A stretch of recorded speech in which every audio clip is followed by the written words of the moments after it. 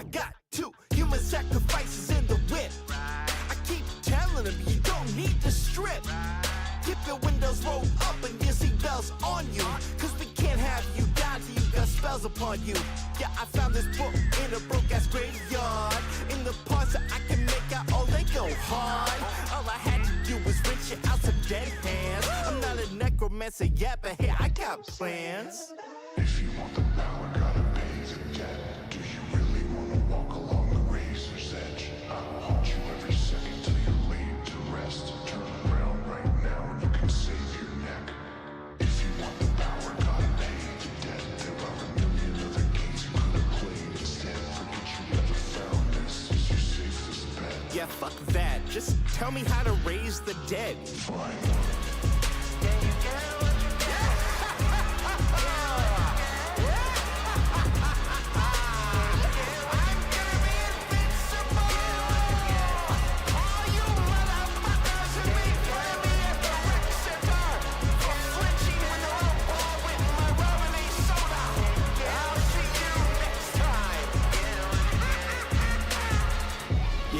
Gonna be the best fucking magic person that you ever heard of.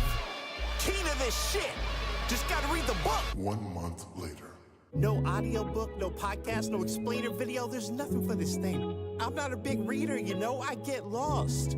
It's like they don't want people to learn black magic. Haven't y'all ever heard of accessibility? There's different types of learners. I don't want to be broke anymore, I don't want to eat ramen. I want to get an army of zombies, tell them all to rob and they will keep robbing. I want to be the most irresponsible necromancer in the Midwest. All I need to do is just figure out where to put the runes on my chest. I'll admit this ain't my best moment, doing a spell and I just guessed on it. I'll break the summoning circle cause I get my nervous sweat on it. Got mad demons I prank called, they satanically saw 69 me. Going to church so they can't find me, leaving no dollars for y'all behind me. I'm in over my head but it's still attached. Gotta find a helper with the wits and the will to cast. Got one Craigslist search result for which and yo we called him up. Just wanna talk, I'm smooth as fuck. Can't be the one who brought it up, like sprinkle it naturally to the conversation. You notice anything different around town related to your vocation? Hello? You ring? Oh, this one is a mess. Sees the game in his head, not coming from his chest. He'll lack a strong will, weak intention, heart. Make the heartbeat start. Unwelcome, not up to par, the mortal, immortal, damned and the chosen. All agree on the ones we'd rather have frozen. Your expectation to bring back the strong, quick and wit is about to get rocked. So hard, gonna wish you quit. I'll offer up bullshit, get bullshit in return. As every worst person rises from their urns. Solicitors and tax collectors populate the earth. Cannot walk 10 feet without getting asked if you're insured. Delusions that a zombie crew can do all your bidding, while energy vampires surround where you're sitting. Hold up, that's not all, glad you called now. Learn about the free gifts you build yourself. Well, if you want dreams, tell them marketers in your dreams. What you've done is your undoing, reality ripped apart at the seams. Nazis with bad breath, no personal space, the rotten spoil. The individual's back enough for saying herself to recoil. You wanna hustle, get hustled in, hustle hell. The hell you get to create a track with necromancy spell. Wishes work they magic, keep me inconsiderate at bay. Now the demons in your night, they're gonna find out where you lay. Fuck with the underworld, try to turn it into profit. We'll hunt you down and make you wish that you were in a coffin. The word witch hunt was created for punks like you. Now even mortals and they mamas wanna turn you into stew. Life and death was meaning when you got beef in every realm. Dead or alive, eternal, forever, keep you overwhelmed. Wait, no, don't hang up, please. Oh shit, this was a bad idea. Will you shut up, book? I don't need this right now. I'll fucking use a red popsicle as a bookmark, I swear. Oh, I gotta get on a church bus. I gotta get on a religious bus going north. Oh, I need to purify myself in Lake Minnetonka.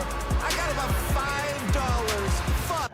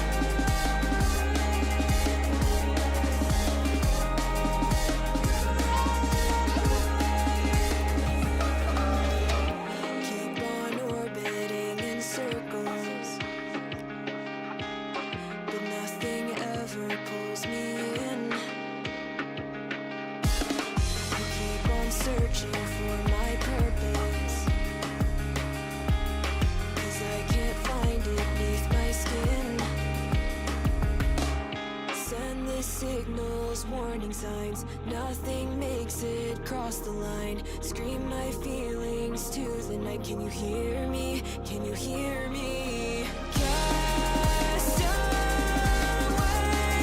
Why am I so far away? Can somebody find me? Feeling disconnected from reality. Cast away. Can somebody help me? Stars aren't made for lasting. Burnt out in the end. Nights that keep on passing. Fate that stays condemned. Send the signals, warning signs. Nothing makes it cross the line. Scream my feelings to the night. Can you hear me? Can you hear me? Cast away. Why am I so far away? Can somebody find me? Feeling disconnected from reality. Cast away. Stop being the cast away. Is this how I'm meant to stay? Can somebody find me? Feeling disconnected from reality. Cast away. Can somebody help me? And now, Jinx and Electo get a drink.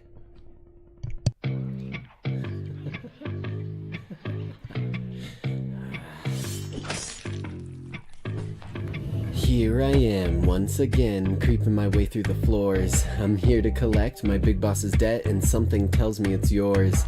Slinking my way through the hall, it's only your bodies that fall.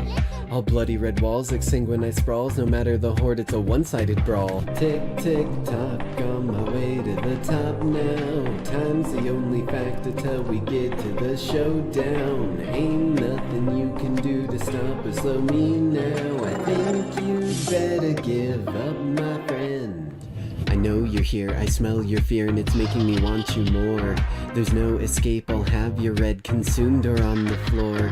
I'll sneak and creep and crawl and sink and fade into the shadows. I'll make you think you're on the brink, then reveal that it's the shallows. I'll drink and drink and drink until there's no more. Then leave my card, take your head and go back to the first floor. Where we came from, there are many more, and I won't give up the hunt, my friends. Now once again, here I am, crashing my way through the doors. I'm here to collect my ravenous debt, and inside of me it roars. Immense strength set free. Glowing red eyes spells your demise, a blur in the dark and a bite on your neck. Once I have your scent, you'd better repent. Tick, tick, tock, on my way to my prey now.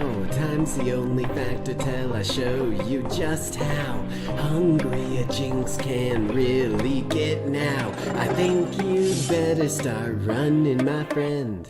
I know you're here, I smell your fear, and it's making me want you more. I'll have your red consumed, or all upon the floor. I'll sneak and creep and crawl and sink and fade into the shadows.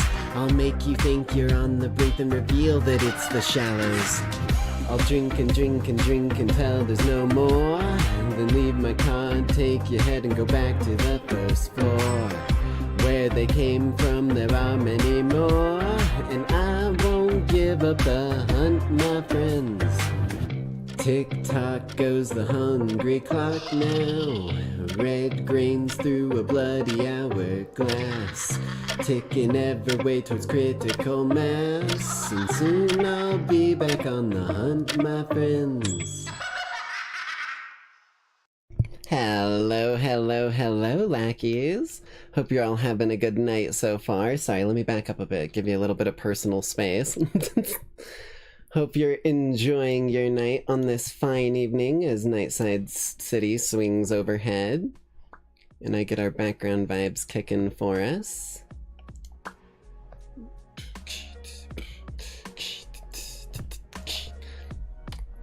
Hope you guys have stayed happy, stayed healthy since we last checked in. Don't mind me, I'm just eating some of my pizza still.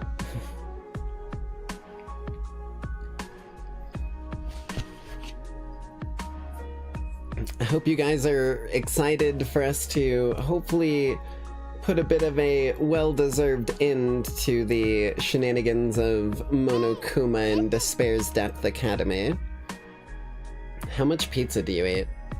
A pretty solid amount, but I eat, like, pretty varied stuff. Like, tonight I have a chicken Alfredo, so it's Alfredo sauce, and it has the spinach and then the good old tasty CBT.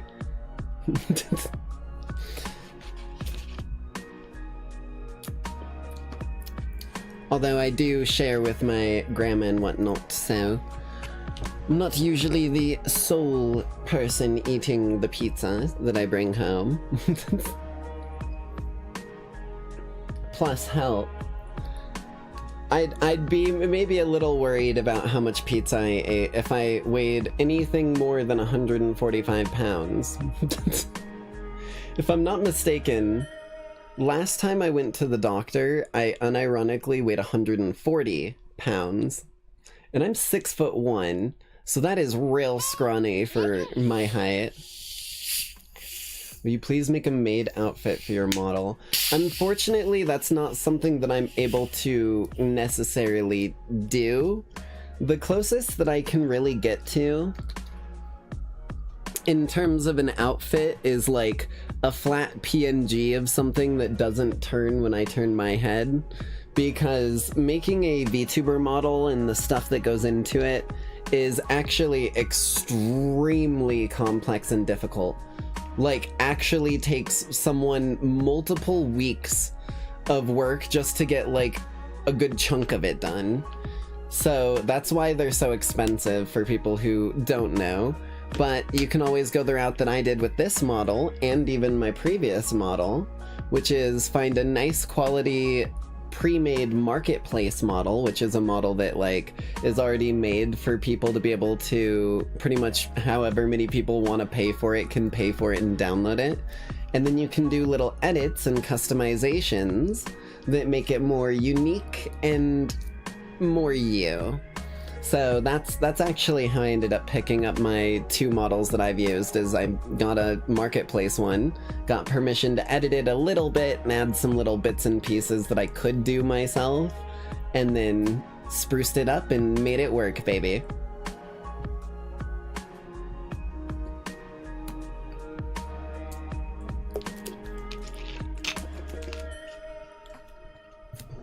Okay.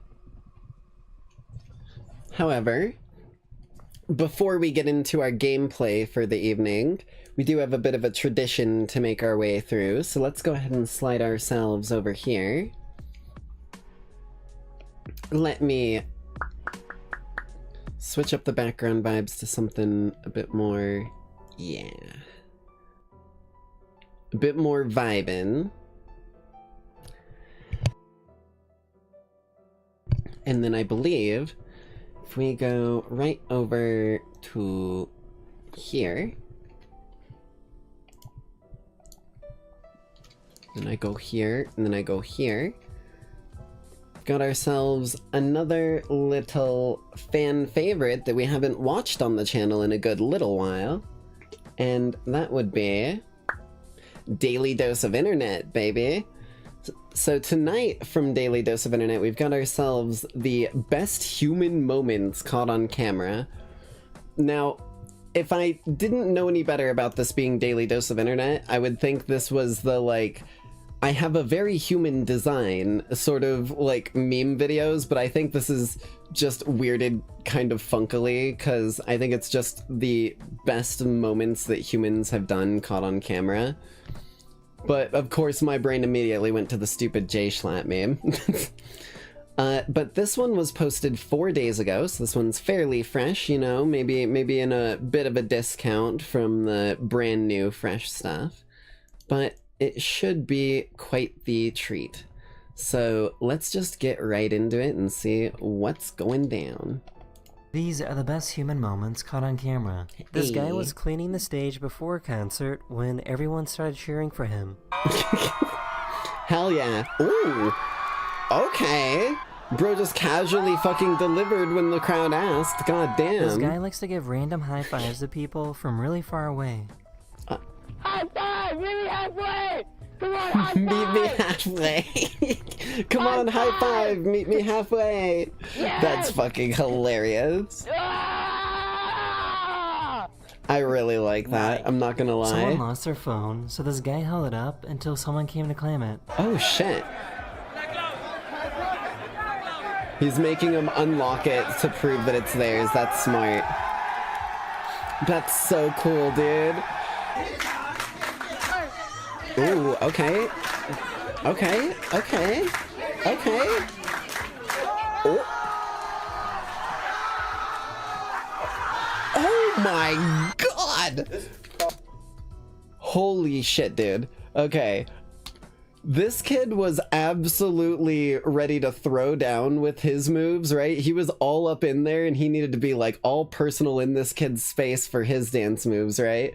This kid watched this guy walk around the corner behind him and dude said, I don't even need to know where you're at. I'm just gonna shmove, and fucking absolutely broke it down and killed it in one round. That is what we call a flawless victory. That can over there. 1, 2, 3. Oh, I've seen this one. 1, 2, 3. This dude has This kid was out practiced, playing man. basketball when a random band drove by and cheered him on. Hell yeah. Hey! 1, 2, 3, 4. Boom. I knew it. I knew it. This guy likes to I give knew out it. random As a band compliments to strangers. person myself, I knew they were immediately gonna break out into Leave song. some women for the rest of us. Oh shit. I'm sorry. Excuse me, miss. Do you by any chance work at a library? That's so crazy, because just like a book, I'm checking you out. These wrestlers were in a This tournament. guy's kinda and are great smooth with it, friends I won't and had to end lie. up facing each other. So instead of wrestling, they did rock, paper, scissors to decide the winner. I'm not gonna lie. This is some shit I would do back when, like, granted, I only ever, took part in one actual, PvP lobby match of wrestling back when I was in it in high school or middle school, end of middle school, start of high school. Yeah, let's just say it wasn't exactly for me, but if more matches ended like this, then I'd probably have stuck around.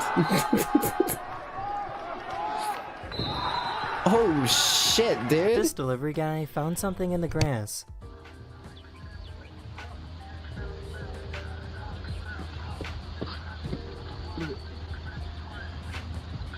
Someone dropped their hat, but the crowd helped bring it shit, back up. I was muted, sorry. Don't know how long I was muted for. Hell yeah. Return to sender, baby. Dude, they literally are making it the whole... There's no way they make this the whole way back up. Oh, that was the dude. These students were playing musical chairs when one student thought of a big brain move. Uh-oh. Uh-oh.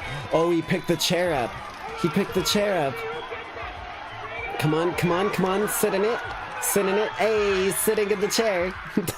Oh my god. Hurry up. Oh god. Oh god. Oh, there's a dude there. Oh, there's a dude there. Oh no. Oh no. Oh no. Is he gonna... Oh, he's parkouring. Oh. Parkour. Oh my god. Hell yeah. Get closer to it. I was gonna say, get closer to him. Do you see what he just did? Of course that dude can The cross that crowd started gap. cheering when the horse manure cleaner guy showed up. Make it smell good. Get rid of this shit. Literally. I'm tired of sitting here smelling it constantly. Start spraying the crowd. Put that shit on blow instead of suck. Oh, that's fucking sick, bro. They gave him a beer. Someone put these flyers up all over New York City, and it worked. Over 1,000 people showed up to watch a man eat a jar of cheese balls. I mean, if he's gonna eat an...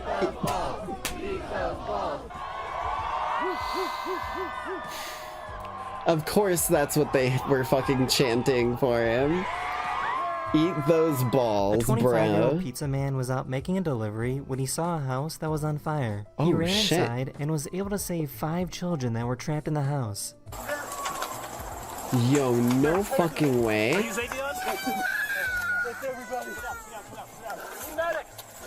Holy shit. Please tell me that baby's okay. Yeah, we're good. She's okay. 100%? Yep, you're okay. Hell yes. These Oh my god, hold on, trick-or-treaters I'm realized fixing that my this candy camera bowl one was moment. empty and decided to help out. There's no candy. That's fucking sick, dude. Come on, guys, don't rude. That is called a, like, what is the, what, Trick-or-treat. as cheesy as it is, right? Please tell me that baby's okay. As cheesy as it is, I don't remember if it was, okay, it may be from My Hero Academia, it might be from some other shit, like a song that I've heard, but one of my favorite depictions of a hero is that they run into fire when the smoke is near. Their first instinct is to do what they can to keep people from being hurt. This man right here is a hero. Okay, yeah, we're good. She's okay. God damn, man. Yep, you're okay. You did good, dude. Okay. These Holy trick-or-treaters shit. realized that this candy bowl was empty and decided to help out. There's no candy. Yeah. Come on, guys, don't rude. They're rude. Don't worry. Come on, guys. Oh, that's nice. This guy asked strangers if they could hold his hand while crossing the street.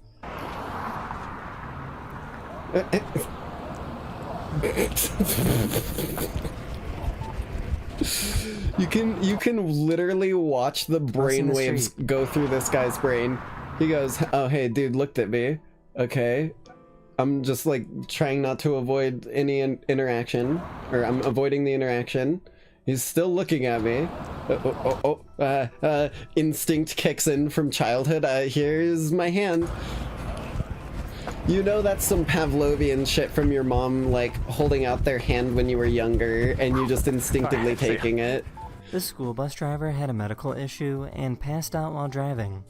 Oh shit. I'm feeling dizzy, I have to pull over.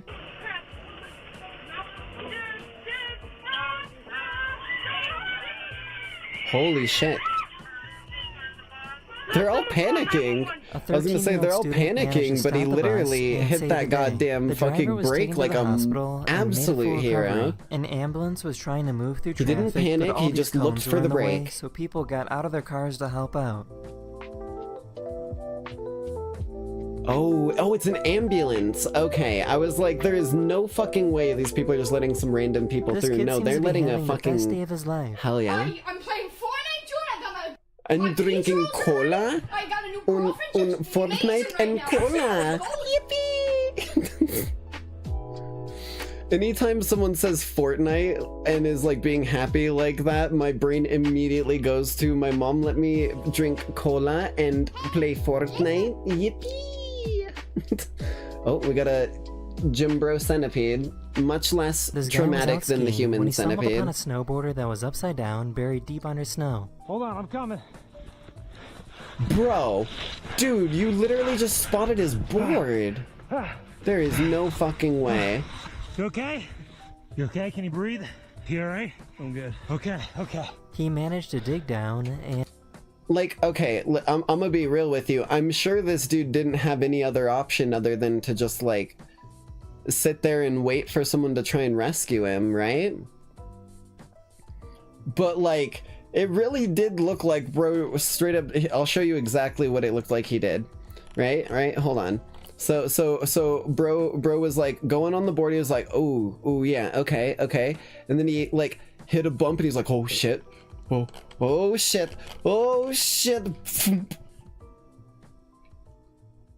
And then he just stayed there. Like I at bare minimum would have thought about it and gone, okay, I went face first into the snow. I should probably like try and curl my body and make my like hands reach my feet and then try and like climb out of this. Dude just said, nah.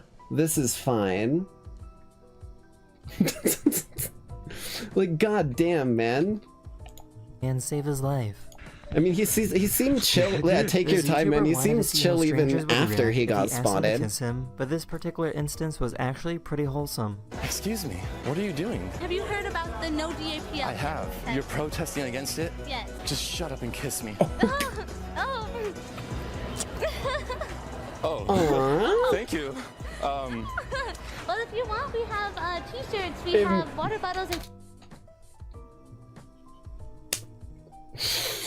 Bro, oh my god.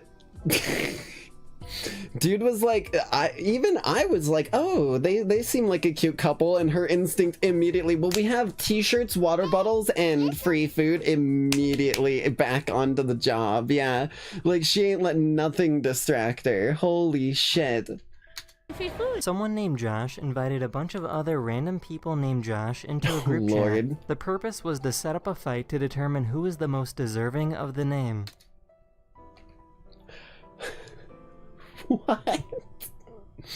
Okay, I will say one of the things that I remember is, like, I never heard about this, but do you guys remember the killer clown craze back like a good few years? I remember there was a good number of those people who had, like, on Facebook and shit, changed all of their profile names to, like, Stabby the Clown with a bunch of emojis and shit like that. One of my friends at high school, I'm not even joking, one of my friends at high school used to, like, basically try and, like, stir shit with them on purpose whenever they changed into those. They would, like, friend them or whatever, and then they would just start, like, inviting them to, like, kill them or stab them or whatever, and being like, okay, yes, please do. Where can we meet up for you to stab me? Obviously never actually going to any of the meetings, but just like throwing the absolute curveball that these people were not expecting right back at them. It was very, very funny to watch them do it. They do it sometimes at lunch. The last Josh standing gets to keep his name, and every other Josh would need to change their name. Bosch. They all become Bosch with a B. No, they have to pick a different letter. Each of them has to pick a different letter. Josh was named the winner. A program was able to take an old picture of this man's wife and bring her back to life. She's alive. Yeah, it brings the picture to life. Look.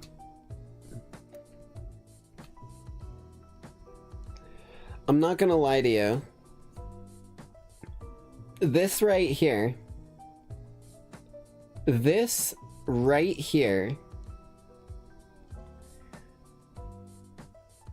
is the reason why I don't agree with people who just, like, outright vilify AI stuff. Obviously, right, like, there's a lot of shady uses, and, like, people shouldn't be selling it as, like, their art or whatever the fuck type of stuff. But there are so many uses for AI that are so beneficial, even just on an emotional level. Although I hate to say it, Grandpa, she's not alive. Please do not let him think that she's trapped in the PC, because he will start breaking it. Look at that smile. Oh, God. That's your Lola. Oh. Yeah, like... Ooh. See, stuff like this... Men are apparently very simple creatures. It borders a fine line between, like, heartwarming and creepy. That, in my eyes, was not creepy. It wasn't any of that, like, freaky, like, digitize your lover and keep them around after they're gone, or whatever the shit, like Cyberpunk or whatever with Johnny Silverhand. But, like, that just felt beautiful. Bro, okay. These people try to drink water while using a shock therapy device. I'm not even gonna lie, most of the time when someone revs a loud car or, like, goes driving by super loud, my first instinct is just to yell small dick. Like, ain't no reason to be that goddamn loud when people are just trying to vibe, or, like, especially when they wait until they're, like, right next to someone and then do it, almost like they're honking their horn, but, like, to scare them. My instinct is just like, you're just being a douchebag for no reason. Like, These obviously, if try to people are drink into water it, that's while different, using a but... shock therapy device on their arm. Bruh. I'm not gonna lie, you have to have some, like, strong impulse control, and, like, you can't be caught off guard by these things, or you're gonna fail no matter what. Like, you have to know when it's coming, and then even then you still have to, like, force your muscles to not move the way it's trying to make them move. And if any of those two does not equate, it's over for you. I was gonna make you that shine, brother. Holy shit, she got shocked so hard she turned into a goose. This guy went to go deliver a package when he saw that the homeowner left a note saying that he has permission to jump in their pool. Yo, that's actually sick. That's sick, dude. That is appreciating our hard the building workers. was on fire, and firefighters were trying to rush over. The fire truck couldn't get through because the car was in the way, so Bro. people gathered to help move it. This kind of shit right here is why certain areas are non-parking. I hope that when they move this car out of the way, they also leave it fucking at like a 90-degree angle upright in the ground like a Stonehenge rock. There's no fucking way that this is intentionally parked legally and properly here if a fucking fire truck can't get to where it needs to get to. I hate some people are so fucking entitled, man. It pisses me off. Like, there's nothing that gets me more angry than dumb car drivers. Because they're everywhere and they cause so many These problems. fans definitely understood the assignment. Oh shit, he made it out and he's just gonna keep going. They're gonna cover his escape. You ain't never gonna find out which kid that A was. unique dance, so the entire arena decided to join in. Ooh, ooh, okay. Okay, we doing the Rock'em Sock'em robots? Is it like this? This guy did a video call with his parents, but didn't tell them that he was about to skydive. Rock'em Sock'em robots? There we go. I keep hitting the wrong button. I can't hear a word he's saying. See an airplane or what? Oh, he's jumping out. I thought he was in a bus. Ah, you Egypt. I'm not gonna lie, I feel like these two right here are like the archetype of every grandparent ever. Oh, he's jumping out of an airplane. Oh, I thought it was a bus. I just photographed ya. I just photographed. I'm making the accents way stronger, but you get the point.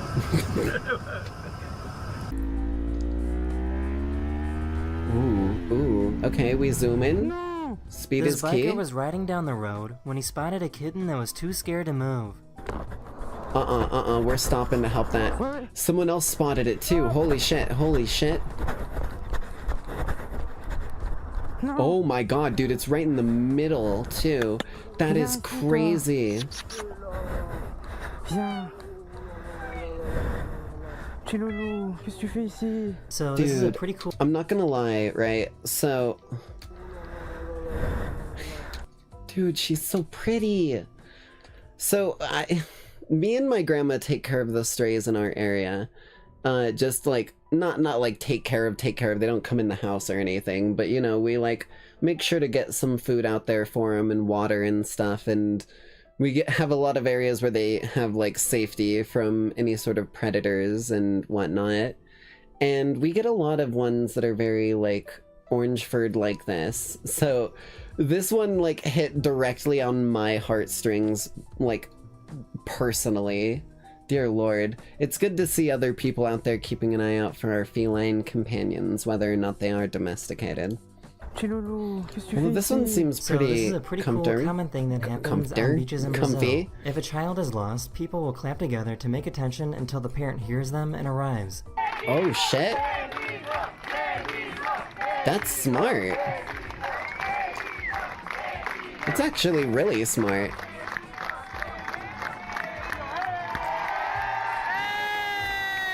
Holy shit! Yeah, I mean, found just out that mosh pits. they're literally doing like the wave at a place, but they're making it non-stop. So instead of just like standing up and then sitting down, they're just standing up essentially and making a presence known so that people who are looking can try and find them. Are super friendly and inclusive to everyone. Oh yeah, oh yeah. Are you joking? Dude, let me be real with you. And this may be news for some of you lackeys in chat, but metalheads?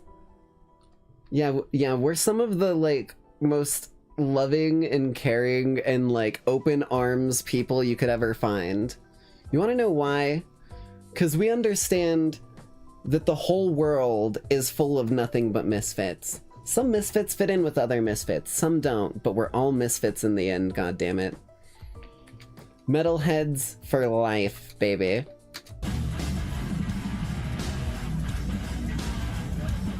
Don't care how old you are, we'll make sure you have a good time. And decided to help out. Not in that way. Oh god, someone's gonna clip that. God damn it, I can't keep my fucking mouth shut sometimes.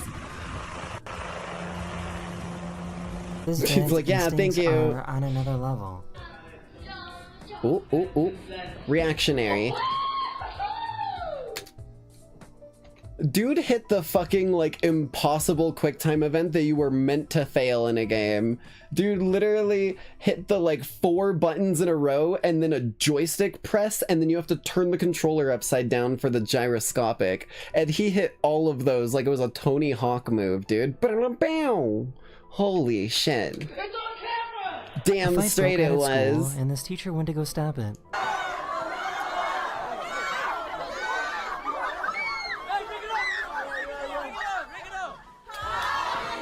Bruh.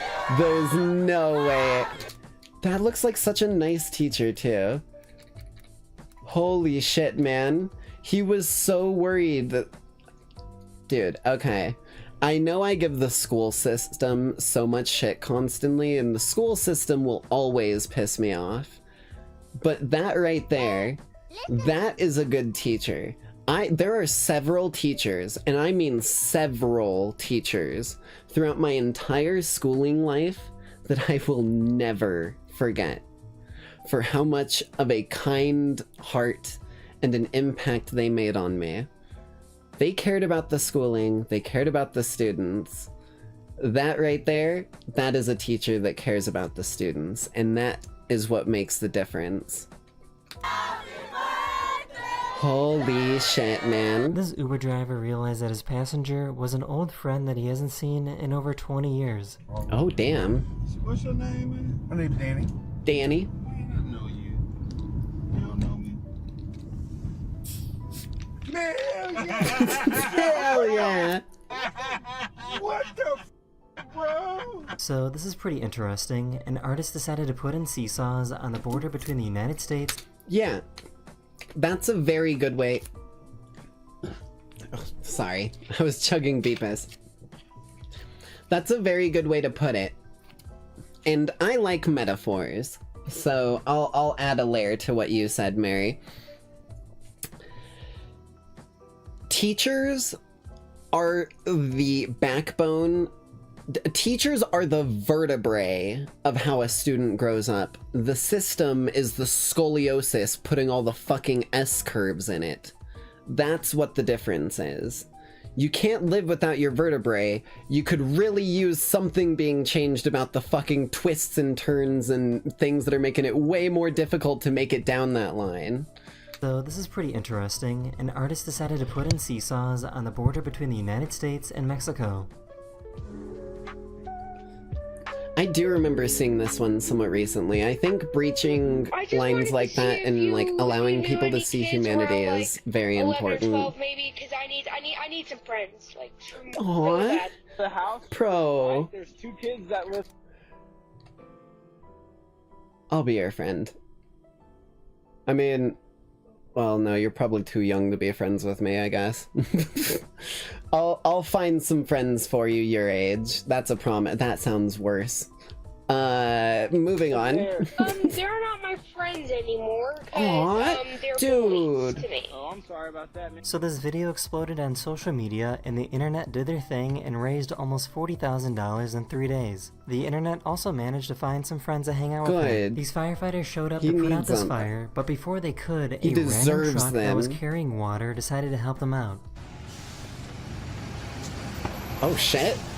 Bro, dude literally just stopped and said, alright, let me just take care of this for you. Don't mind me, don't The mind person me. then drove away, and the driver of the truck was never identified. A Bro. cat snuck into a stadium and then started hanging from a balcony. Gato. Okay, thank Some God someone fans had an down American below spread flag. out an American flag to catch the cat. Saved by... The cat was saved, and saved by amazingly a... didn't get hurt. This guy My started brain just swiping couldn't on a say dating saved app by during a America for concert. some fucking reason. It kept stuttering. Dude, they're...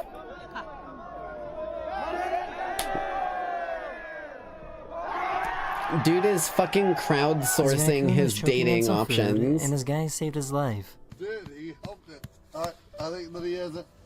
Holy shit, man. He is choking though. A little bit lower, Bill. Upward motion. There you go. Oh, there we go. Holy shit. Let's go. You're laying it down. I would be very careful about this.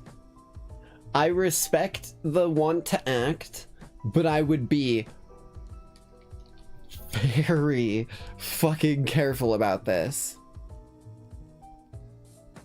You need to understand that sitting in catatonia like that,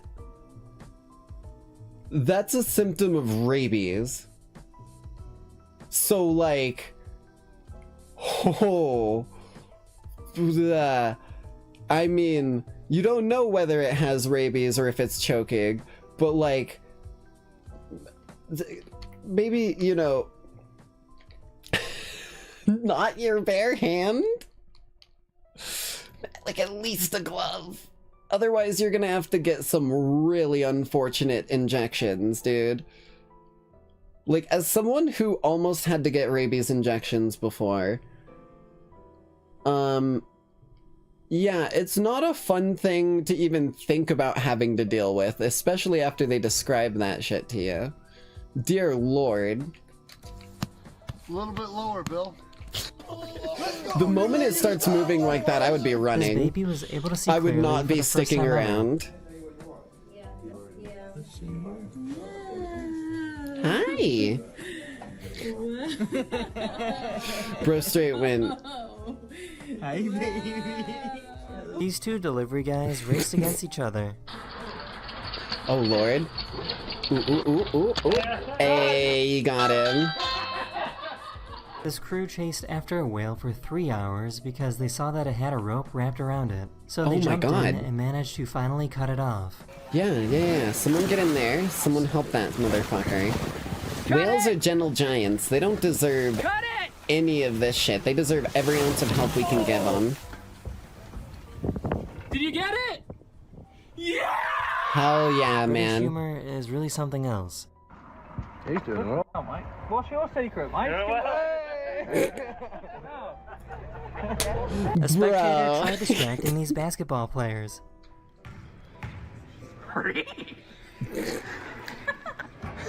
Ooh.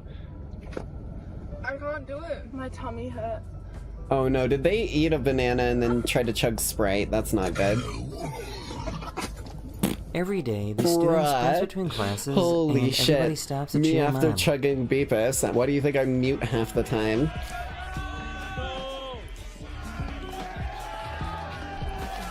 Hell yeah. High speed, baby.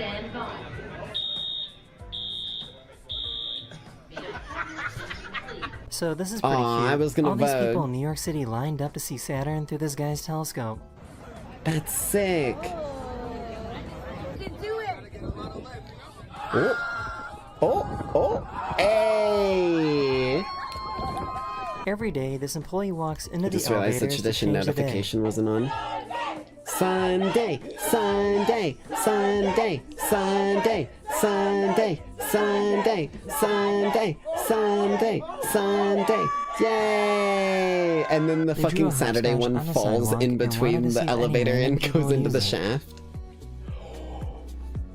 Oh my god, hold on. Hold on. That's a big fucking spider. That is,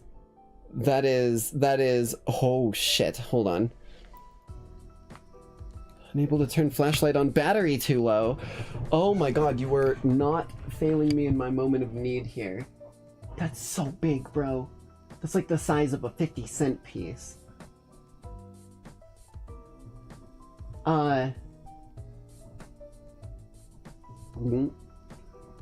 We chill? As long as you stay on that back wall and don't go to the ceiling, we're chill. Okay?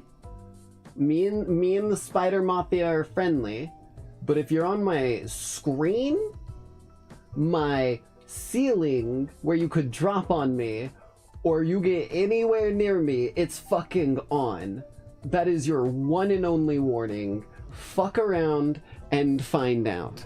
Okay, back to our originally scheduled content. Jesus Christ, man.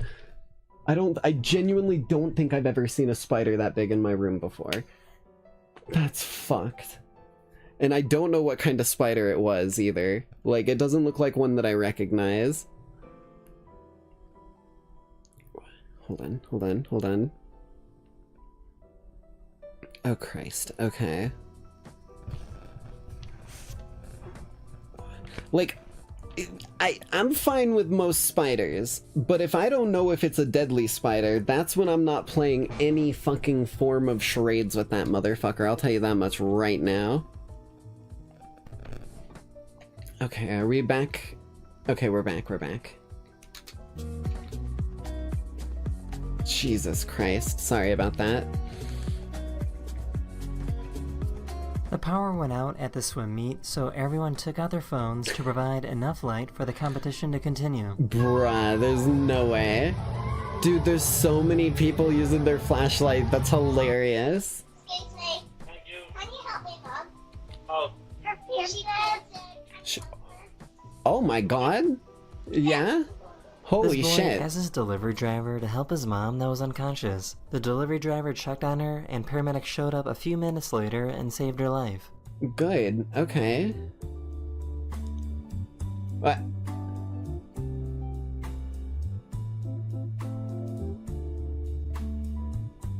The snowplow threw a bunch of snow on this person's driveway, but was kind enough to come She's back to clean it decided up. to do things the hard way, I guess. More power to her.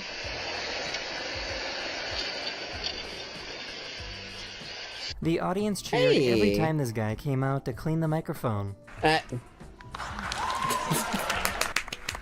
Hey, there he is. Hey. Hell yeah, there he Someone is. was That having a one's my medical issue favorite. and went unconscious while driving, so a bunch of random people rushed over to help out. Oh, shit. Okay.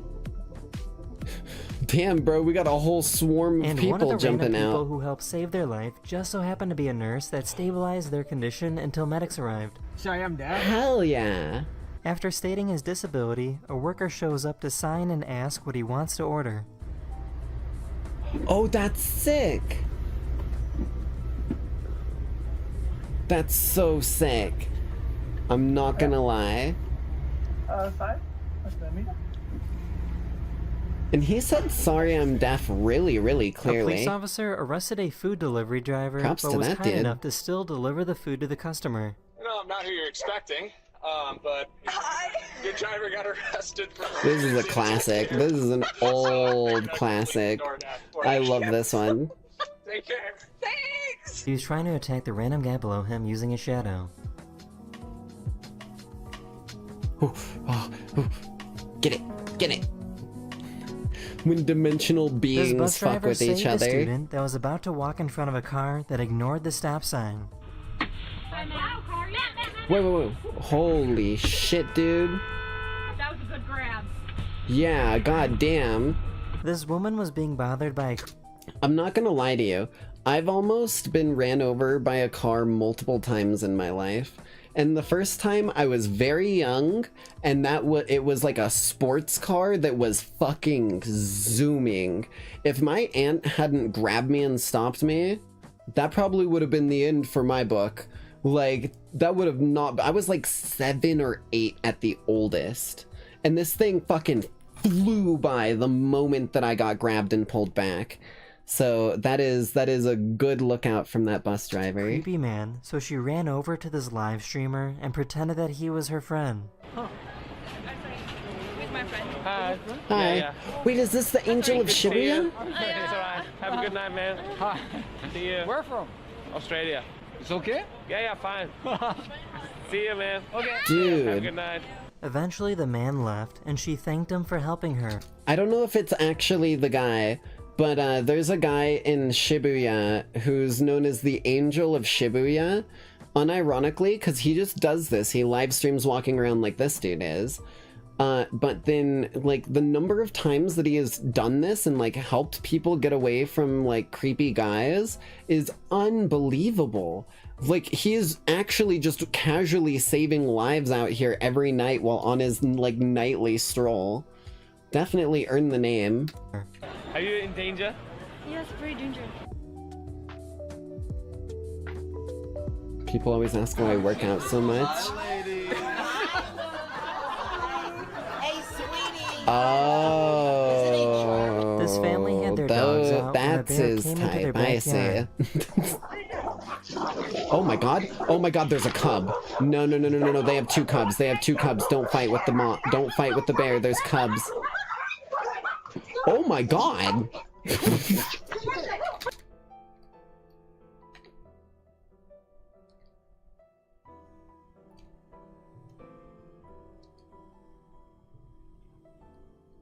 Hold on, we need an instant replay of that for anyone who didn't catch that right there, right? Dude. So the dogs and the bears are fucking around, right? And then fucking from the background, the hero of the story runs up and bodies a bear off the fucking wall. Bro. Holy shit, lady. You have proven to yourself and to anyone who sees this shit not to fuck with you. Dear Lord. That's crazy. Oh, dear Lord. I have never seen someone so excited to Fucking Superman? Bro literally sees someone going wild down the hill and just casually sweeps them up in one move and then walks so excited off. to graduate. Williams. Ooh, double, triple, quadruple. We hitting a 5? We hitting 5? 5, baby. That's the A teacher was seen penta. practicing a smile and putting on a happy face before going into the classroom. That is the end of this video. Yo. Again? That's a good teacher. Realizes he's down, realizes he's not having the best day and he's not enjoying it. But he knows that these kids look up to him and they gotta deal with him as much as he has to deal with them. And he respects that. And he wants to make it enjoyable, at least, as much as he can. That's some fucking good teacher behavior. Yo, hopefully I made your day just Big a little school better. style. And I'll see you guys again very soon. Later. Alright. Oh god, Chibidoki. Well, this was a very, very cool video in so many different directions. Very, very fun. I enjoyed very big much. Let's go ahead and get into our gameplay for the evening, though. Doink. And finally put the end to this stupid bear. I know it's in here somewhere. Bam. Then I want to be here. And then we want to go here. And then we want to go here. And then we want to go here.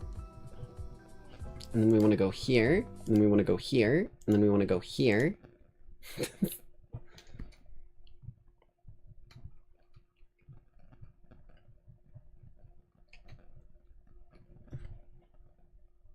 Game capture. Quickly, quickly, quickly, quickly.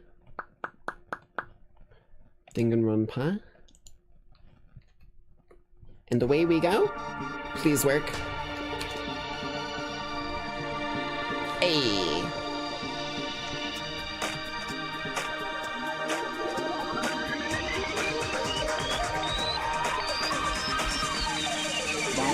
Wait a minute. I just saw something that I've never seen in this intro before. Like, I never put the pieces together. And it's probably gonna be something they're gonna show us tonight, if I had to guess.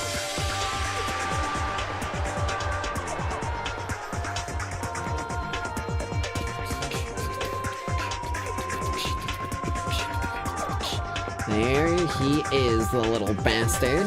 Hi, I'm Monokuma. Mondo Awada, what about it, you fuckface? Aoi Asahina. God, I always forget about Junko. Like, I remember her when any sort of, like, thought of the different classmates comes up, but when I'm not thinking about the game, she just vanishes into the recesses of my brain. Complete.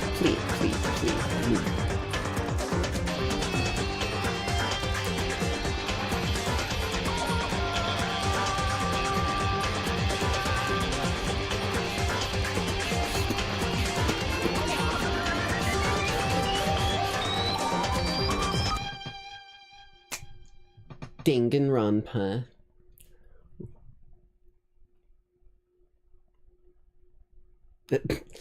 Welcome back, Lackeys, to Danganronpa. Trigger Happy Havoc.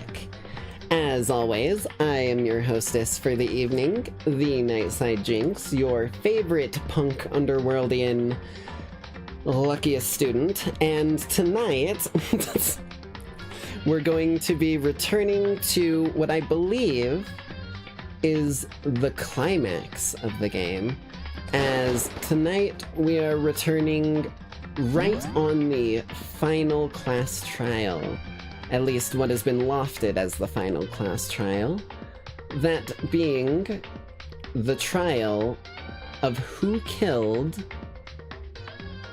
Mukuro Ikusaba. I almost called her Murkrow, and I had to, like, stop for a split moment to reverse those goddamn letters in my brain. And let's see if we can just pin this down on the person that it needs to be pinned to.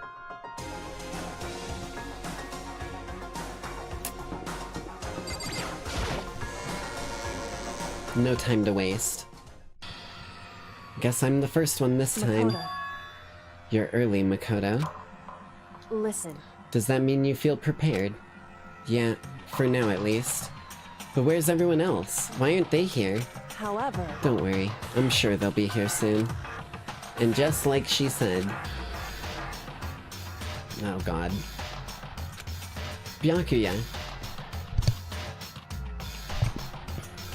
Oh, hold on. There we are. Byakuya? Yeah, they're still freaking out about me, and I don't know why. They arrived one after another, but they were all still in the same state of shock.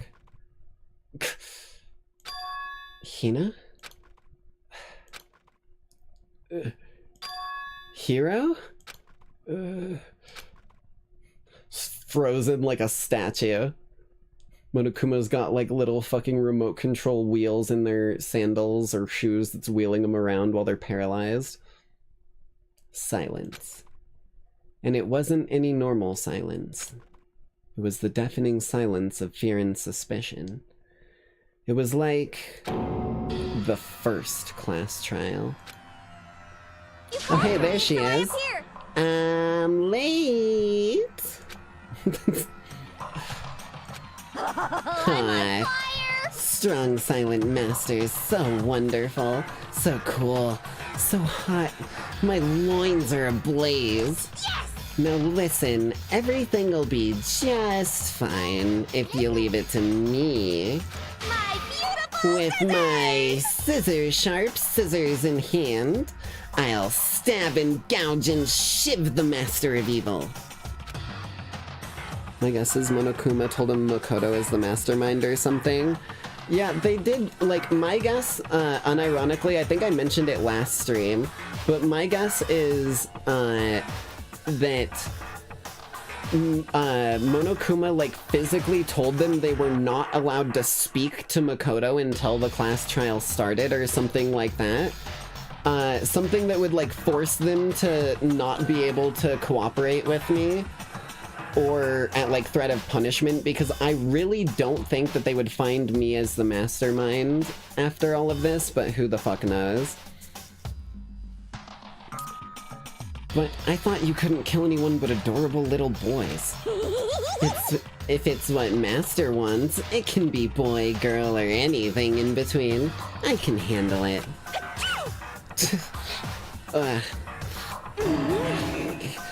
Where am I? No human language can describe the disappointment I'm feeling right now. Is everyone here? Oh, and wearing our gloomy Gus faces, I see. Well now. Okay, well then, let's begin. Thrills, chills, This kills! final class trial is gonna be slathered in pitch black despair. Climaximum sorrow. That's fine. You're right, this is the final class trial, and this time it'll be fair. What do you mean, this time? Stop with all the slander. I'm a bear in good standing, you know. If there was a Mr. Fair Guy Universe contest, yeah, I'd take home the tiara every year.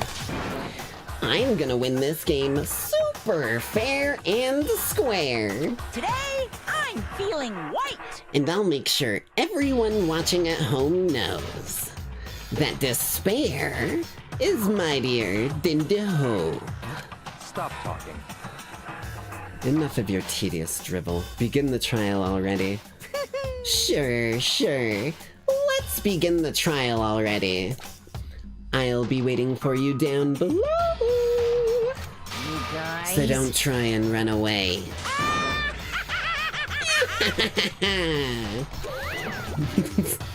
Laughing as loud as ever, Monokuma disappeared. Whatever. In the name of my family. This will be over in no time. With an inexplicable confidence, Byakuya was the first into the elevator. One by one, the others followed.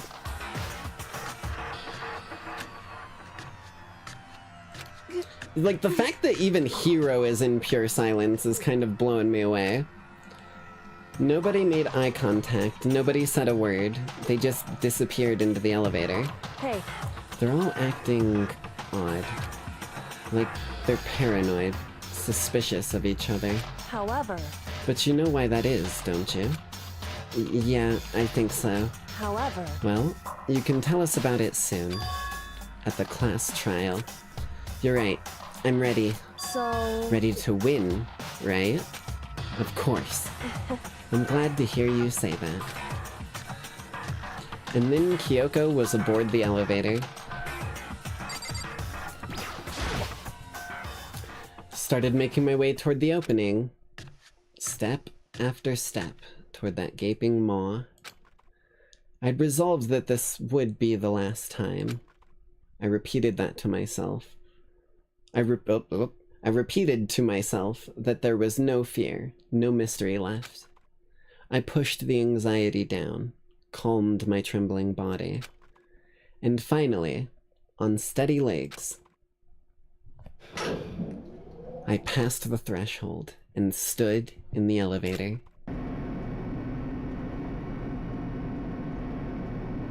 Without warning, it began to descend. Blah. Hold on. I gotta take a sip of something, because, like, I keep stumbling over my words. It's probably because I bit my tongue super hard this morning.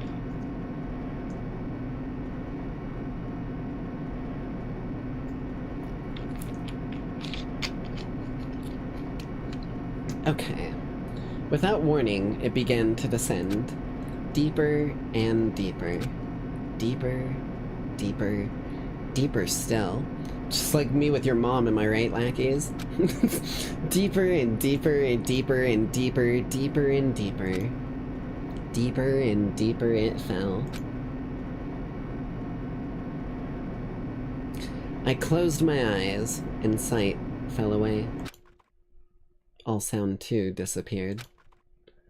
Alone in the universe, I waited for the elevator doors to open for the last time. What could have been seconds or centuries later, I felt the gentle vibration of the elevator come to an end. I slowly opened my eyes. This is the final trial site? What do you think? Isn't it just the perfect background for deciding a person's fate? It's the long-awaited last stage! The always exciting final boss battle! And I'm gonna sit in on this one. I'll just sit right here in the vacant 16th seat. Thrills! Chills! Well then, let's begin! Here we go. Let's do a little save moment. Save station. Gotta love my save station. Okay. We need to view everything. We need to view it from top to bottom. We need to ensure that we understand the case in its entirety. There is no ounce of this that we can allow to slip under our gaze.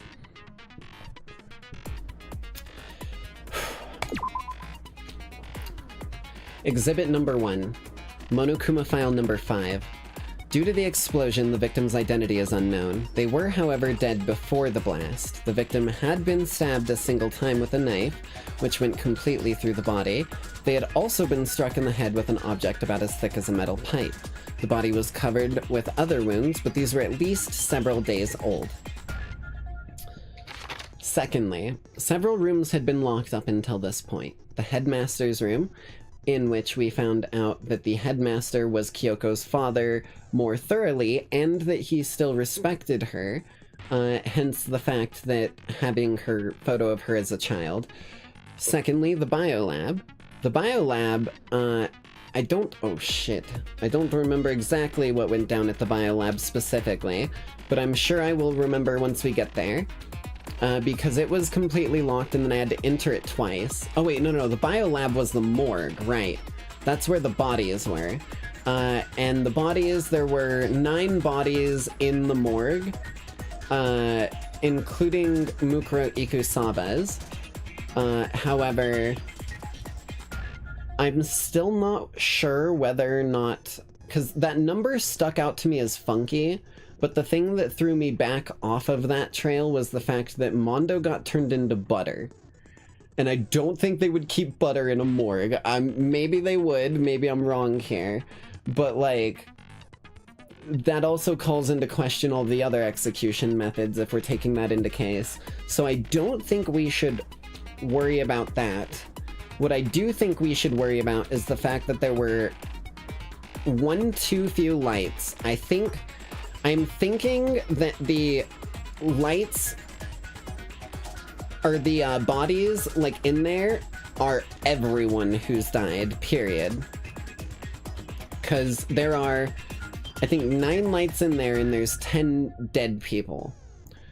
Which doesn't quite math out. That's something we need to pay attention to. That does back up our theory, following into the next room that was unlocked here on this here, the Monokuma door, where we realized that in order to control Monokuma, you were required to be in the Monokuma room. Outright, you had to be there. and you completely remote control him. There's no automatic function. You are in there doing it, or Monokuma is completely stationary and able to be torn apart. That being said, that has me curious and most specifically interested in the fact that every living student that we're aware of currently has not been able to be in there when Monokuma is moving. Every single living student was in that elevator when Monokuma was walking around and talking to us. All of them. So whoever is controlling Monokuma physically cannot be one of the living students. That is something we have confirmed. The fact that there is one missing body, this is my moment to piece the entire scene together in my, I guess I should turn on my detective hat. In my detective brain. Wait, I just realized, hold on, game capture is a little funky. There we go. But this is my moment to be able to, like, piece the whole scene together fucking Sherlock Holmes style before there's a time pressure and, like, health pressure on me. So I take these a bit seriously and I just try and go through everything thoroughly. So, the fact that we are down one body in the morgue and every living student has been accounted for when Monokuma was moving around, that means that one of the students who has died didn't die. Now that's a hell of a fucking ask, I'd say. Purely off the fact that, you know, they were all pretty thoroughly brutalized in our own, like, view. Which makes me wonder whether the method comes into question or not. This is something that I don't think we can uncover currently. I don't think right now with what we have, we can physically be able to uncover why or which student it is. I think we need to use the trial to try and dig into Monokuma. Finally, on the second floor, or the data center, which was before locked, and that's the security room. Chihiro died twice too, got turned into a ball the second time. Yes, but they never referred to that as Chihiro, even though it was definitely like an embodiment of Chihiro. They always referred to that as alter ego. And the ball is in my inventory as well, so that wouldn't be in the morgue. And then after that, there's the second floor of the dorms, which we found out looked like a war zone. Not like it had decayed and become decrepit, like it had been blown up with explosives, right? Which makes me think there was some kind of fight that went down there previously, because it was already like that when Kyoko was up there, I believe. She never, I don't think she clarified whether or not it was busted up, but she said there were no surveillance cameras and stuff. And then there was only a couple rooms up there. None of them had anything too directly interesting, but it was another area. Chihiro, programmers die twice. Bro, that's such a fucking good... I hate that. I should have made that... You know what? I might unironically make that the title of last fucking broadcast retroactively, because that's such a fucking good title. Holy shit. Okay, wait, hold on. I just realized my camera was tilted wrong. That's what was making everything look funky for me. It's like the hardest part for me to spot. There we go. Okay. Additionally, the areas directly connected to Mukuro Ikusaba's death are the garden and the dojo. So in the garden, that's where the body was placed. The dojo was where the, like, bits of how the body was kind of blasted was stashed. Like the duct tape and stuff. And then the biolab, which is the morgue. Wait a minute. The biolab which is the morgue, is where the sheet was that the actual body was moved with, or like protected against the water with. So whoever it was, they would have had to have access to the morgue before the last trial even happened. Okay, yeah, that's just confirming even further that it can't be one of the living people unless it's Kyoko. Purely off the fact that Kyoko had the Monokuma tool and could go into those, probably. Okay. Monokuma room in the data center opened to reveal a small room used to command Monokuma. This is where the mastermind issues commands to the Ursine robot. We went over that. The tarp found in the garden had played a part in Mukuro's murder. Biolab was stamped in the corner of the tarp, and the same tarp was found in the biolab, so there is no doubt that's where it came from. Okay. Then, according to the headmaster's report, Mukuro did not have a single scar or wound when she came to Hope's Peak Academy. In addition, her physical features were as follows: 5'7", 97 pounds, 31, 22, 32. Kyoko confirmed that the corpse matches these characteristics. This right here essentially confirms beyond a shadow of a doubt that Mukuro Ikusaba is the body. Because unless there's someone else who is exactly 5'7" and 97 pounds with those vitals, then you're not going to be able to fake that very easily, right? However, the important part here is that she did not have a single scar or wound when she came to the academy. Yet her body was covered in multiple wounds that were quote, several days old. So she's been at least under attack once while she's been here. The phrase, "the ultimate despair," does not refer to a single individual, but a like-minded group of people. 1 year ago, that group brought about the single worst event in human history. They are motivated only by despair, making them some of the most despicable people to ever live. So that just means that there's likely more than one ultimate despair at play. Even if Mukuro Ikusaba is dead, then that means that whoever is still around is probably part of the ultimate despair still.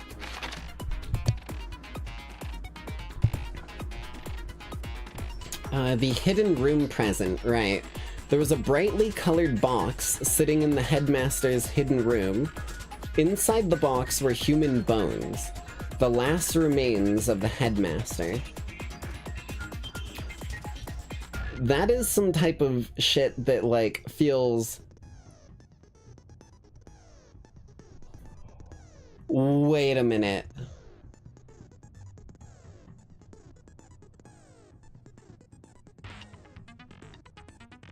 Did I just...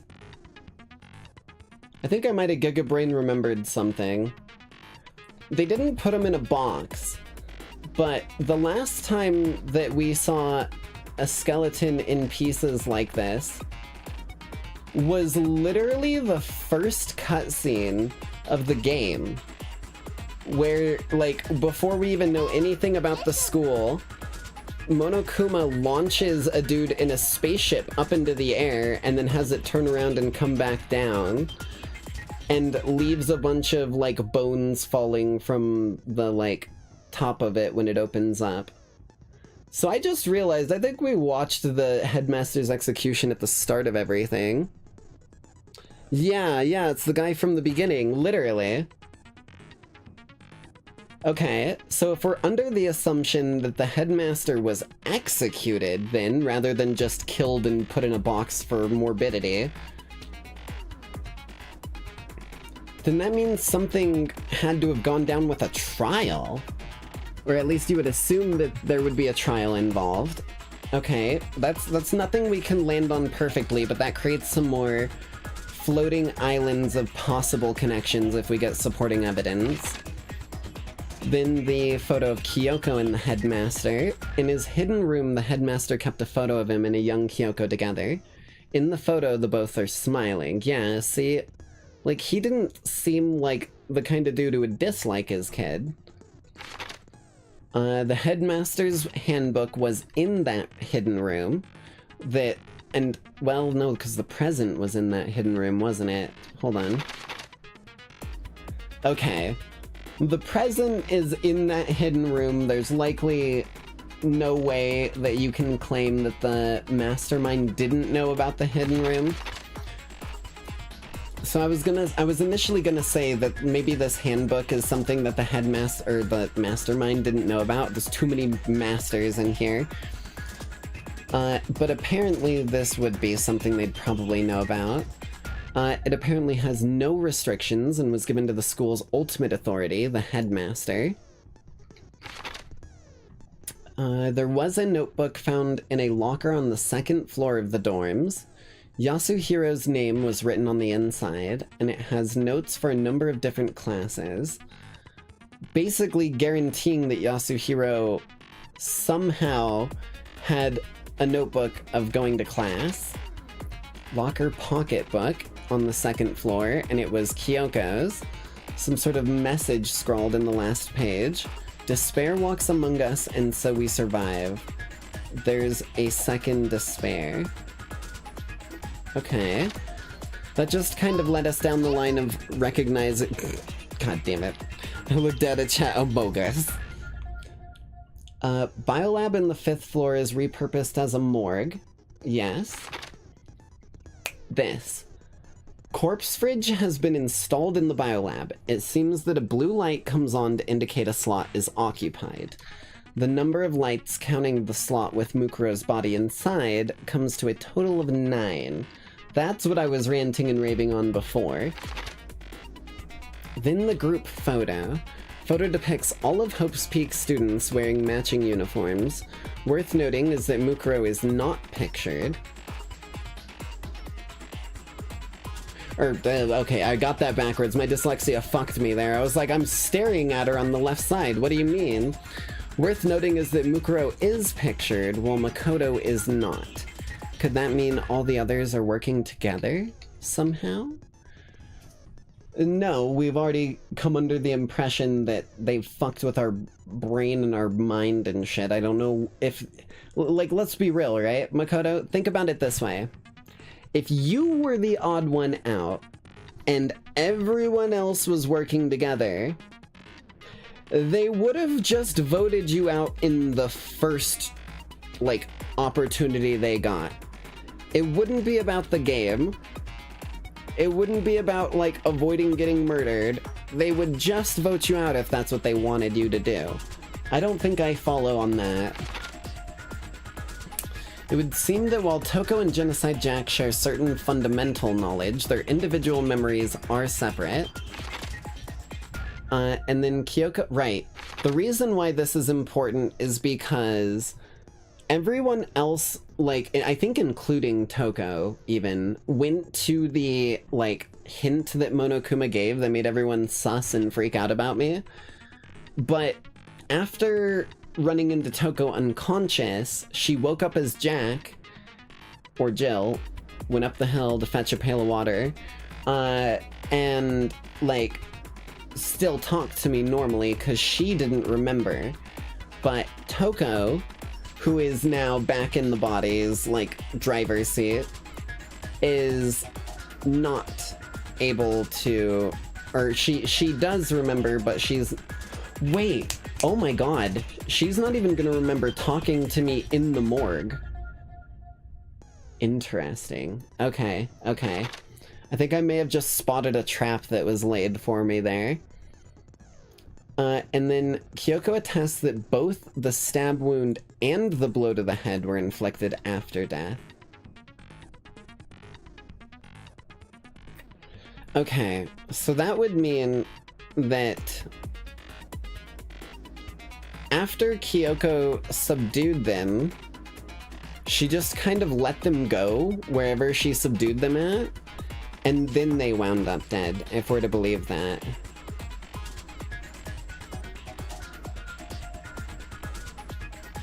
Because that would mean that somehow, after her subduing them, they ended up dead from the mastermind, but with no visible wound on their body at that point. That's the weird part, right? Is that, like, I mean, we didn't get to investigate the body. And the Monokuma file's cheating. It's cheating on us. It's not telling us the info it needs to. And then there was the interview DVD, right? Urgent interviews for Class 78. This right here, the fact that this exists poses a question in my mind, right? The class existed as a group. Like, literally, all of the class existed as a group when this was recorded. This is also something that was made by the Headmaster. This was not made by Monokuma or the Despair. This is called urgent interviews.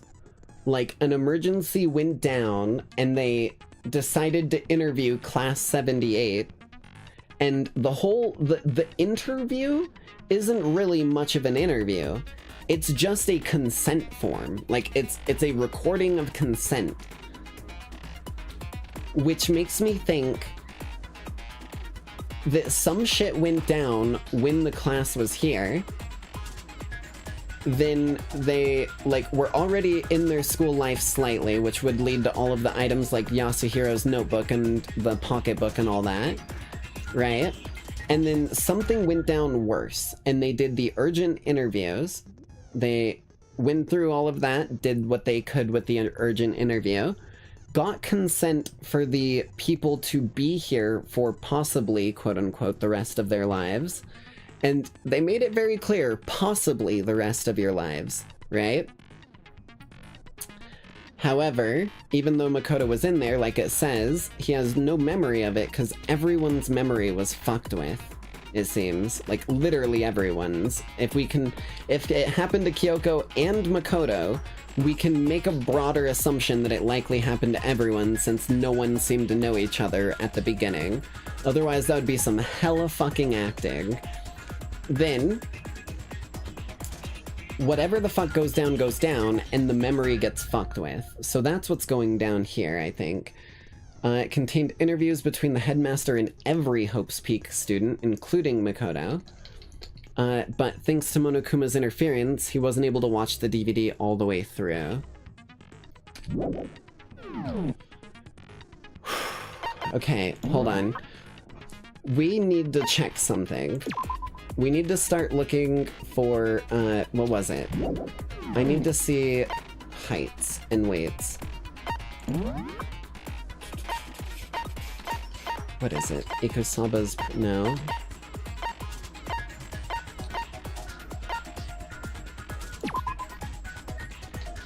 Where is the... Is it this first one? 5'7", 97 pounds, 31, 22, 32. 5'7", 97. 5'7", 97. I don't think vitals are going to be recorded on, or as necessary to keep an eye on, but 5'7", 97. We need to do a bit of research here. Too short, couldn't be.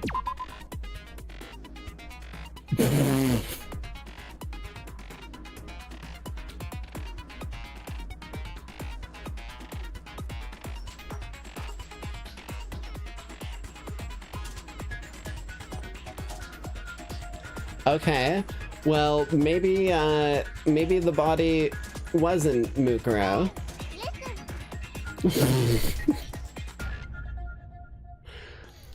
So, because remember, right, the details we're looking at here, like, I was looking at the dead people because I was thinking there might have been a, like, a body swap that happened. So, if Junko's body was used, I mean, she died super early. Oh my god. Wait a minute. I'm just remembering the body had long nails when we looked at it. I think it might have been a body swap. I think Junko's body got thrown into the mix with a bomb. But like, if that's the case, There should still be... Wait, whoa, something's funky.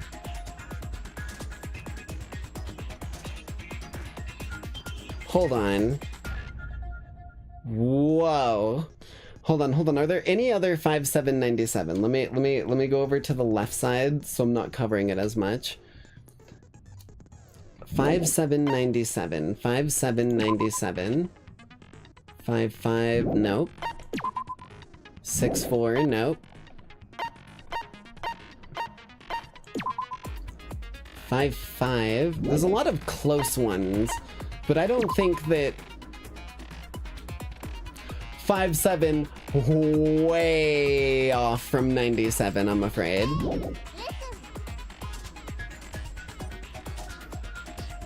Yeah, we were talking about how it didn't seem like Kyoko would wear them because the gloves would block them.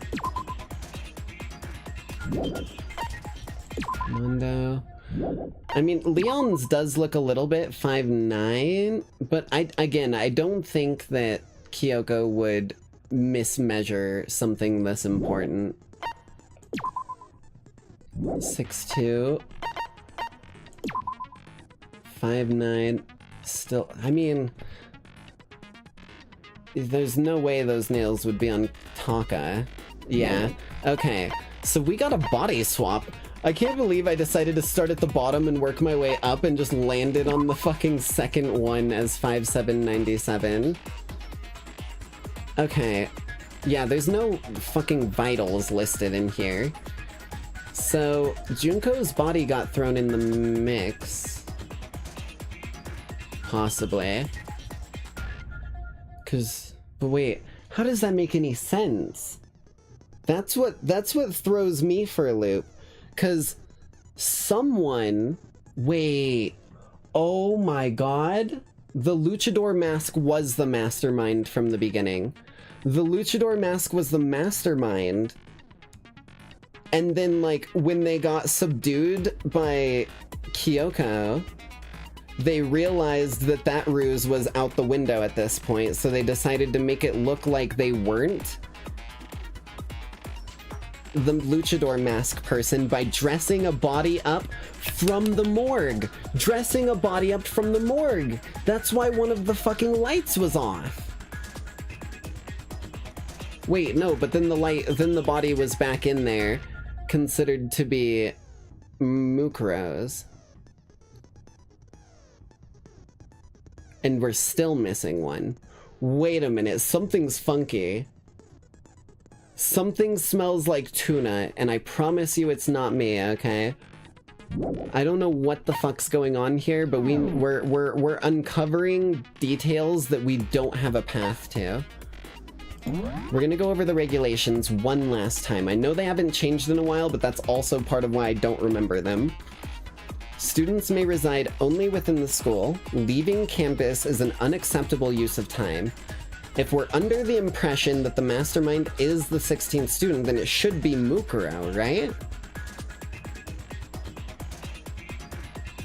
That's the only thing that makes sense to me, at least. And if we're under that impression, then they could not have left the school either. That is worth noting. Nighttime is from 10 p.m. to 7 a.m. Some areas are off limit at night, so please exercise caution. Sleeping anywhere other than the dormitory.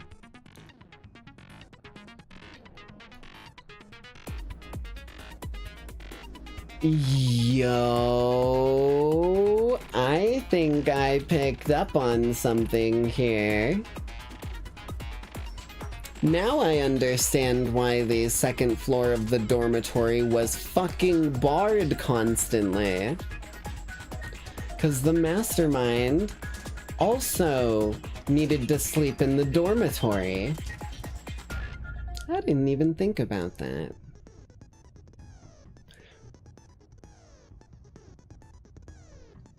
Wait a minute.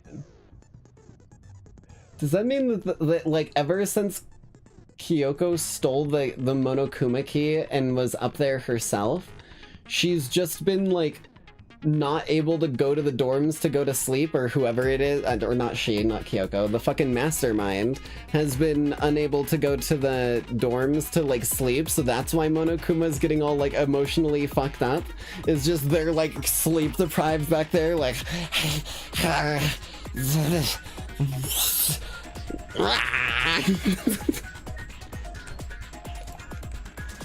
I could 100% believe that. Wonder how they got food? They could probably get Monokuma to grab food and deliver it for them, would be my guess. But like sleeping, that's something you have to do, and if you can only do it in a specific place, that is a that is a point A to point B, there is no way around it. With minimal restrictions, you're free to explore Hope's Peak Academy at your discretion.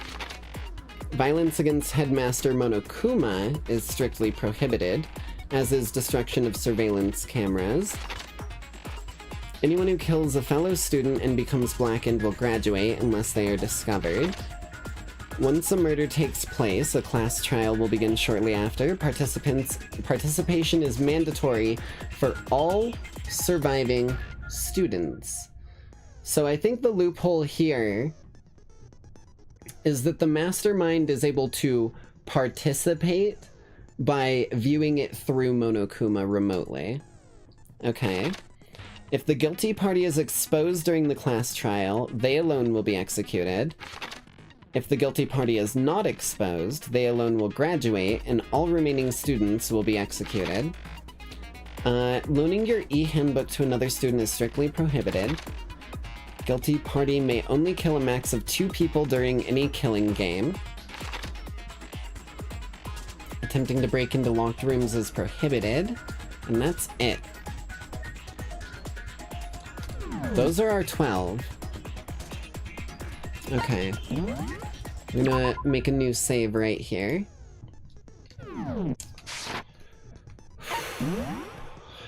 Let's set some skills. If we've got any new ones to set. We don't. Looks like we're as ready as we can physically be. Let's go. Alright. Since this will be the final class trial, I've come up with a special rule. Oh boy. Okay, what is this? So listen up! Listen up! If you can figure out Mukuro's killer and go on to solve the mystery of this school, you guys win! He has a stepping stool. He's using one of the gymnasium horses for gymnastics. I think there were literally some of, or no, there weren't any of these in the gym, but I think they were in like one of the storage rooms. But if you It has different heights for different like levels of challenge for people to go over. Then I win! At least I think that's what they're for. My school didn't have any of them, but I've seen them all over on like fucking schools and shit online. And of course, when it comes to like anime and games and shit. Exciting, Some sort of equipment. Heart-pounding punishment! Are you saying that if you lose, you'll execute yourself? You should execute yourself now, lightning strikes. Yep, sure will. Oh, damn, okay. Well, that's some pretty high stakes. And that's final? No loopholes? No wiggling out of it later? Of course not! Bears never go back on their word! I think you're mixing quite a few things up there. It's elephants never forget. What the fuck are you talking about? Never mind all that. I just have one question for you. Oh, heroes speaking up. Oh, you're taking this serious, huh? Are you feeling okay? Is the mastermind only one person? Hmm? Don't bother. I already know the answer.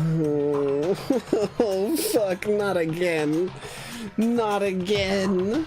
Not again. You're all the mastermind, aren't you? Oh, okay. You're all out to get me! No, I was ready for him to say it was me again, like they did previously. I'm right, aren't I? I knew it! Okay, hero. Group photo, interview DVD, Monokuma file, places to check, Headmaster Z handbook. Okay. Okay. Okay. I don't need to review them. You guys have all been working together, haven't you? Totally. I have evidence, so I know I'm right. What evidence? Show it to me. Hey, you Do you have a stole my warrant line. for that evidence? You're all out to get me. I'm sure of it. I have evidence of my own. Okay, what is it? What a coincidence. I too have evidence to present. Evidence that proves everyone other than me has been working together. What? Wait, hold on. Hold on. This doesn't make any sense. Hold on. How can the three of us each have that kind of evidence? I fucking biffed it! Okay, I know what it is. I know what it is. I know what it is. I know what it is. Monokuma gave a different photo to each person. Monokuma gave a different photo to each person. You're all out to get me. I have evidence. What a coincidence. Evidence that proves What? Wait, this doesn't He make literally any sense. gave a doctored photo to everyone. How can the three of us each have that? Eat shit, buddy. No, it's wrong. Okay, I've learned. I've adapted. I've improvised. I've overcome. It's not just you three. I have evidence too. What? You too? The evidence you're all referring to is this group photo, right?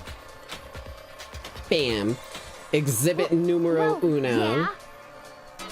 Huh? Wait, but mine's different. Is that so, Aoi? With the picture you have, I'm in it. And you're not in the one that you have. But that can't be right.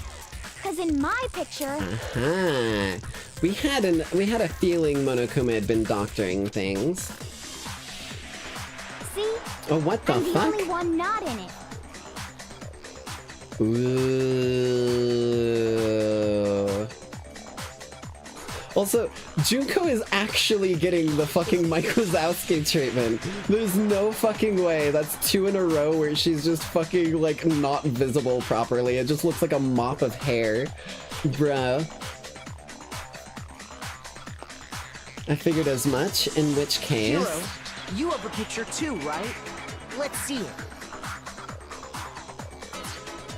Yeah, Makoto was literally on, like, that was me trying to run with my goddamn asthma. Okay, but be careful with it. It's pretty important evidence.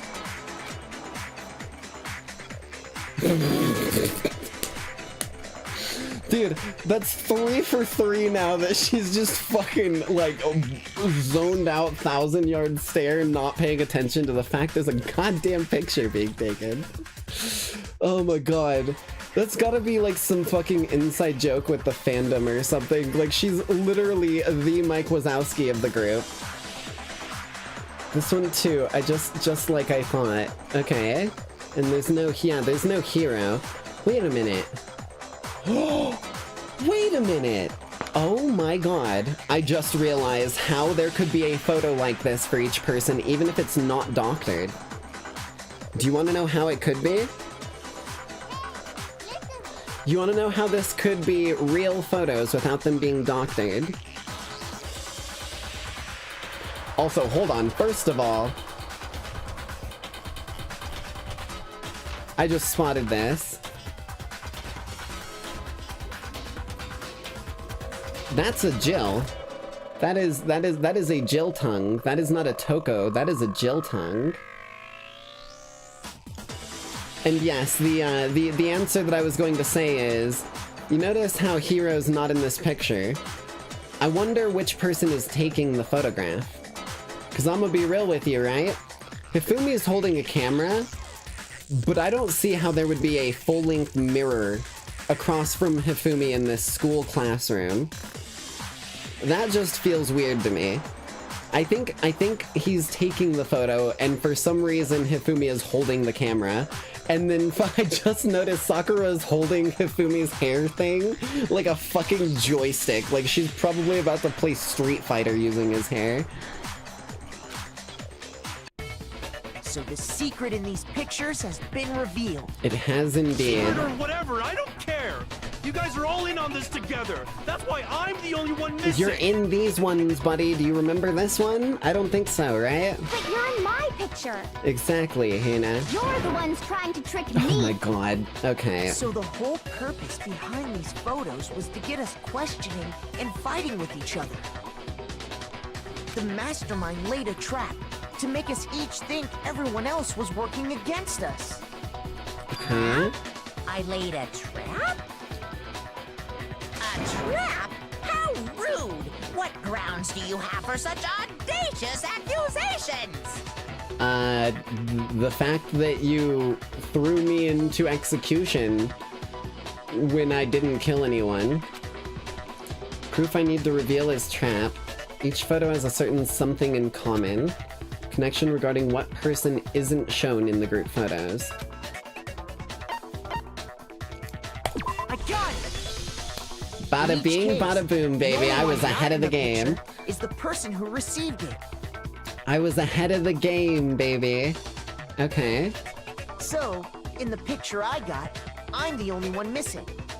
And it is different. He's still holding his camera, but again, it's a wait. Wait a minute. Look at the perspective. Look at the perspective. I just noticed this. Where's the light coming from in this photo? Over here.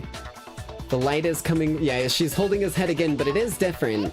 The light is coming from this side of the screen, right? In the previous photo, the light was in the background, which means that previously, when the last photo was taken, the actual, whatchamacallit, the, hold on, let me flip this. The actual, like, person taking the photo, or where the camera seemed to be at, was over here somewhere in the room. And Hifumi had the camera in his hand again, right?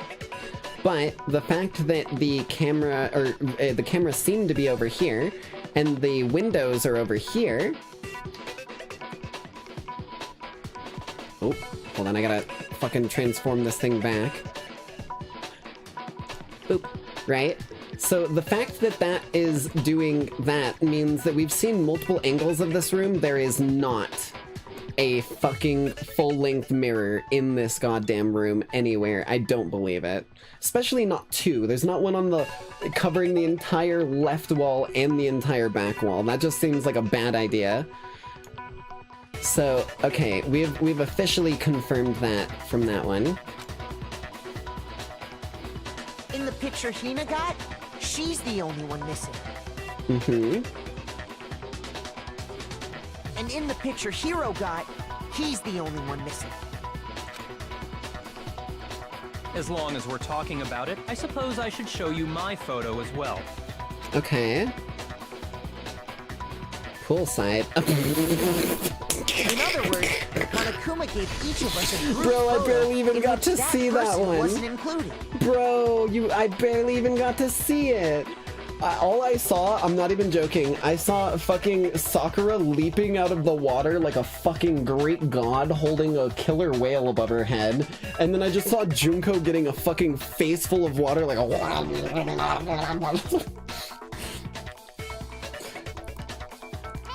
Bro. My brain keeps locking onto Junko on each of these because my brain is already like, bro, she's just fucking like a goofy gag in each of them, so it became a fucking neuron instinct. And when we each saw her picture, we just assumed everyone else was the enemy? Yes, Hero. Figured it out, huh? At least you're admitting it, you dumbass bear. Yeah, I thought that must be it. But how was that a hint?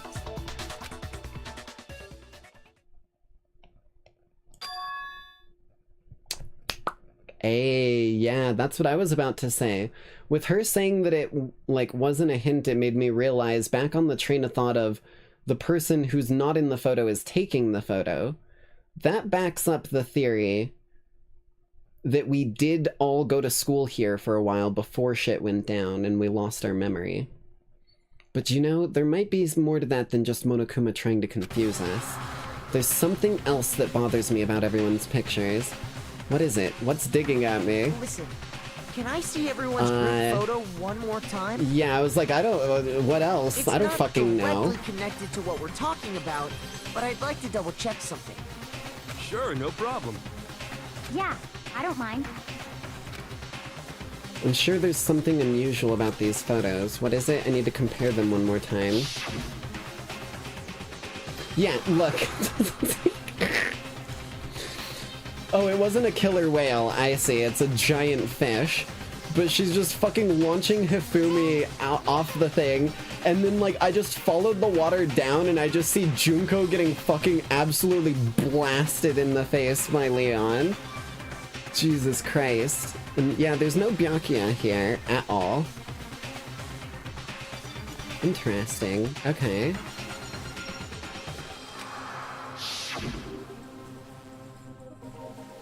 Hina's... Oh, also, Jill was, like, directly behind my head.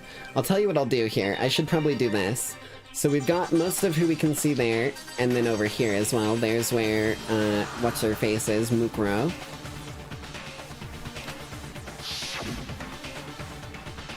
Hero's picture with no hero.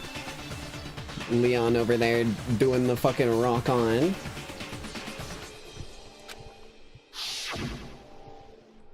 And my picture. This one we've seen before. The only person I'm blocking... Oh. VTube Studio?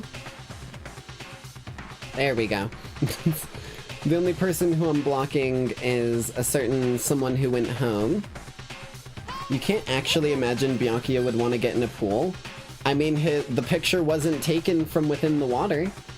The picture was taken from off the side. Everyone else was the one visible in that one, so... So far, my theory seems to be holding some kind of weight. And mine. There's something strange about all of them, something I can't quite pin down. Something... Group photo has been updated? Hold on. What the fuck does that mean? You can't just say fucking updated and then not tell me what the hell is going on here. Other than that, there is something very strange about the photo. About each of them? Or is there like one that stands out?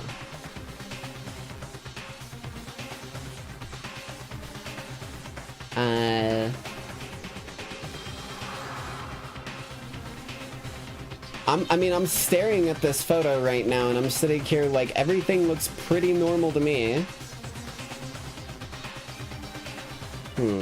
Okay.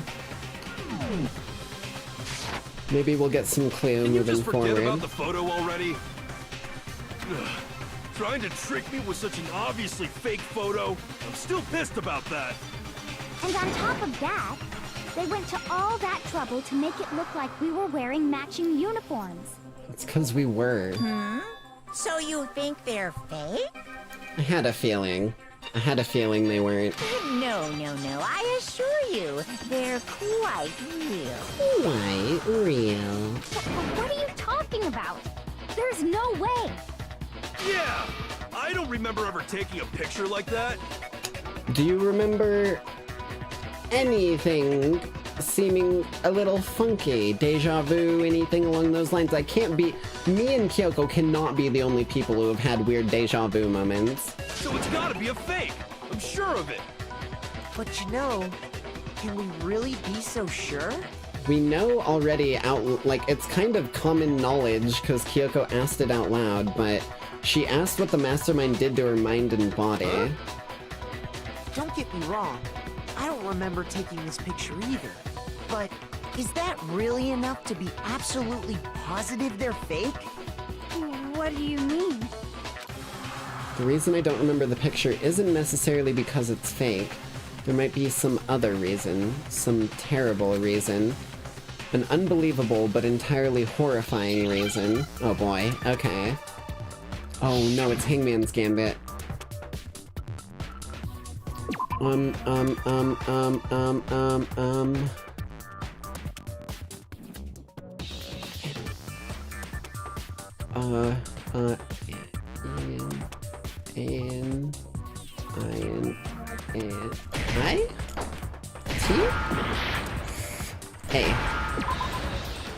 Amnesia, that's what it is. A-M... God damn, that's a tough word. A-M-N-E... S-I-A. There we go, amnesia. Now I understand. Let's say that somehow we'd all lost our memories. That could explain it, couldn't it? Oh, I get it. So we all just lost our memories at the same time and forgot about the photo. Makes sense. Yeah. As if. You expect me to believe such an unbelievable occult-type story? If you don't believe in unbelievable occult-type stories, you're haunted for the rest of your life. Did you know that, Hero? Blows a kiss at him. We all lost our memories? That's just crazy. Hina, how many donuts have you eaten since you got here? Can you recall exactly? Losing memories is a pretty normal thing that can be probably manipulated or abused somehow. It's only natural they wouldn't believe it, but no matter how much they refuse, if that's the absolute truth, they have no choice. Hero, they are in your walls. Exactly. Exactly. We can't move forward until they accept it. Okay. Make your argument. Interview DVD, interview DVD, interview DVD. The interview DVD. You're saying we all got spontaneous amnesia? Since when did this turn into some kind of sci-fi fantasy? Interview DVD. That's the one thing that proves we did something that wasn't a photo. Ever since I got to this school, I remember everything that's happened. Is that so? Do you remember this DVD? Break. Those photos aren't the only things that point to the possibility of memory loss. This DVD does the same thing. This is why we go over our facts beforehand. You're not gonna show us something indecent, are you? Yeah, it's my, home tapes, video of Monokuma and Freddy Fazbear just fucking going ham together. No, it's nothing like that. It's a video of all of us being interviewed by the Hope's Peak Academy headmaster. When you say all of us, you mean... Well, shit. It might not actually be all of us, because the tape ended before we could watch it all. That's a bit worrisome. I mean all of us, including you. You lie! I never did any kind of interview. Watch it. No, it's not a lie. Just watch the DVD and you'll see for yourself. And Monokuma, do not interrupt in the showing of an evidence during the trial. That is a punishable offense. You will let this video play out in its entirety. Final warning. Fuck around and find out, buddy. You think you're oh so fine just because you're up on the stand? I've got a real sharp edge of this chat box sitting right in front of you that I'd love to slam your face into, so don't fuck with me.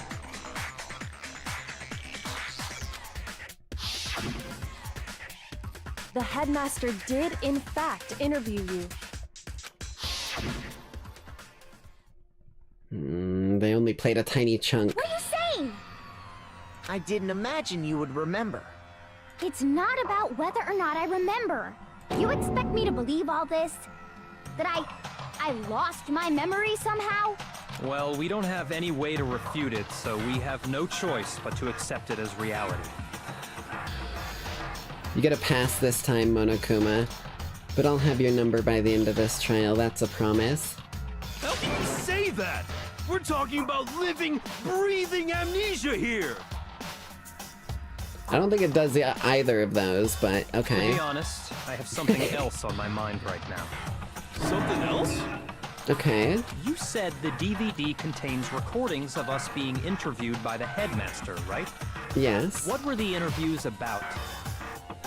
About us being willing to live the rest of our lives here. The headmaster sat each of us down, one at a time, and asked us the same question. He asked us if we could accept the idea of spending the rest of our lives in this school. What kind of question is that? And how did we answer? We all agreed. We'd say no, obviously. You'd be surprised, Hero. Actually, we all said we could. Even me. I heard myself say yes. I could spend the rest of my life at this school. But the thing is, he wasn't saying you will. He was saying, are you okay with that? That's an entirely different question. That is an entirely different question. Why? Why would you say yes to something like that? In the looks of determination on each of their faces, it did not look like some like casual like person who'd been spending happy time at a school just like doing a goofy interview. It looked like they were ready to fuck something up, and that's why they were taping that. I don't know. I don't remember a thing. The same goes for everyone else. Nobody remembers. You don't remember choosing to live here forever, or even talking to the headmaster about it at all. It doesn't matter if I remember or not. Kinda does, buddy, but okay. Even if I bought the whole amnesia thing, the idea that I would want to live here forever? Not necessarily want. Maybe it was not like a forced duty, but a willing duty. That's just insane! I said How duty could I believe twice. that? 3 times. Insane or not, we can't move forward until you accept it. Am I right? You sure are, 'cause it's all true. Of course. What? What? I know it sounds absurd, but if it's the truth, there's nothing we can do about it. Indeed. We only have one path in front of us. Then, we really... Yep, you all totally lost your memory at the same time. Okay. This is all making my head hurt. And this isn't like some normal kind of memory loss. You stole those specific memories from us, didn't you? Oopsie, you figured that part out too, huh? Yeah, because it was too cherry-picked, too perfect of a memory loss. It wasn't like a broad wipe, like, what's my name? Of course. There's no way we would all just happen to get amnesia at the same time. How could someone just steal our memories? How? Is that... Okay, hold on. I'm about to make a guess. I'm about to make a guess right fucking now, right? At the beginning of the intro, when I launched this game up tonight, I said I spotted something that I hadn't spotted before when it came to the actual, like, intro scenes. I saw what I very definitively recognized as the layout for that oxygen purifier thing in the basement. Specifically the orb at the top of it. It was only there in a tiny shard, and it started sparking a bunch of electricity between all the parts of the orb. And then it, like, went away. I think that machine might be what's stealing our memories. Come, that hardly matters right now. We were always sus about that machine, and it's some sci-fi shenanigans, that's for damn sure. And if it does do something other than oxygen, it would answer that question. If I said it was hypnotism, would you believe me? Or we opened up your skulls and messed with your brains? Would you really believe anything I said? How it happened doesn't matter right now. Okay. What matters is figuring out what memories you took from us. That's what you're trying to say, right? I knew I could count on you. He took all of the memories of kinship, camaraderie. The interview with the headmaster, taking that group photo, those can't be the only memories we lost. There must have been a purpose to it all. A reason for taking away our memories. So we couldn't cooperate as easily. Of course there was a purpose. It all has to do with the original motive.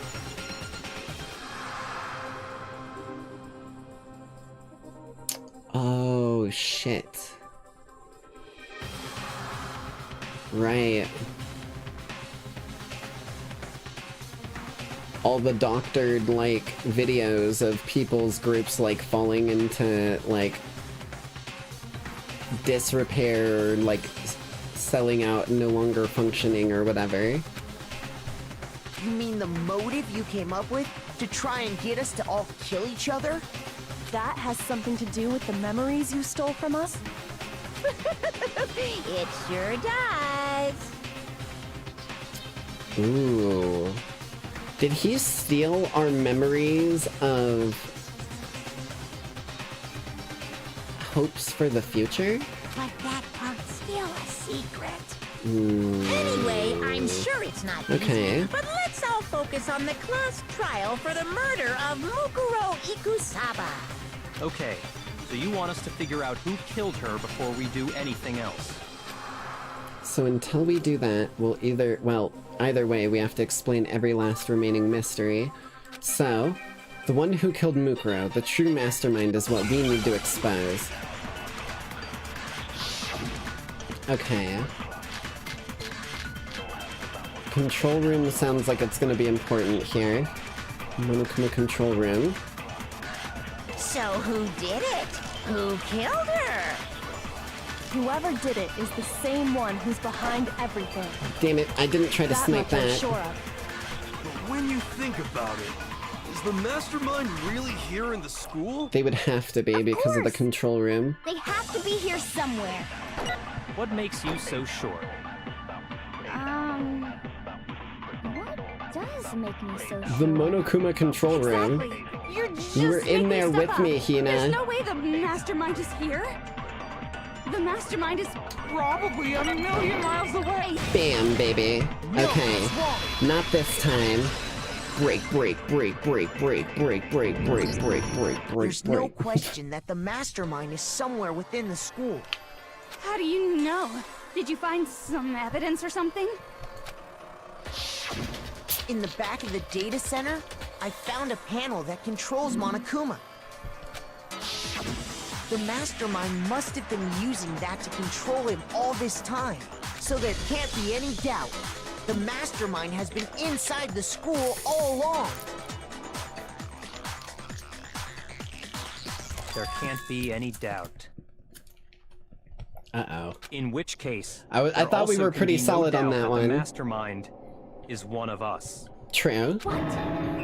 Why? Recall what Makoto Not told one of us us Monokuma standing said to here, him but one earlier. of us. I'm sure I told you this already, but this killing game began with 16 participants. All of them high school students. And the only people to take a single step in Hope's Peak since the killing game began are those 16 students. So if the mastermind is in the school, we have to assume it can only be that 16th student. True. Unless... See, that's the funky part, is like the 16th student is Mukuro. We know that. And Mukuro is supposed to have a body laying somewhere. So, I mean, right now we would just jump to the conclusion it's Mukuro. Because the body had signs of... Wait, but how the fuck would it... How would Junko have gotten a tattoo of Fenrir on her fucking hand? I just remembered that. Wait a minute. That's not like... That's not something you just like casually fucking acquire by picking it up off the side of the street because it looked shiny. Ooh. I actually just got chills for a moment. Something fishy is going on. I feel like I've been led down some falsehoods here, but we'll see where it leads. How'd they manage to survive all of this? So we're the only ones here? Oh my god, wait a minute. Mukuro also, in all of the pictures, does not look like the kind of person to wear crazy long nails. Whoa, hold on, It's not okay. me. I'm not the mastermind. Well, it's not me. I blame Makoto. What? Okay. Why me? Yeah, why me? What did I do? Cuz! It's super weird how you're the only one who survived being executed. Oh, yeah, that's right. Oh, I get it. The only way he could have survived is if he was actually the mastermind himself, right? No, you both saw Alter Ego save me, okay? Suck my toes, okay? Aw, nuts! You got me! Okay, Monokuma, I'm gonna... Ooh, you're lucky I still can't punch you. You're lucky I still can't punch you. Wait! What are you trying to say? Everyone, calm down. There's no reason to panic. The Mastermind's true identity will become clear soon enough. Just as soon as we find out who killed Mukuro. That's a good point. Okay. Rather than wasting time bickering, we should put our minds to work solving this mystery. Yeah, well, how much time have we already spent talking about the murder? He's right. What more is there to talk about? If you want something to talk about, I think there might be one thing. Tell him, Naeji. We haven't fully established what Ow. Mukuro's fatal injury was. True. Huh?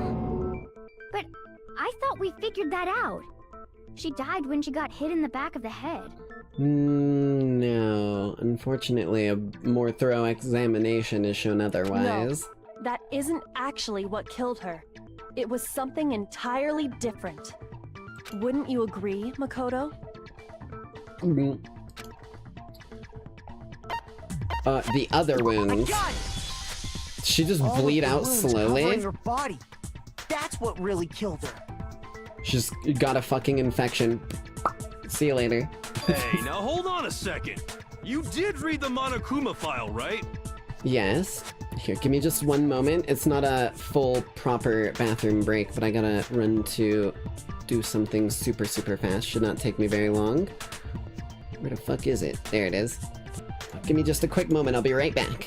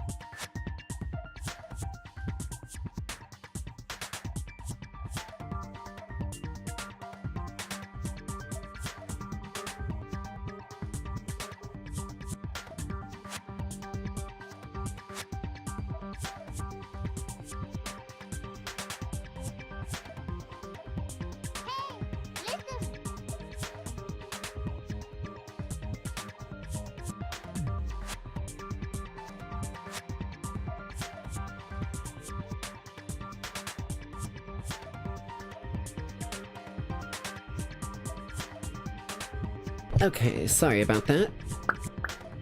And final cable where it needs to be. There we go. It's like a goddamn marionette show in here whenever I try to get back in position.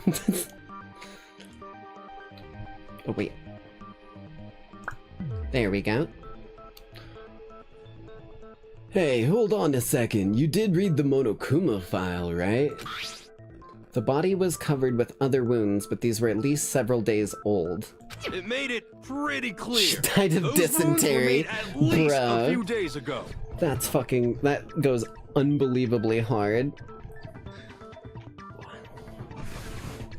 the one time that phrase has been said and not immediately followed with a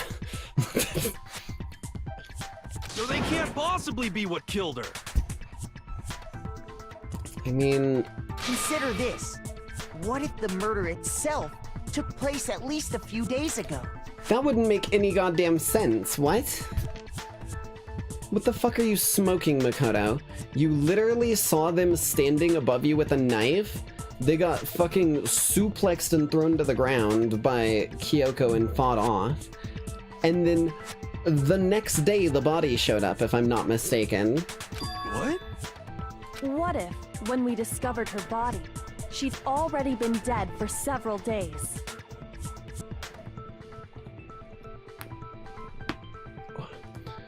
Unless it is a ploy body from the, morgue, but like... If that's true, then naturally the wounds that killed her would appear to be however many days old.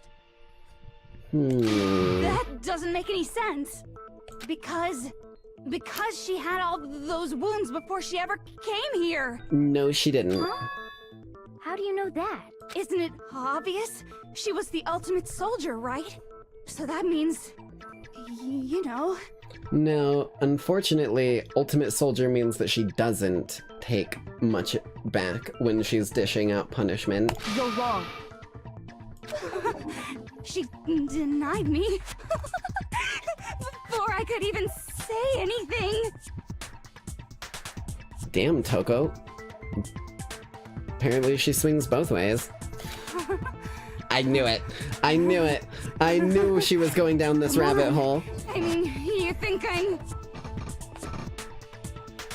not weird, okay? At least listen to what I have to say before you deny me. If you're so sure we're gonna deny you, why bother saying it in the first place? Okay, here we go. Ooh, that's a lot. That's a lot. That's a lot. Okay, the profile.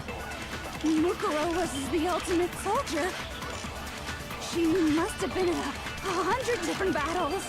So, when you think about Bam, it... bam. Obviously, she got all those wounds. Bam, baby. No, it's wrong. Silver bullet, don't even need a second play. Break, break, break, break, break, break, break. No. Call that shit the Mukuro golden didn't suffer those bullet. wounds in battle. That's why we cover our shit before the trial, baby. The file we found in the Headmaster's room said as much. Despite the time she spent in battle after battle as a member of Fenrir, when she entered the school, she hadn't sustained a single injury. To be denied so completely... Actually, it's kind of refreshing. God damn it, not again. Maybe it's because of all of Master's training.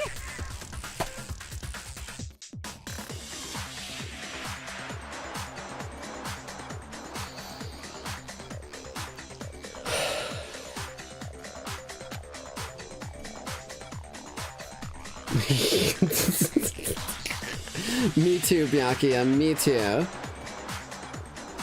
Anyway, so we can be sure that Mukuro suffered all those wounds after coming to this school. In which case, they could be the very thing that killed her. As a matter of fact, it's hard to imagine any other possibility. When examining her body, I found that her stomach and head wounds came after she was already dead. Unless anyone has any better suggestions, I think we can say this with confidence. The wounds Mukuro sustained all over her body are what ultimately killed her. Okay. Wait, okay. So she has a bunch of other... Did she fucking die death by a...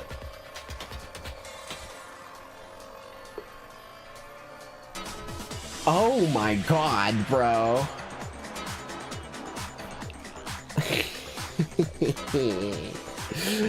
I was about to ask, did she just die death by 1,000 cuts? Because those look like fucking tiny ass little slashes. Yeah, no, you hit the nail on the head that I recognized as well. Those are stab wounds. Those are Those are deep wounds. They're small, but deep, okay? That's what makes them fatal. And you know who just so happened to get 28 stab wounds? A certain someone who we believe has been patsied in for the corpse body. A certain someone who basically we saw get these stab wounds in this fucking position right here.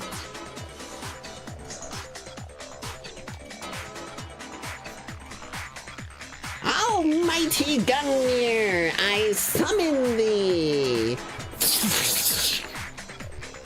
And she gets pinned literally in that exact way. Like, I remember it was everywhere. She had them coming through her arms, she had multiple through her chest, and one through her neck. I remember that specifically, especially after they flashed it to us earlier. Oh my god. Okay. Okay, so it's not Mukuro's body. That is our final confirmation that we've been waiting for on that one. But if that's what killed her, then does that mean she's really been dead for who knows how long? I mean, solid, like, week or so. That's exactly what it means. When we found her body in the garden, she'd already been dead for several days. So then, what about the little matter of what happened last night? Makoto, you said you were attacked in your room by a masked assailant. Hold up. Hold the fucking phone. Do you see any long fingernails? 'Cause I don't. I didn't remember this scene properly before, whether or not there were fingernails in this or not, but I remembered the fingernails on the body. That's a hell of a fucking pull there. Okay. If Mukuro had already been dead for several days, certainly it couldn't have been her. True. So who was it that attacked you? Well, it was Mukuro. If Mukuro had been dead for several days at least, it's hard to imagine she was your assailant. Not that I even need to ask, but do you happen to have any evidence that would prove otherwise? Well, I don't know. I'd better think about this again. Ooh, ouch. Okay.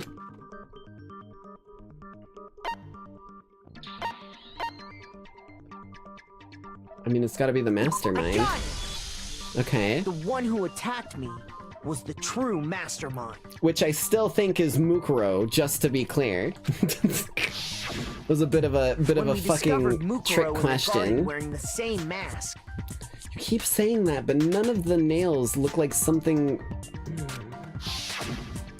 that Mukuro wears. I naturally assumed she must have been the one who attacked me. But I was wrong. It wasn't her at all. It was the mastermind. Yep. And there's our confirm. What are you laughing at? Oh, don't mind me. I'm just getting a little impatient sitting here listening. I think I'm gonna jump in. Oh boy. Okay. Let's start off with a nice, easy question. Your assumption that I attacked Makoto is just that, right? An assumption. You can't really know who was under that mask, can you? I mean, that's the whole point of a mask. Shut up! Wait. The true identity of the masked attacker is Mukuro Ikusama. At least, that's what I think. Do you have any evidence that might convince me otherwise? I think I might. There's no way Mukuro's the one that attacked me. Even if I didn't see their face. The hands. If you compare what we know about Mukuro to the masked attacker, it should be obvious. Oh boy. Okay, okay.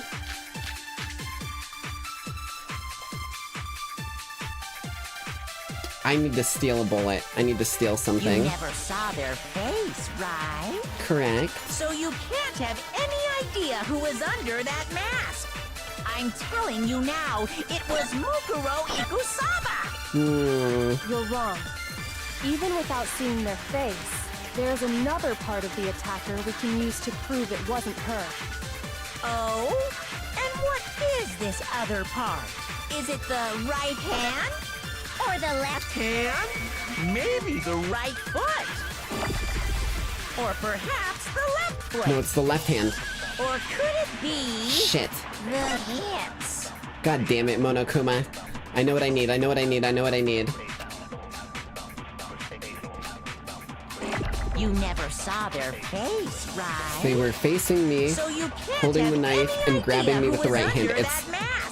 It's gotta be the right hand. Now, it was Mukuro Ikusaba! Bam, baby. No, that's wrong. That's wrong. Break, break, break, break, break. Mukuro had a tattoo on her Oh, right hand. the tattoo if as I remember well. correctly. I didn't even think about that. A representation of Fenrir. In other words, a wolf tattoo. See, this right here is what I was, like, losing my mind about earlier. If we're under the assumption that Junko's body was subbed in for Mukuro during all of this, how the fuck did Junko get that? 'Cause, like I said, you don't just, like, see a shiny penny on the side of the road, pick it up, and now you've got a Fenrir tattoo. Like, that's funky. But I saw the right hand of the person who attacked Hey, Mississippi, welcome in. Hope you're having a good night so far. And there was no such tattoo. So there's no way the person behind the mask was Mukuro. Oh, I just got lucky there. I got my lefts and my rights backwards, but I got the one they wanted. Cool. Yeah, well, okay. You got me. I guess it wasn't her. But that still doesn't prove that it was me. It could have been, you know, someone else, right? Hiro, Toko, Hina, and I all have solid alibis for that entire night. The only other person seen was Kyoko, and let's just say she wasn't wearing a mask, and I'm not dead. Yeah! We were in the gym tearing you apart, so it couldn't have been any of us. Oh, okay, sure. It couldn't have been any of you. But what about Kyoko? It totally could have been her. Uh-oh, no snappy comeback. Did I score a bullseye? If you insist, I don't mind showing you. Ooh. Huh? Show me what? What do you think? I'll show you the one thing that proves beyond a shadow of a doubt it wasn't me. She's taken her gloves off, because her hands are scarred up, and Monokuma's the one who told us that himself. Before anyone could say anything. Oh, it's a burn scar. Kyoko was removing her gloves. Your hands! Without thinking, I let out a gasp. It was more than just a little burned skin. Awful, isn't it? It happened when I was first learning to be a detective. I was inexperienced. I thought you didn't want anyone to see those scars. Well, yes, but it proves her innocence. If it means we get another step closer to unmasking the mastermind, it doesn't really bother me. Kyoko seemed to savor the words as she said them, then put her gloves back on. My scars should suffice as proof. Definitely Makoto, not what we were looking did at. the person who attacked you have scars like mine? Nope. No, not at all. I'm positive. Then this much has been made clear. There can be no doubt that the one who attacked Makoto is the true mastermind. Okay. Now we've got you backed into a corner. This is just awful. Yeah, maybe if you had taken part in the trials earlier instead of sitting watching from your throne eating popcorn, maybe you would have picked up some skills. You're in the deep end, buddy. On top of my secret being revealed, I had to look at those positively grotesque scars of yours. Jesus, dude. Sorry. Did I say that out loud? I do hope I didn't hurt your feelings. Not at all. You can say whatever you want. Sticks and stones, my friend, but execution will hurt you much more. Sure, as long as it means pushing me farther into the corner, right? But I'm not cornered just yet. Have you tried looking up? I've already got your escape route covered. Because if you haven't noticed, the circumstances surrounding Mukuro's death are totally unknown. Unfortunately, friend, you phoned in the professional this time. Both of the I cannot get my fucking own lore name right. Both of the Nix family detectives are on the case. You've already had your escape route swept right up into the rug, my friend. That's true. All we know right now is she was killed a good while before this morning. I spotted something, buddy. On the contrary, we don't know anything other than that. You're not going to tell us she was already dead before we arrived here or something, are you? In that regard, you have nothing to worry about. Okay. I promise you, without a doubt, she died after our little killing game began here. You're just feeding more into my theory, Somehow, buddy. She was killed in secret without any of us knowing. Listen, if this body isn't Junko's, I will literally eat my detective hat. That's not a joke. If this body is not Junko, I will eat my fucking detective hat, but everything that I have found has pointed that direction. And after she died, who knows how much time went by before we found her, right? Did the culprit stash her somewhere? She couldn't have been in the garden the whole time, could she? No, but the tarp from the biolab, which is the morgue where all of the other students' bodies are. If she was, she would have been totally decomposed. Just like your brain. Then she was being stored somewhere? But to hide a body here, to just store it somewhere? Only one place. The biolab. The kitchen. They stored it in the Mukuro's stew. body was probably kept hidden in the biolab. Biolab? You mean on the 5th floor? That's right. It's actually set up for use as a morgue. So it's the perfect place to hide a body, and it'd keep the body preserved at the same time. True. Then you're also saying the body was moved from the biolab to the garden. And I have no doubt that that's exactly what happened. In fact, I have proof. The tarp. Bam, baby. I got it! What I'm makes me so sure the prepared. body was carried from the biolab to the garden is the tarp that we found in the garden. When I was checking it over again, I noticed something. I noticed that some text had been stamped on one corner of the tarp. Oh, it says biolab. It does indeed. Holy cow! How'd you notice that tiny little thing? The detective's eye. Makoto's nitpicky nature seems to have surfaced with perfect timing. Byakuya, why don't you go fucking Hakutua, spit on that fucking railing little post in front of you and sit on it and spin, buddy. You're such a dickhead. This proves that the tarp originally came from the biolab.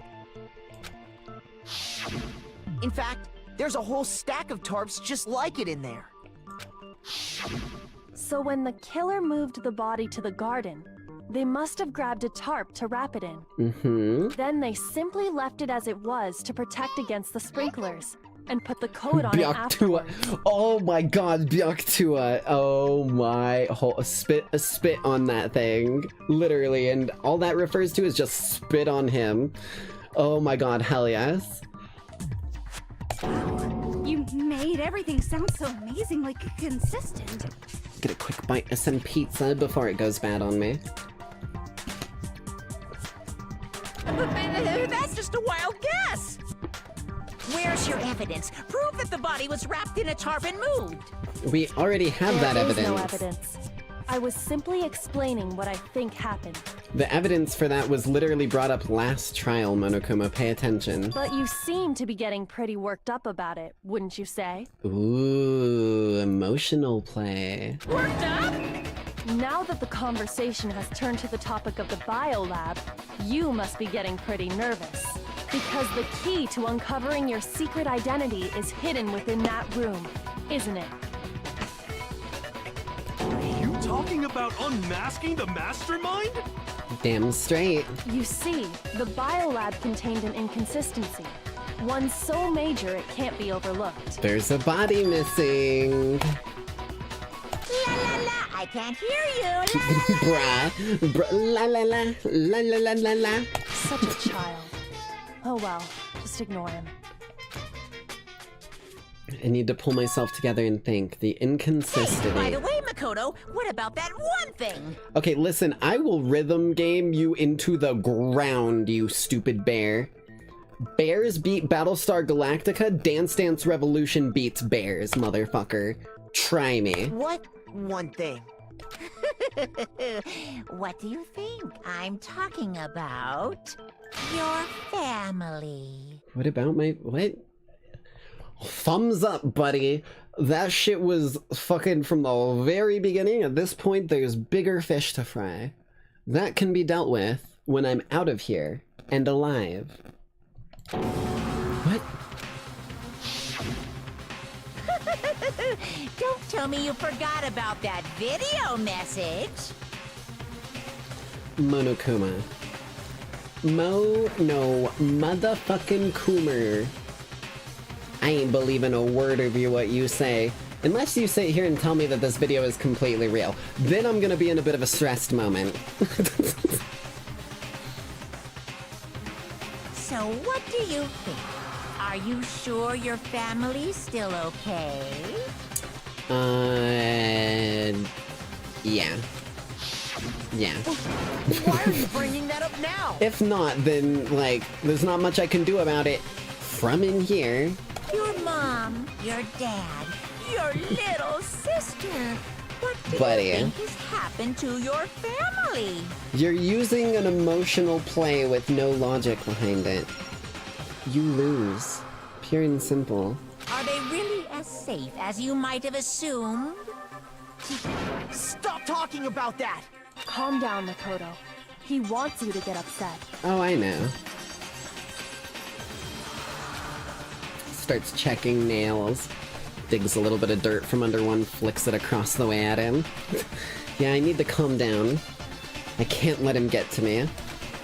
He's just saying that because he knows we're getting close to the truth of the biolab.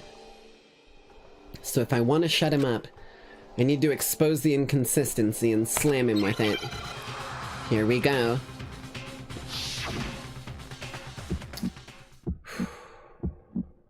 Are you sure about this? Are you sure about this? That's impossible! What? What do you want? Are you sure about this? Boom, That's boom, impossible! boom, boom. Fire, boom, boom, fire. Are you sure I'm about playing this? this That's all day long, impossible! Monokuma. Are you sure Bam, about baby. this? Final strike. I'm not listening! Needs to be biolab lights. This should prove it. Break, break, break, break, break. Damn straight, baby. The inconsistency Kyoko's talking about is... the lights! Yeah. As soon as I clicked on the lights, because, like, they mentioned it once and it, like, stuck in the back of my brain and just floated around the entire time I was in that room, and then they never touched on it again, so I interacted with it and it read it out about the lights again, and then I went, that's not the right fucking number. What are you talking about? What about the lights? Like I said before, the biolab also acts as a morgue. And as part of that, a giant refrigerator was installed in there. That's where everyone who's died is stored. And it was set up so that when a slot had a body in it, a blue light would turn on. In other words, if the blue light is on, that means there's a body in that slot. But I counted up the number of blue lights that were on, including the one Mukuro was in. Damn straight. And there were only 9. Why does that matter? You gotta give me the bite-sized version here, man. One dead person got up and walked away from the morgue. Number of lights that should be on is 10. I got it! 10 of the lights should have been on. Any other number is incredibly suspicious. Suspicious? Why? That's simple. Just recall who's died here so far, and it should become clear. That's right. The key to solving this mystery. Sayaka died first. Look. Oh wait, no, there's not one coming out of her neck. But it does match the stab wound shenanigans pretty thoroughly. There's the ones coming out of her chest, the ones coming out of her arms, just like I remembered. Junko was second. Leon was third. Chihiro was fourth. Mondo was fifth. Taka 6th and Hifumi 7th. Celeste was 8th. Sakura 9th. And victim number 10 was Mukuro. So 10 people in all? Indeed. That's right. Any other number should make you immediately suspicious. But according to the lights in the biolab, only 9 people were being stored there. You're saying a dead body just up and disappeared? I mean, that's literally what I said, yes. It got up and walked out of the morgue. I got it! The mastermind destroyed one of the bodies to get rid of evidence. But if they wanted to do that, they would have destroyed Mukuro's body, since they actually killed her. True. And yet, her body was left alone. Yeah, that is extra sus. Then, whose body disappeared? It may very well be that none of them disappeared. But if that's true, then why doesn't the body count match? Because one person who supposedly died didn't. Including Monokuma's executions, there have apparently been 10 deaths, but there were only 9 bodies. That's the point I'm trying to make. I'm completely lost. How can the number of victims be less than the number of murders? One of them was a faked death. But wait a minute. Or no, it wasn't a faked death. What am I fucking smoking? It led me down a different rabbit hole. I literally know what this is. Mukuro didn't die. It was Junko's body in there. Okay, I was like, starting to go down a rabbit hole and I was like, wait, what? Explanation for more murders than victims. Why is that? What would it take for it to make sense?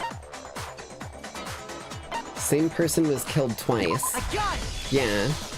What about if the same person was killed twice? Huh? Killed twice? Officially, 10 murders have been committed so far. But one of the victims may have been murdered, and then murdered again. Murdered and murdered again? Yeah, it was just a patsy body. That's why we couldn't investigate it at all. If that's the case, there could have been 10 killings, but still only 9 victims, right? Technically, you're right, I guess.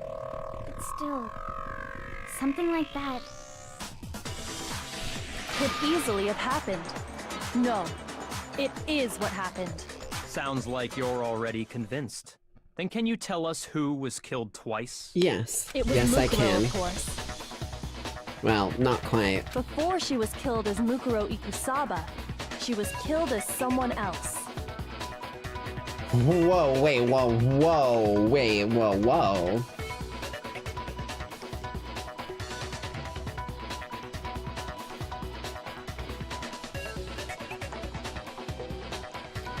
Wait a minute.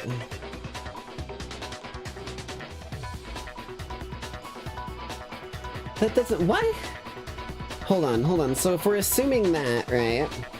Then we're assuming that Mukuro Ikusaba was pretending to be Junko?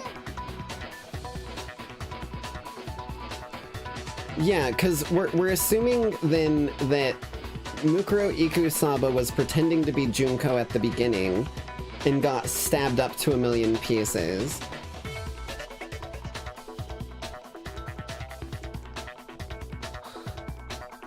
But if that's the case... Huh. Okay. That's why the body had to be stored in the biolab until the moment we found it in the garden. No, that's crazy talk. She was killed as someone else? Come on! Besides, who could that someone else even have been? I mean, the only one who matches is All you Junko. have to do is look at those bodily injuries of hers, and that will become obvious. Nothing's gonna become obvious, because Kyoko's totally delusional. Okay, you're starting to sound like some people who've fucking tried to tell me off in the past. Come on.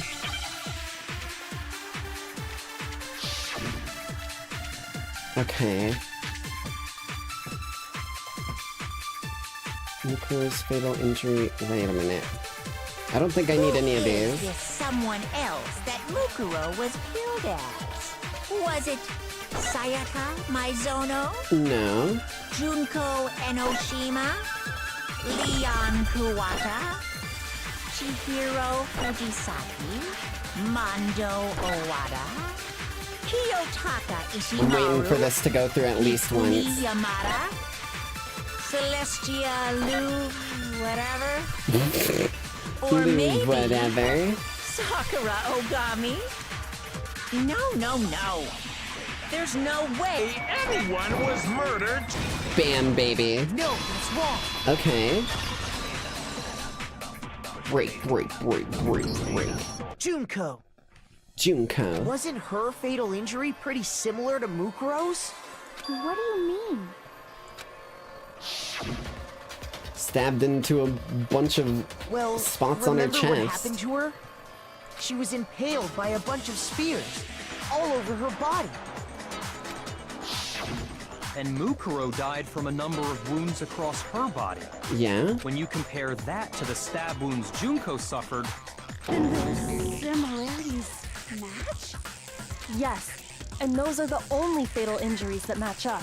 True, no one else was impaled like That that. explains why those two bodies are actually one and the same. But wait, so we're assuming that Junko isn't Junko, we're assuming that Junko is Mukuro, and that Mukuro... What the fuck? So let me see if I have this straight.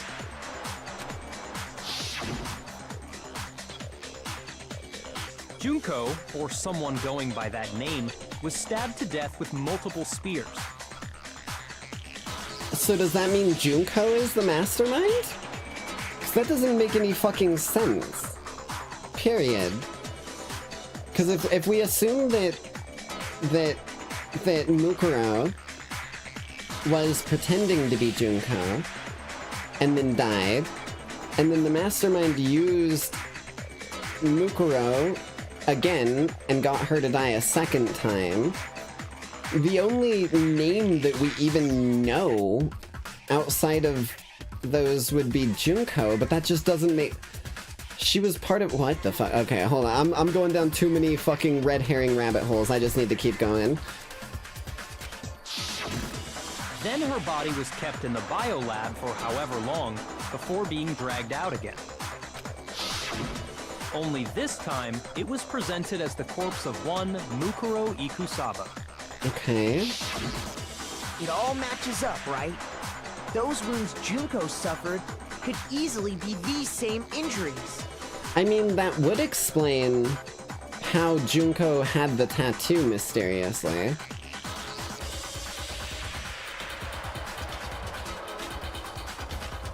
Right? Because... Hold on, sorry, I'm just like testing every connecting thread here. So, I was confused by the fact that the hand that looked like Junko's had a Fenrir tattoo.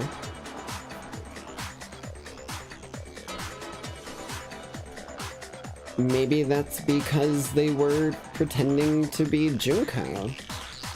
Unless she... It's still funky. It's really true? Mukuro and Junko are the same person? I don't think quite. Wait, so then... What does it all mean? It means that there haven't been 10 victims, but 9. That we know for a fact. We still don't have the facts to extrapolate off of that yet. Which also means that among the people we thought were dead, 1 is still alive. And that's the true identity of the mastermind? Who is it? Who's behind all this? We already know the answer to that. It's Mukuro. She's still alive. That would be my assumption. She took Junko's body and made it look like she was the one who died. Yeah. So Mukuro is still alive. She's gotta be. Ooh. Total silence. Ooh. Then I must be right. I'm right, aren't I? Mukuro alive. The one that's still alive is Mukuro, but can we really believe that? Why can't we? Oh, fuck. Okay. Is it the tattoo? I think it might be the tattoo on the profile. The body we found in the garden. It wasn't Mukuro. Then she's still alive? That's right. She made it look like Junko's body was her. Yeah, see, that's what Mastermind's feels like to me. identity is Mukuro. What do you say, Monokuma? Do you give up?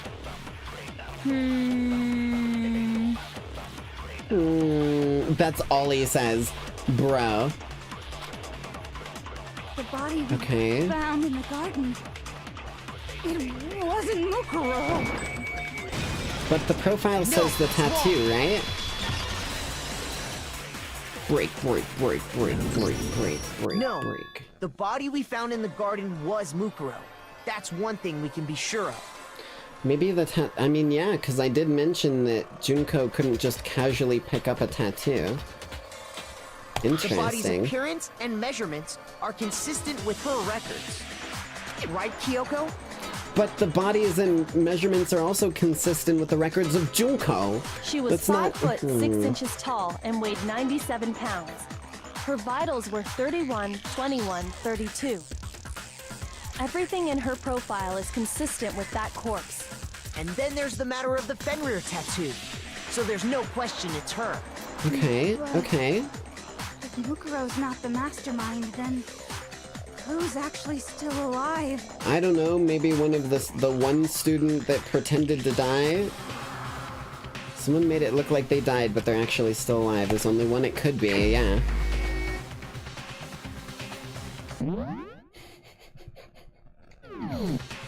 Oh, I can't save. I was about to start choosing, like, people goofily, but it won't let me save here.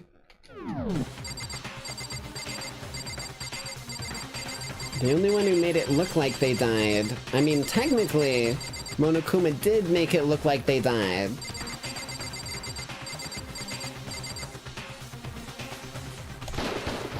Here's my answer. Yeah, it's the only one that makes sense.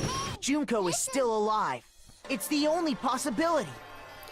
So the reason why he's saying that is, like, the body measurements matching across two people, unusual, but not unheard of, right? However, the tattoo was kind of the smoking gun at the end of things. The reason being, it is a specific tattoo that is only given out by that group to the members of that group. We don't know whether or not Junko was a part of that group, but I'll say this, it would be pretty fucking hard, as far as I'm aware, for her to be a part of that group, considering she was like a fucking fashionista and constantly doing photo shoots and shit like that. Like, their schedules are packed, right? So it was like, essentially, it would be like someone showing up with like a Yakuza family specific family's tattoo, and then like and then trying to claim that it wasn't them that like, or they like got the tattoo somewhere else. It wasn't as clear cut, but it is something that leans in that direction, and if you have nothing else to go off of, you try to follow it. Are you sure about that? Huh? I admit, since Mukuro is undoubtedly dead, Junko does seem to be the only other explanation. At least Byakuya is speaking devil's advocate here, because there is some missing info. But we saw her get impaled. She died right before our very eyes. Yeah. If Junko were still alive, the death we saw would had to have been some kind of charade. I mean, if we're assuming that that's Mukuro pretending to be Junko, but that just feels like such a self-insert if Junko is really pulling the strings. Why not just be in the game? But you yourself confirmed she was dead, did you not? Now that you mention it, I gently placed my hand on her body, touched her wrist to check for a pulse like they do in movies and stuff, but she really is dead. Wasn't anything else to say. She was gone. I checked and I can say for She sure. was dead. There's no question. Junko was dead. So, the idea that she's still alive Means that someone would have to fake her death for her. It must be wrong. Then you're withdrawing your previous statement? I know you gave it your best shot, but too bad. I guess your conclusion was a dud. Too bad, too bad. Not quite, Monokuma. This case hasn't been decided just yet. Damn straight, Kyoko. That's why you're a member of the Nyx family.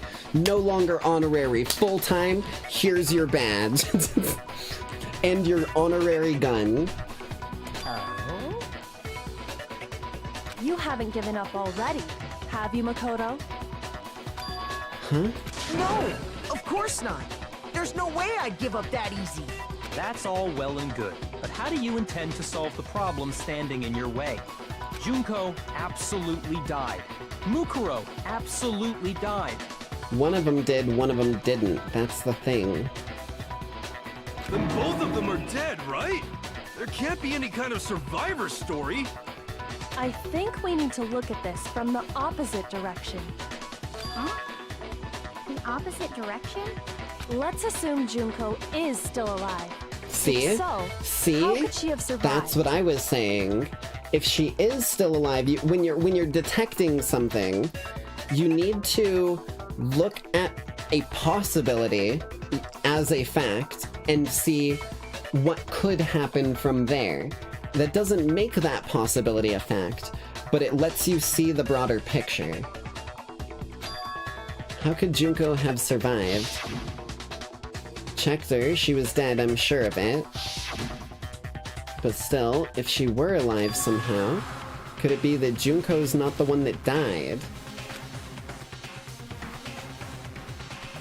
It wasn't Junko, but someone else entirely. I mean, okay, this would have been the thing to say, like, before jumping to the fact that it had to be Junko. Like, if this line here had been, like, one little quip back, then it would have felt much less like we made such a wide gap, but at least we're backing it up now. Maybe she used some sort of trick. Yeah, we literally put this together a few minutes ago. Okay.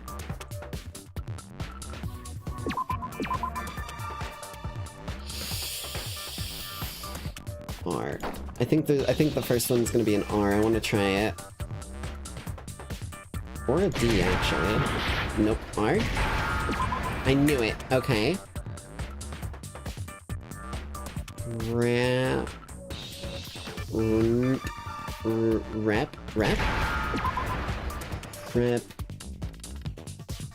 Replicate. Replicate. Or replica. Alright. Replica? Oh, fuck. Replace. E-D. Erectile dysfunction, baby. Replaced. Okay. Now I understand. She was replaced. Complete. That's it! What if she switched places with someone else? Switched places? That's right! Before the spears could kill her, she got someone to take her place.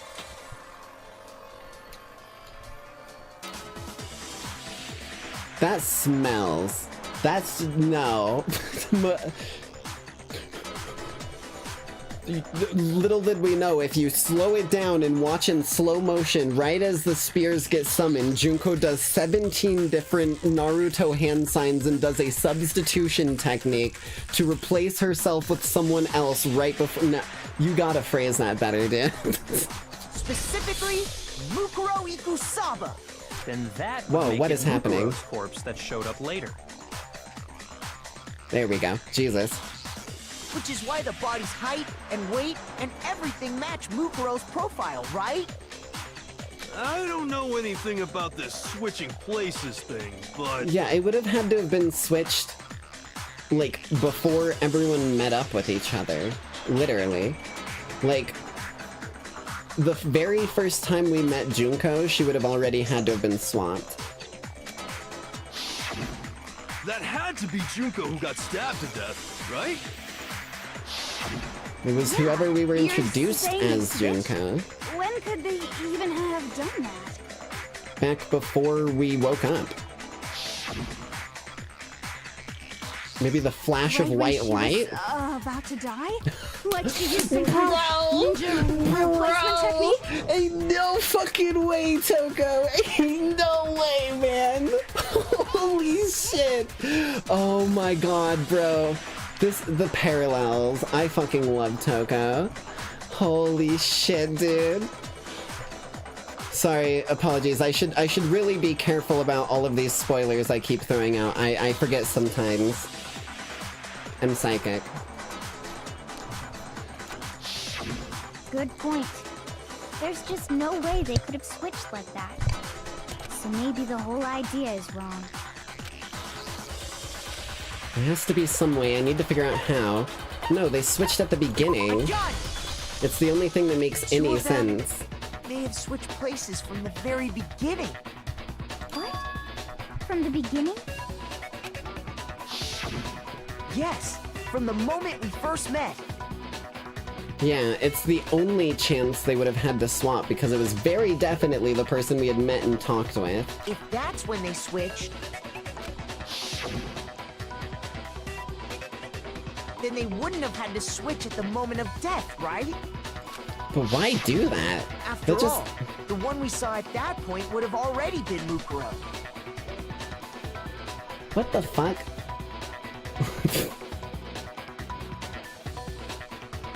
Why?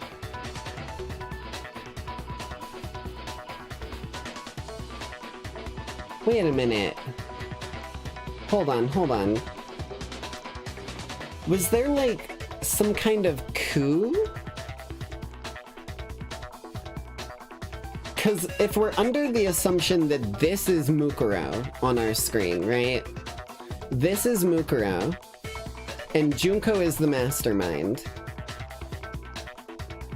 Mukuro was definitely from Fenrir, and definitely part of the Ultimate Despair. So why the fuck did Junko just, like, throw her under the bus like that? Like, literally just threw her into the death game when they were both aiming for the same goal.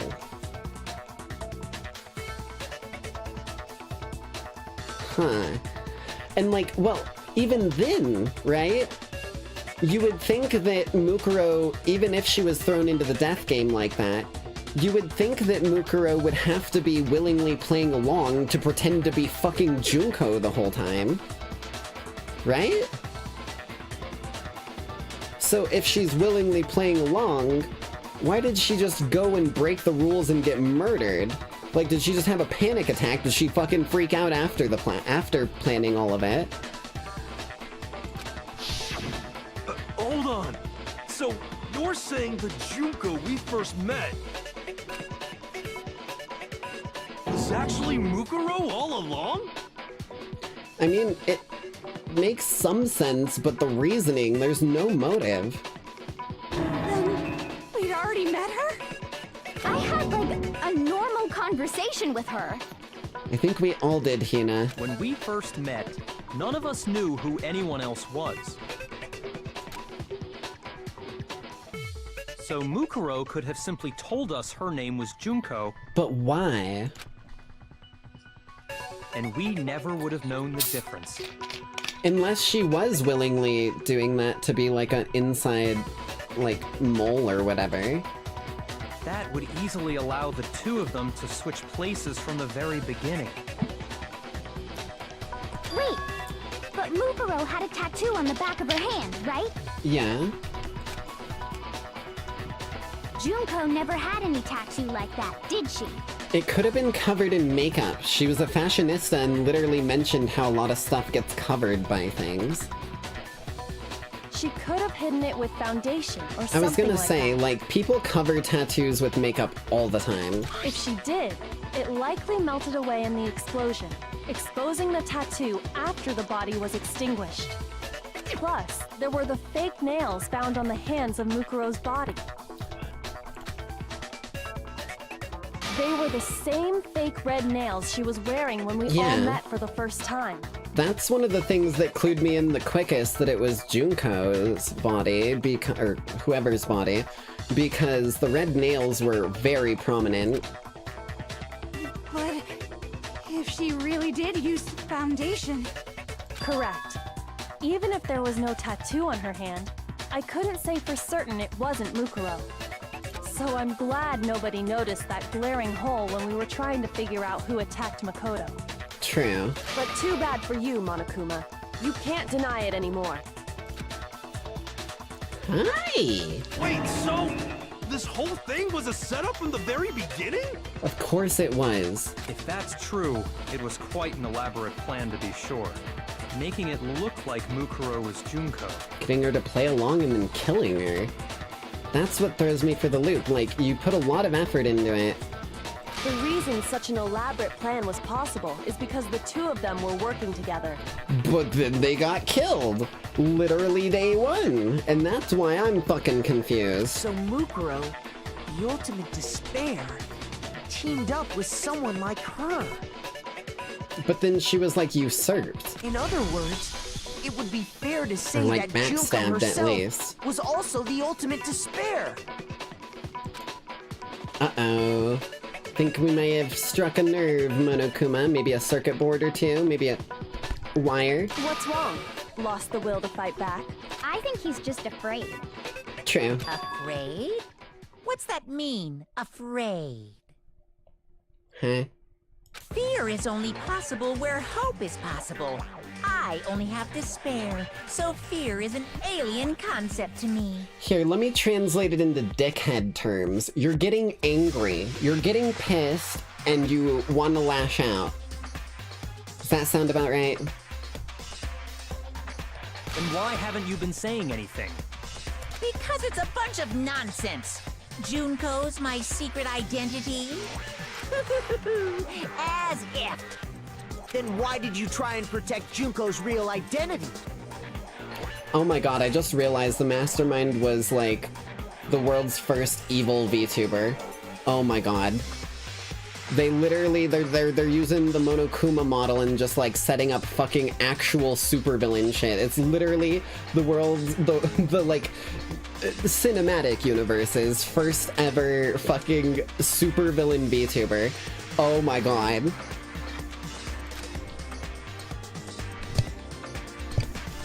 Like, he was sitting there and he went, Junko's my secret identity? Oh, come on. And then my brain immediately went like, yeah, that's what I'd say if someone, like, called out my fucking real name. I'd just be like, oh, please. Yeah, right. I tried to protect your identity? Monokuma's getting doxxed. He's getting doxxed by the fucking court of his own design, though. That's the problem. He created the game about doxing people, and now it's time for him to pay the price. When did I do that? So he still refuses to admit it, but he can try to deceive us all he wants. It doesn't matter, because I've already figured it out. He tried to hide Junko's identity, and not just once, but twice. The first time was during our latest investigation.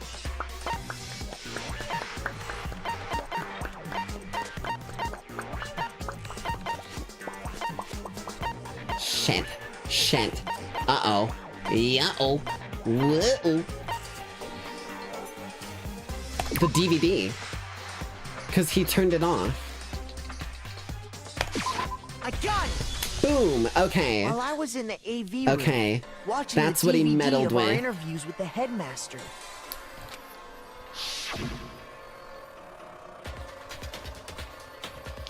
That was the one time he meddled during the whole investigation. Whoops. It wasn't just the monitor. The DVD player itself had apparently turned off, which of course meant the DVD wasn't playing anymore. What the heck just happened? Oopsie. Looks like it broke. Out of service. What? It just so happens to break just now? Now, then, when... It doesn't matter. Failure can strike anywhere, anytime. That's what failure is, right? You made sure I couldn't finish watching the Hey. video. And the reason you did that is because you didn't want me to see the real Junko, did you? Yeah, it's one of the people we didn't see in those. And Junko, oh my god, Junko's face was covered, Mike Wazowski style, in every single photo. Oh my god, I thought it was a gag, I thought it was a meme, it was him covering his fucking tracks. Oh my god, okay. Oh, yeah! If everyone was in that video, of course Junko would have had to show up. Oh my god. Saw the real Junko. They were real photos, they were just nitpicked. It would have been totally obvious that the Junko we met was an imposter. That whole power outage thing was just a fluke! Is that so? No, it wasn't a fluke. The mastermind definitely orchestrated that power outage. And that's not the only time they tried to hide I just looked down and read Monokuma in chat and started reading it out loud. That's not the only time they tried to hide Junko's identity. The mastermind tried to cover up one other piece of evidence. I've gotta reveal it. Oh, I don't remember this. Moment of truth? Oh, fuck me.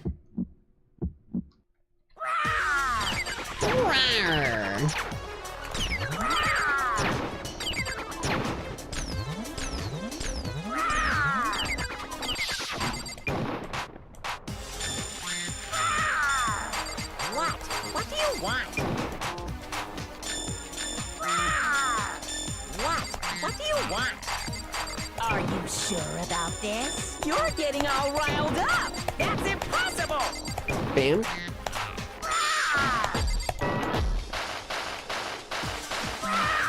Bam, bam, bam, bam, bam, bam, bam, bam, bam, bam, bam, bam, bam, bam, bam, bam, bam, bam. Oh, hell yeah. Final strike. I need the right one. Impossible! I tried to protect her identity. Group photo? Oh shit, it's the group photo. It's the group photo. It's the group photo. I found it. Bam, bam, bam, bam, bam, bam. It's the group photo. Goodbye, Monokuma. I literally sussed that out last second here, too. Break. The video wasn't the only thing you tried to cover up. You did the same thing with this group photo. Yeah, as soon as he mentioned that he didn't let us see the real Junko, it fucking neuron sparked all of those random little outliers that I had just kind of sweeped off to the side with the other irrelevant info in my spider web of the case. And then the moment that he said the words, see the real Junko, it was like a fucking spiderweb got thrown into the distance, caught both of those from the pile and perfectly fitted them as the final parts of the goddamn masterpiece. Holy shit, man. I noticed it just a little while ago, when we were all comparing the photos we got. That was crazy. In all the photos, there's a certain similarity, an unusual circumstance. What's so unusual about them? Mike Wazowski. The unusual circumstance. Splash in the face. Completely turned away, covered Mike Wazowski style. I got it! Junko's face, baby. Junko's face. The one thing common to every single photo is that you can't see her face.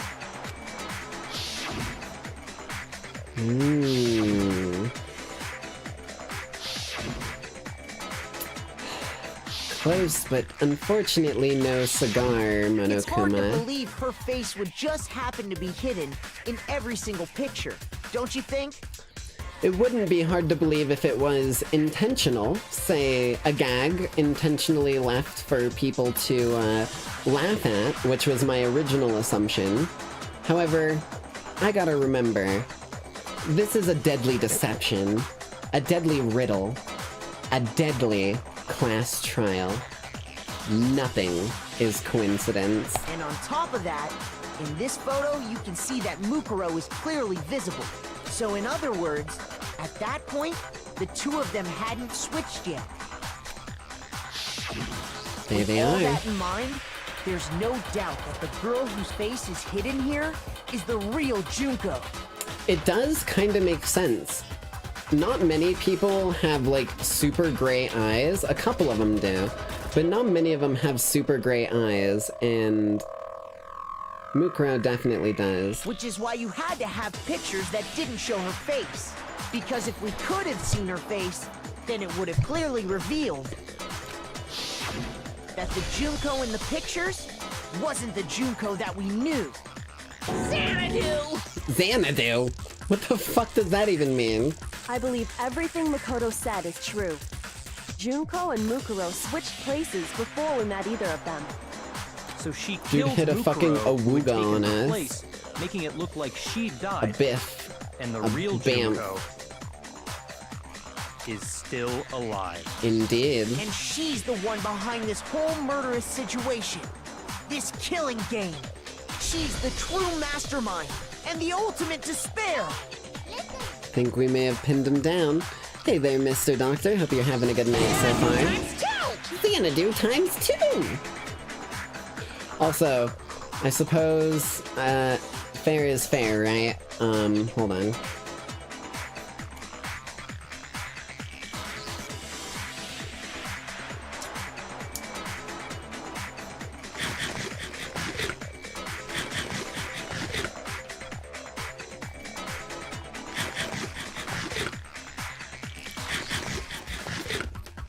Okay. Well, unfortunately, I have lost the privileges of the detective hat. Very, very sad day.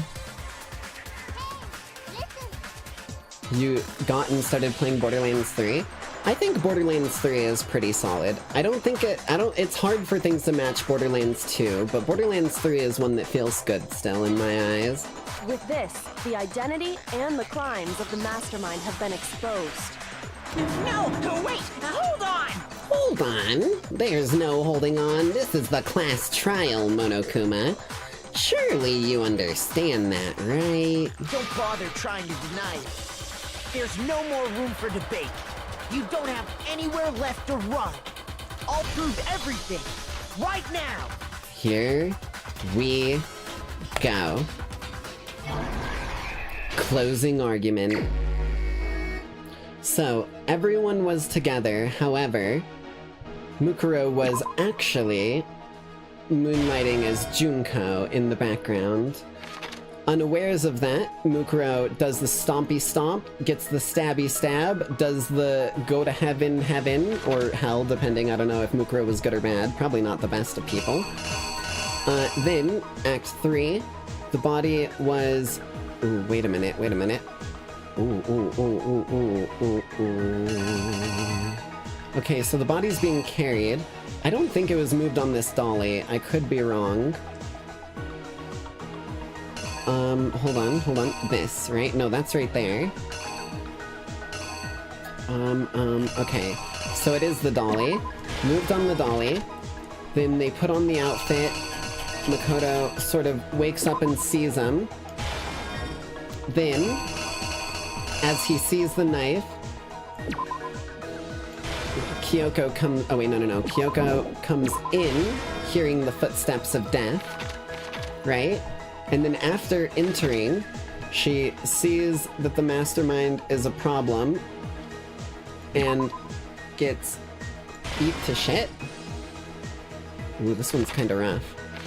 Okay, we'll just move forward from here and we'll come back to cover after.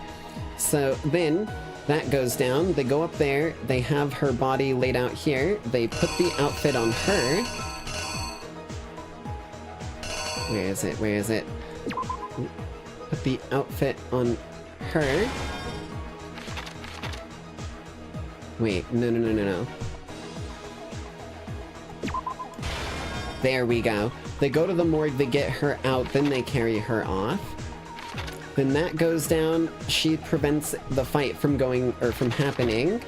Then they get the outfit on her and dress her up to be set off like this.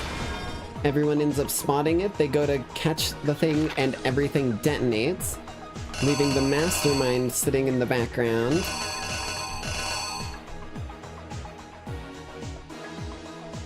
Like that. Hold on. I don't think that book's necessary.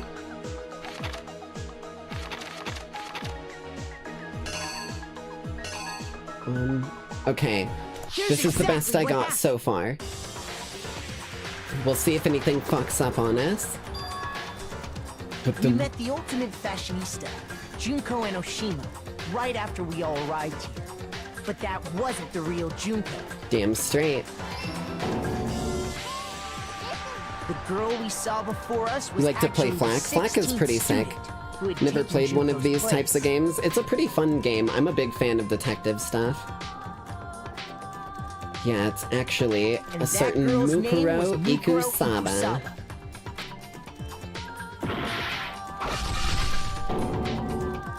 But it wasn't long before she died at the hands of Monokuma. In other words, the mastermind, Junko and Oshima. Damn straight. Hell yes, okay. Her body was kept in a biolab, which had been converted into a morgue, until Junko decided to put her body to use. Pull out the body, uncover it, and put it right in the perfect position. Junko dragged the body out of the biolab, using the tarp to carry her to the garden. She fabricated the murder to try and frame Kyoko, who proved to be one big thorn in her side. Okay. Meanwhile, she wanted us all to think Mukuro was still alive and hiding somewhere inside the school. Ooh. Didn't lay out my reasoning right. I need to rearrange the events. Okay. So then they put on that and grab the knife from me. That's gotta be the thing that goes there. Yeah. Here's exactly what happened. Okay. Meanwhile, she wanted us all to think Mukuro was still alive and hiding somewhere inside the school. Hell yeah, okay, it was the knife. Excuse me, you're in the wrong dormitory wrong dormitory. You need to be going back to the second floor where you've been staying this whole time. After making sure I'd gotten a good look at the mask, she left the room. Okay. Then she put the same mask on Mukuro's body. This was all to make us think the person who attacked me and the corpse were one and the same. Damn straight. She wanted us to believe the murder had only recently taken place. Nice, and then we find the body. And kablooey! Leaving nothing to be properly discovered. By strapping a bomb to the body, she was able to destroy any remaining evidence. She needed to hide the body's true identity. She had to make sure we didn't find out it was actually the same person we'd met in the beginning. This is the truth behind Mukuro's murder. Damn straight, The one who Makoto. carried it all out is the true mastermind. The one controlling Monokuma. Junko Inishima. The real Junko Enoshima. Okay. Break. Complete. I totally got that line That's the whole right. story behind this incident. Well, what do you have to say to that? Have we got you pinned by the tail now, Bear? No more honey left in the beehive? What? Are you broken again? No, they've ran out of the actual Monokuma control room. That's my Get out estimate. of this, so don't even try. Yeah, they're not controlling him, guys. This is a remote control robot, don't forget that. Come on! It's time you finally revealed yourself! We need to move, we need to leave this trial right now. They are making a fucking run for the front door. It's not like you're an endangered species Am or I something. the only one who has How long do you fucking plan to object keep permanence hiding? here? I cannot be the only one who has an understanding of object permanence, and the fact that that object is not the permanence of the master. Oh my god. Well, time to get the bad ending as Junko just books it out the front door. Give it up, Junko. The game's over. You guys can keep saying shit. It's turned off. There is no Wi-Fi on this, dude. Over. Oh, never mind. I was wrong.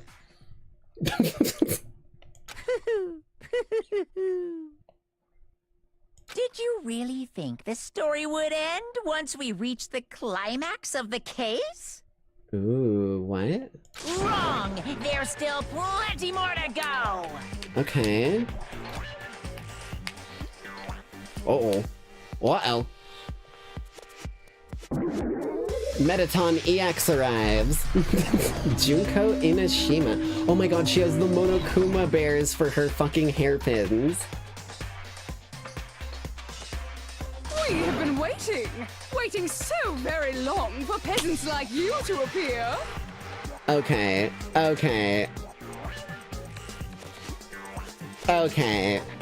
You can drop the accent. I know better than that. There's no way that's what you sound like. If you swear your fealty to us, we will reward you with half of the entire world.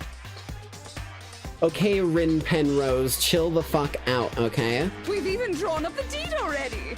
We will grant you honor, status, in some of our home cooking. Ooh, okay.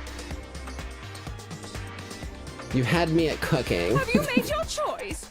Will you serve under us? Bro, what? Bro, what? Bro, what? Hold on.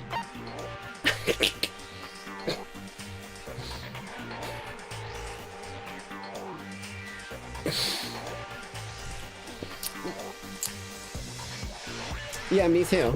Oh, did you think I was being serious? Yeah, I had a Sorry. feeling. I was just messing with you. I had a feeling. It's been so long since I've had an audience.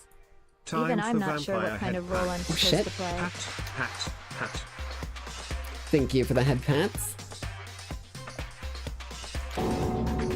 This is the mastermind?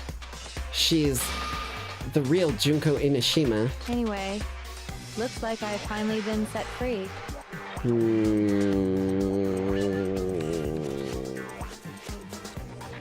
Why are you talking like this? I don't trust this. Having to play Monokuma all the time, day after day. It was like I was stuck in purgatory. Or like a slow suicide. I get bored so easy, you know? She has this just, like, emotionless, toneless voice. I don't like it. Your face! Huh? She's What still about my covering face? it. What's wrong with my beautiful face? People have told me I'm cuter than 100 chihuahuas combined. You want to know what this voice acting sounds like? I know it's not, but you want to know what this voice acting really sounds like to me? It sounds like AI voice acting. I know it's not, but it's so toneless, emotionless, and like funky. It just feels like when you have that AI voice acting shit in games.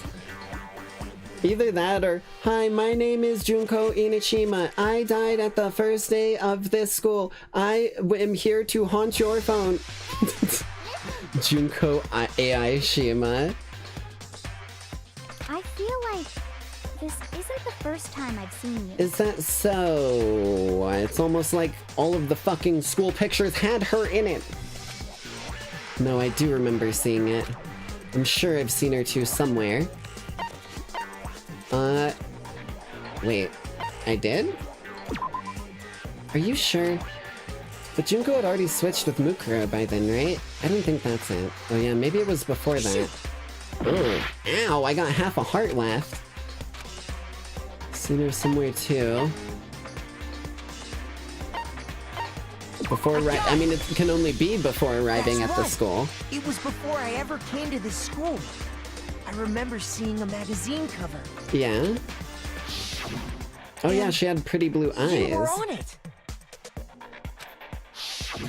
Wow, you have a pretty good But memory. her eyes are definitely gray I now. guess that's why you've made it this far, huh? So I was right.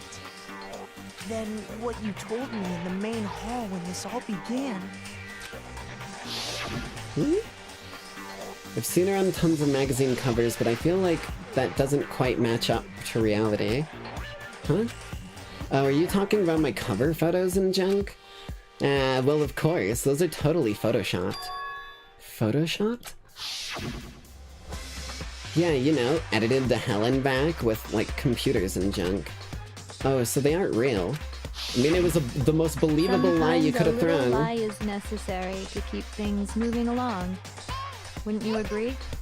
Do not be making jokes like that. That is a timeout. We do not even play around with jokes like that on this channel.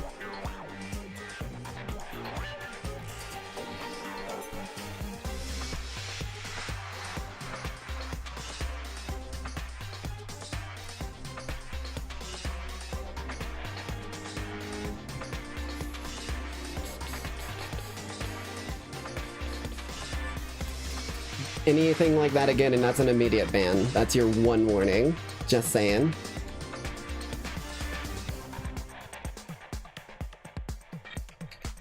Okay. That explains why she didn't quite seem the same. Because she was a different person all along. I'm me. And Mukuro is Mukuro. She tried Okay. her best. But there's just no way she could have passed as the ultimate fashionista. Two people can never become one as long as the walls of mind and body exist. What is this philosophical shit you're going on here? Not even if they're twins. Twins? I know. It's such a cliche, right? Wait. I'm almost embarrassed to admit it. Oh. What the fuck? Okay. So that's why- wait. So that's why they looked fairly similar, but not So quite. basically, Mukuro and I had your stereotypical twin relationship. The older Interesting. sister, tough and proud. That was Mukuro. The younger sister, smart and cute. That was... Oh no, is this why you literally back- Me! Junko fucking Enoshima! Oh shit, okay Junko. We're going this direction, okay. And together, we were the Despair Sisters, aka the Ultimate Despair! Despair! Okay, okay. Interesting. But wait. You still killed her. Like, you literally murdered her in cold blood. Day one. How the fuck are you acting like you like her? Whoa! She's a totally different person now! Like I said, I get bored easy as hell. I even get fucking bored with myself. Bro. Okay. But if you're twins, why do you have different last names? Oh, that again? You have any idea how many times people ask me that shit? Maybe it's new to your dumb ass, but it bores me to tears. Answering the same questions over and over? I mean, names are names. It's not something that's set in stone. You can give your kid a different last name. Just make up whatever answer you want. I don't give a shit. The truth's fucking lame anyway. The truth's fucking lame anyway.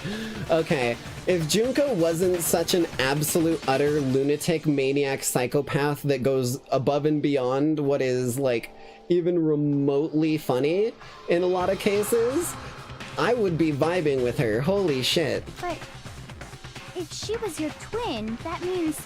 Yeah, that killed your own exactly. sister? I mean, I also did, but mine's still around as a ghost, and I'm making it up to her, okay? Eliza's hanging around. It ain't just an over and done with, I'm gonna use her as a prop for a future murder. No, she's hanging around, she helps me out, and she ensures that people get out of bad scenarios if I'm not there to help them. And for reasons deeper and darker than the ocean. Stage name or whatever, that could be it too, yeah? Well, I suppose I'd better explain. Apparently, she's a bit of an acteur. She prefers to do things a bit wildly, it would seem. I'm not quite sure exactly what it is that you have going on with you, Junko, but For my I plan can... to work, someone had to be able to control the killing game from behind the scenes. The so-called mastermind had to operate Monokuma, keep an eye on everyone, things like that. That does make a lot of logical sense, if I'm being completely honest. But after looking at the situation, I determined it would be impossible for Mukuro to perform such duties. Aww. If only she had shaped up to be a better star pupil. Because naturally, she turned out to be the letdown of the family, leaving me behind to run off and join some band of mercenaries. Such a disappointment. So are these all roles that she plays, or does she have, like, fucking dissociative identity disorder and she's just switching left and right? So, I decided to play the role of director and have her join the rest of you in your school life. The fact that she's switching these and not losing track of what's going on the way that Toko does means I don't think it is dissociative identity disorder, because Toko's is more accurate to DID. Typically, there's an amnesia gap between the two of them, or like however many there are, and with her switching just on the fly like that, feels much less like DID. I could have let her work alongside me, but she would have been useless to me that way. That's what she said, yeah. She said she gets bored with herself, so I'm assuming it's just her, like, playing roles, but I was like, that is real rapid of a switch up. Besides, 15 students seemed like a solid number to start with. Of course, the fact that she was the ultimate soldier posed something of a problem. Okay. She had what I call the three atrocities. Atrociously rank, atrociously filthy, atrociously repulsive. It was atrociously clear just how out of touch she was with the rest of society. Interesting. Meanwhile, Okay. my ultimate fashionista status has an undeniable appeal that I didn't want to go to waste. And that's why you switched identities? Sadly, her inability to match my personality was even greater than I'd calculated. It was a lost cause. Interesting. She was nothing more than a bit player, an extra unworthy of lines. Damn, that's quite harsh, Junko. Are you sure you want to talk about your younger sister, or older sister that way? Being the utter disappointment that she was, anyone would have expected her to get killed off right away. Well, I suppose no one will get that opportunity to experience whether or not that would happen, considering you just decided to kill her off yourself. Which is precisely why I killed her. To Bro. meet everyone's expectations. I didn't expect it. I'ma be real. I didn't expect it. So my expectations were not met, Junko. You failed in that regard. Can't be your only reason, can it? Well, no, of course not. I also did it to avoid becoming bored. I've never been a stickler for following the plan to the letter, you know? Bro. If I planned everything out and knew just what was gonna happen... She's changing fucking art styles on us, dude. This is fucked. You can't just change art styles. So, I changed things just a bit and decided to use Mukuro to make a little point. In other words, Mukuro's death was a one-sided, premeditated act of betrayal. True. Just as I suspected. Which does, however, still leave you as the mastermind behind the murder. And still the culprit. And still in need of an execution, my friend. When Mukuro was killed, she must have been as surprised as anybody else.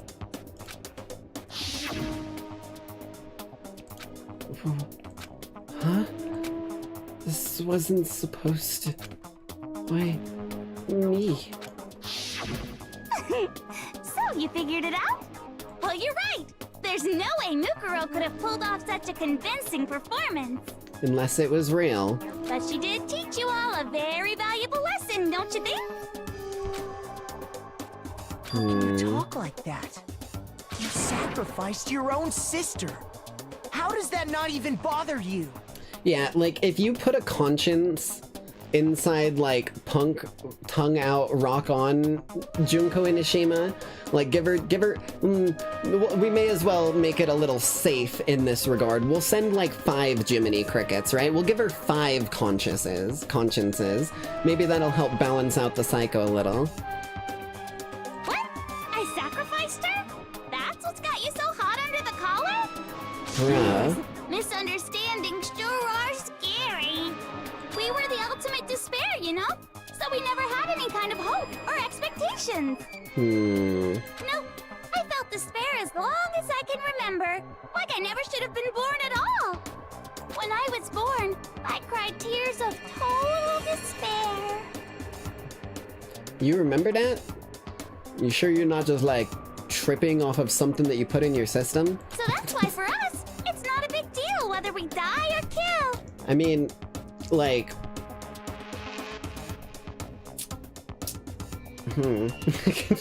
Doubt. X to doubt. We're just those kinds of people. We can do anything. We've always been filled with despair. So when we do something, we go all the way and live without regret.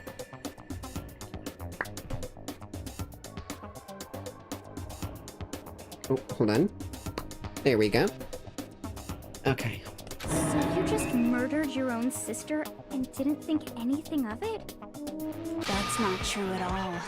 Oh, now we got the fucking sad one? She's like crying. We were twins. How could I not be sad? Why does she have mushrooms on her head? That's why it gets me so... I guess she's... excited.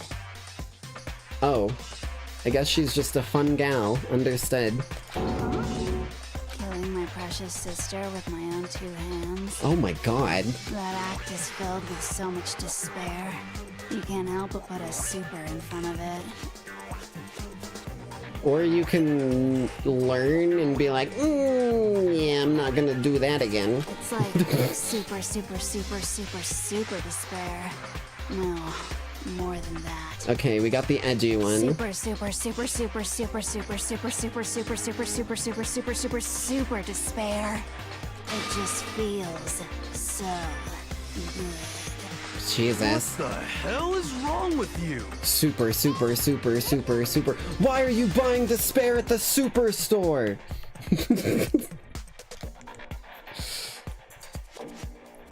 Oh yeah, I tossed mod to you since you're modded on your other one. That way you can have control over things on both sides. And my sister too. In that moment of death, I think she must have felt that despair. After all, to be murdered by your own sister, and only as an example to someone else. She must have died feeling such excruciating hopelessness. I'm so jealous of her. Super jealous. Oh my god, dude. I knew You're a couldn't be freak. just some ordinary You're more person. of a freak than There's some Toko, kind of dude. Abnormality.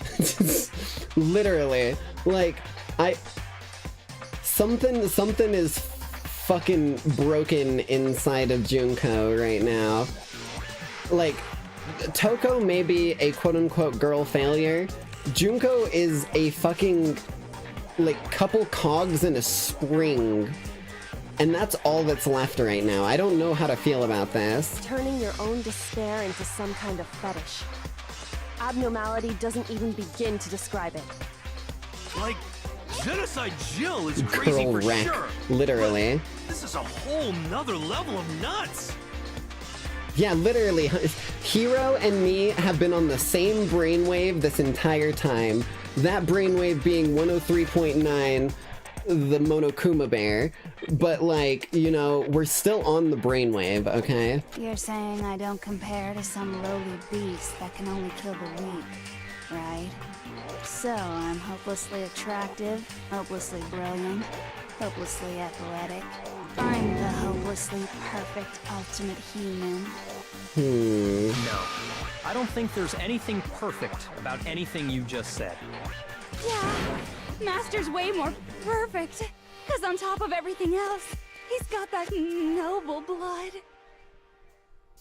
Huh? Don't you mean had that noble blood? Ooh. Right, because he's like an aristocratic progeny or whatever. It threw me for a loop. He's been... That's why... Oh... That's why he's been such a fuckbag about being constantly, like, trying to prove himself, even though he was trying to hold him... Like, he was holding himself above everyone, but he was still acting like he was trying to prove himself to someone. And that's why... What did you just say? What do you mean by that?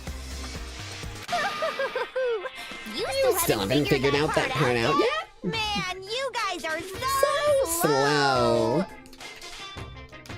Of course, Monokuma's just one of her fucking styles. You haven't even solved all the mysteries, and yet here you are, yapping away! Are you talking about our memories? You've already solved this mystery, right? I'm the killer! So how about the next one? Maybe you should solve the riddle of your missing memories. Then you can start gloating. Damn straight! That's exactly what we're going to do. We're going to solve all these mysteries. Damn straight. And then we'll have our victory! I can't wait!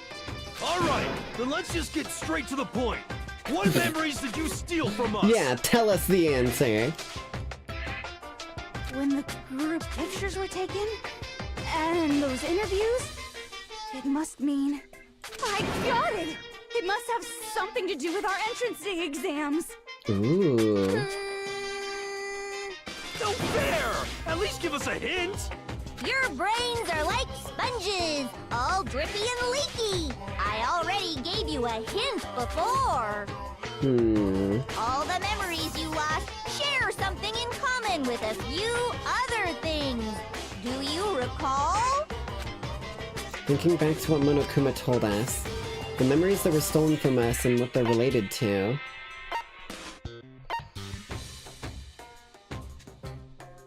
They're related to the motives. I got it! They were, yeah. You're talking about the motives you provided to try and get us to kill each other, right? So you do remember after all. Well, I would hope you wouldn't forget something so important. It was stupid of me to even ask. I apologize from the bottom of my heart for my bad manners. Ooh. Okay, give me a quick minute here. I gotta run to the bathroom and grab a snack, grab a drink. But it shouldn't take us very, very long here. It'll probably be shorter than a lot of the other breaks, because I'm not grabbing a proper, like, full-on making a snack and whatnot, but I'm just grabbing some stuff. So give me just a minute here, and we'll be right back. I wanna make sure I've got some popcorn at the ready. Not actually popcorn, but I need something to snack on while I watch Monokuma get fed through the fucking chipper, because I can tell that's coming up here soon, so... Give me just a few minutes here, I'll get some vibes kicking for y'all, so you've got something to listen to. Where is... bathroom? There it is. Boink. Okay. Give me just a few minutes here, and I will be right back.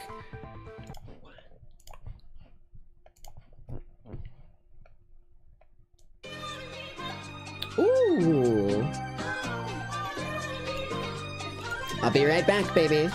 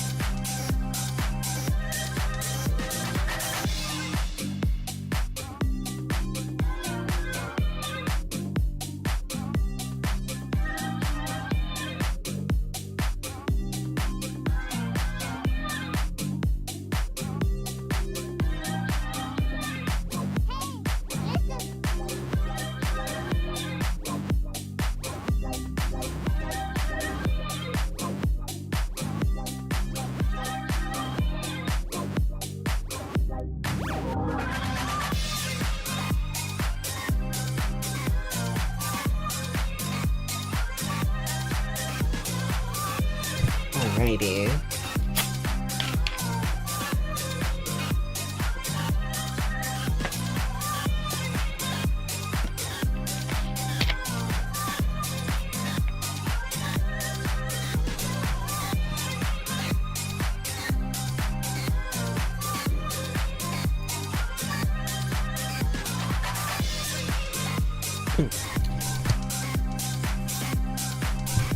Okay.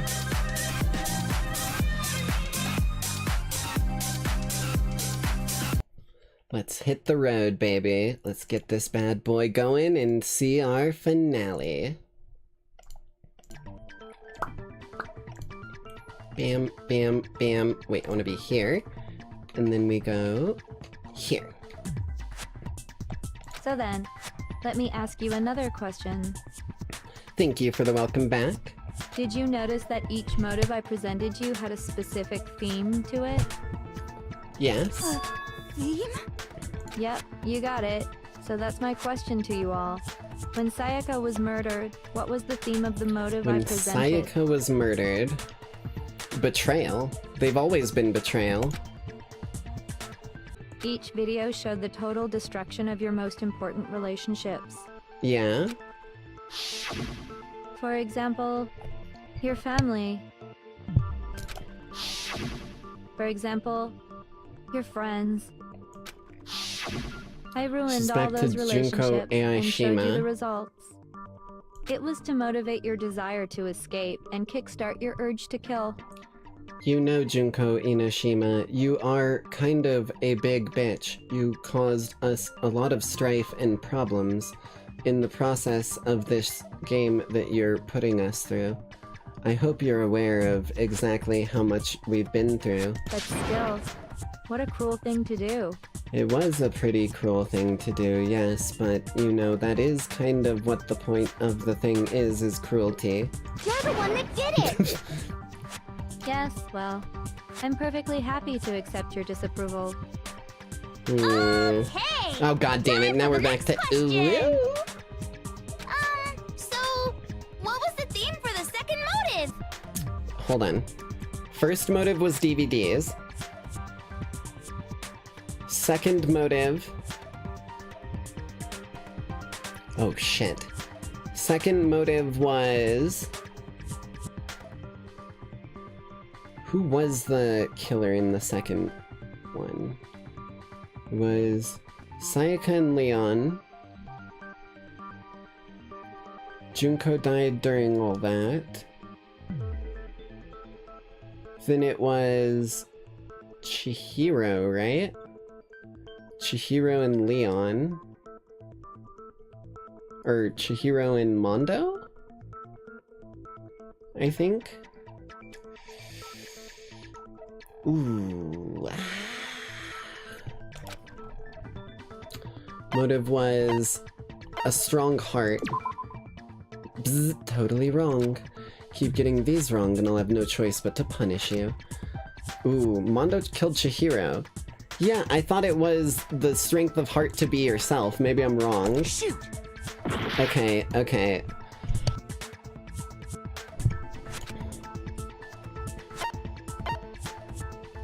Oh no, it was telling a secret. That's what it was. It was spilling a secret about each of them. Our past, right? Yeah, it was something that they didn't want told. Yay! Makoto got it right again! That time, the theme was...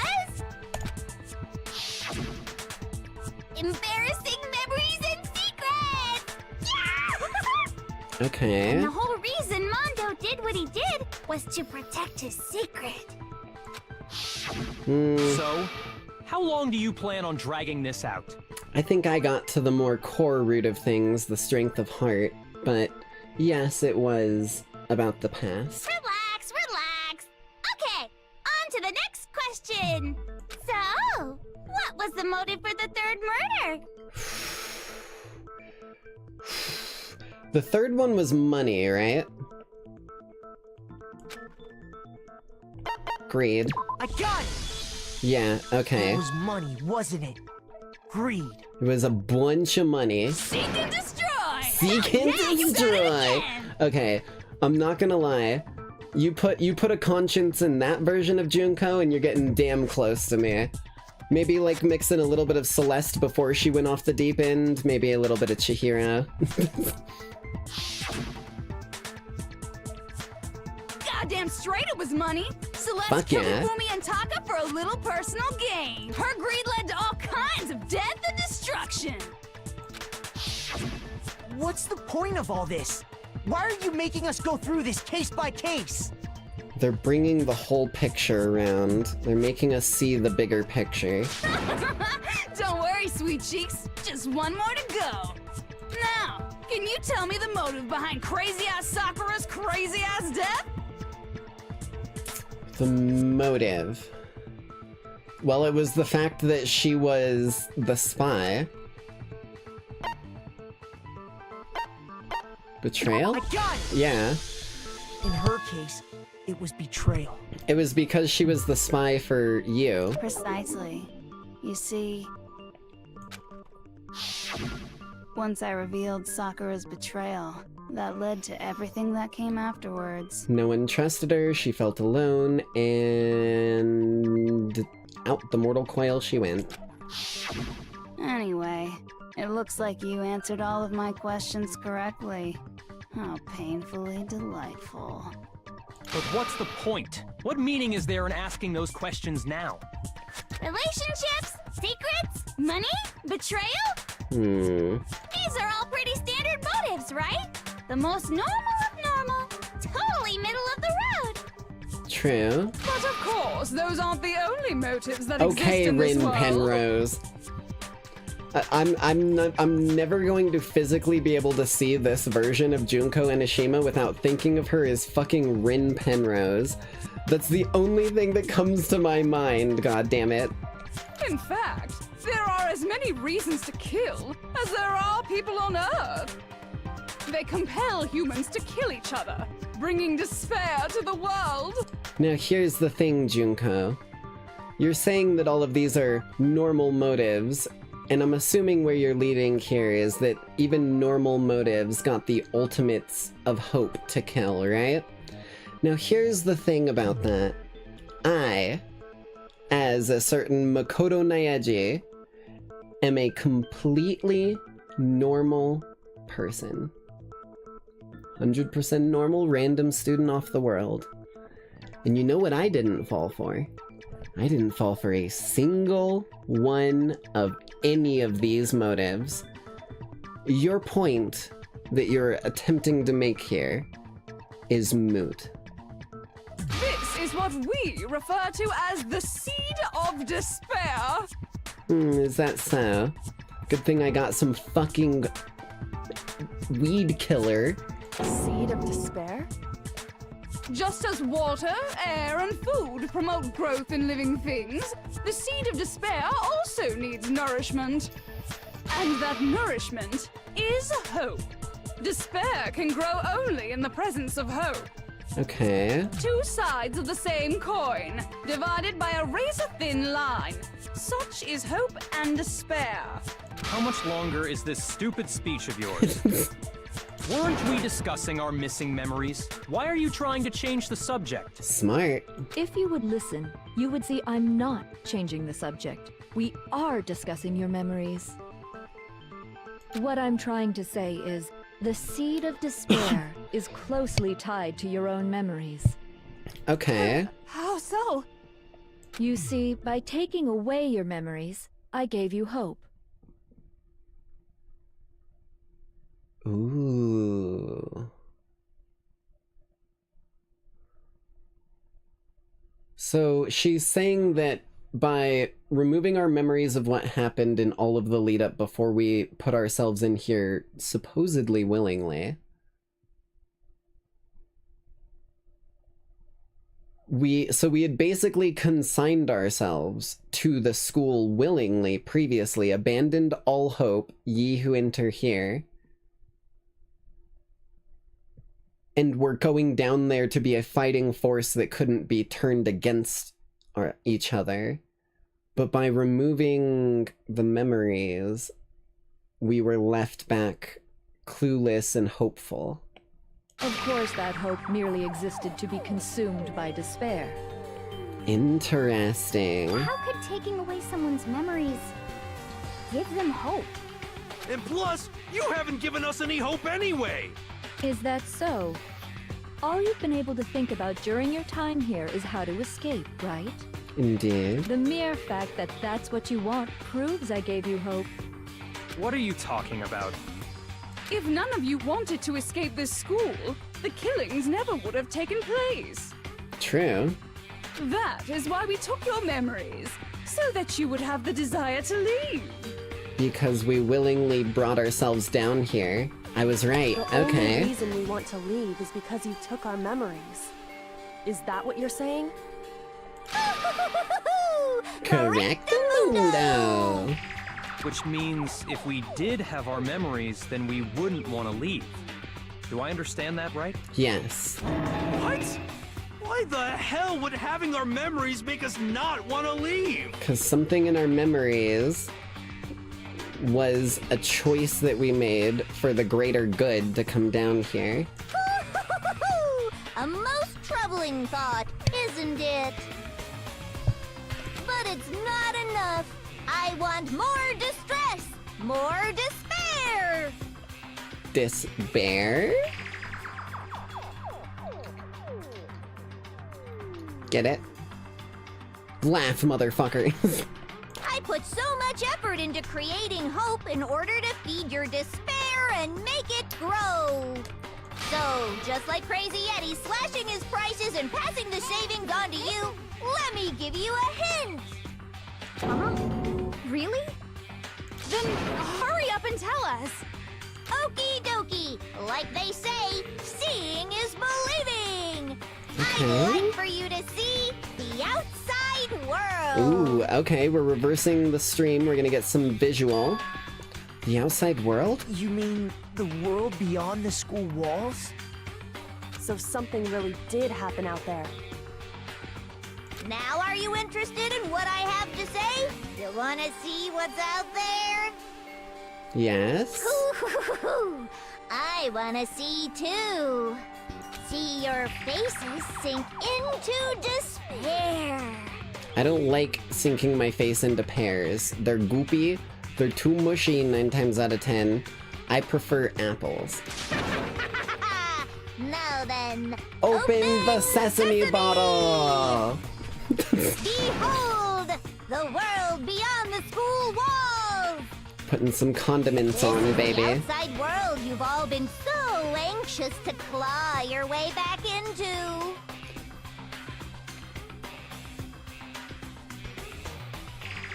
I just realized something.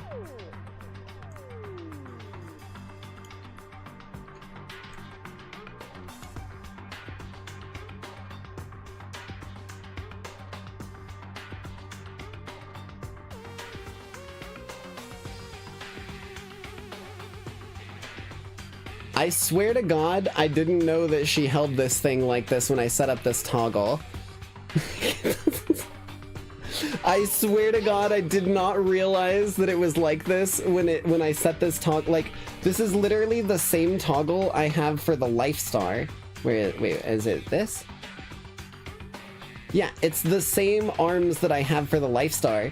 I was just like, you know, if I'm gonna bring something in for the game like I always try to or whatever as a prop, it's a fucking bear. I may as well just like hug him in my lap.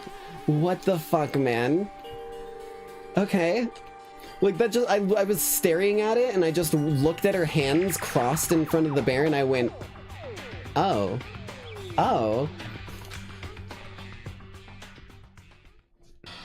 Ooh. Oh god, what have I done? What have I done? There we go. Oh my god, what? The fuck? Okay, okay. Yeah, right. Yes, thumbs up, totally. That's what's going on here. I believe you. This totally looks realistic. Nothing about this feels like it could ever be photoshopped or edited.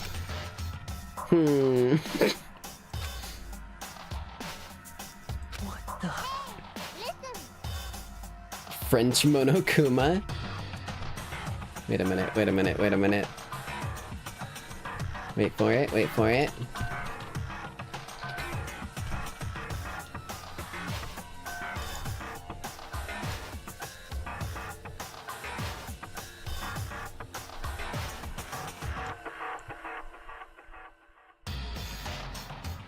Wait, it's not the same mustache, I just realized that. What the hell?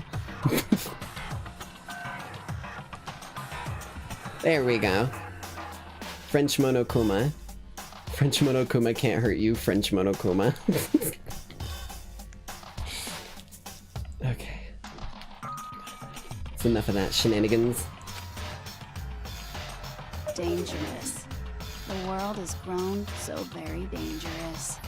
That's what What are you talking about? That's what this means. None Shit, of this my makes bad. any sense. What am I looking at? This is a scene from a movie or something, right? What you just saw. All of you should recognize it. We should recognize it? What about it should we recognize other than Monokuma's face? The whole thing is insane. That world is locked away within the memories that were taken from you. Ooh, okay. If you can't remember, please just try. Do your best to try and recall. Wait, so she must have been doing some shit from down here, like, for a while before we came into the school. Wait, no. No. You've given us evidence that contradicts this, Junko. The pictures of us all together at the fucking school? There was no chaos like that going on outside. So if you expect me to believe all of that started since we got in here, I'm saying hot bullshit, dude. Better kick your brain in the ass, cause it's up to that gray lump whether you live or die.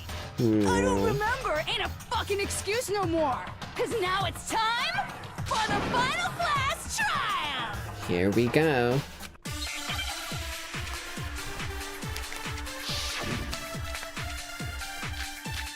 Group photo, memory, Kyoko and Headmaster, locker, notebook, locker, pocketbook. The notebook is for, Yasuhiro. Remember or die! What the fuck happened outside? You want us to remember or whatever, but when it comes to that crazy, confusing video you showed us, I don't understand a damn thing. What's the meaning of the footage we saw? Is this another one of your practical jokes? I mean, you're telling us to remember, but what am I supposed to be remembering? Nobody can remember anything. This is the end for all of us. Wait. What other choice do we have? Wait a minute. Kyoko and the Headmaster. Hold on. Kyoko remembered that the Headmaster was her dad, didn't she? Ooh.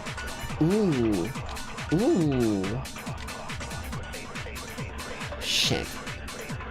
Wait, but the group photo. That's what I was saying earlier. The group photo, right? That was one of our bullets, wasn't it? I mean, how can she show me something so incomprehensible and then just say remember? Every one of us has lost our memory. It really is hopeless after all. Wait a minute. Hold on, what are my options? Group photo, Genocide Jack. Oh wait, Genocide Jack's memory. You want us to remember or Wait a whatever, minute. When it comes to that crazy, confusing video you showed us, Genocide's Jack memory is a gap. It probably didn't wipe properly. What's the meaning of the footage we saw? Is this another one of your practical jokes? I mean, you're telling us to remember, but what am I supposed to be remembering? Nobody can remember anything. Bam. Yes. Okay. I was like, it's gonna be hard if, like, Toko walks in, then Toko gets her mind wiped, I would be my guess. She might remember. Yeah, because if Toko walked into the school and passed out, it would probably be one or the two, because they're completely separate. Who might remember? The other Toko. Genocide Jack. Yeah. I mean, it's a long shot, right? but like when you look neurologically at people with actual dissociative identity disorder, which is very similar to this, granted they don't turn into fucking psychopaths, it's just other people, but like there is like, while there isn't a physical blockade in the brain, it literally, like, parts of the brain stop functioning and other parts of the brain start functioning in the memory region. And there is like a inherent thing between that makes it hard for any memories to slip through the cracks unless you like go through extra shit on it. I was kind of looking into it a bit because it was like a pseudo-related topic to the style of incarnation that I was going for. Not quite what I ended up going with in my lore, but... The two of them share certain kinds of knowledge, but their memories aren't linked, right? Yeah. I see.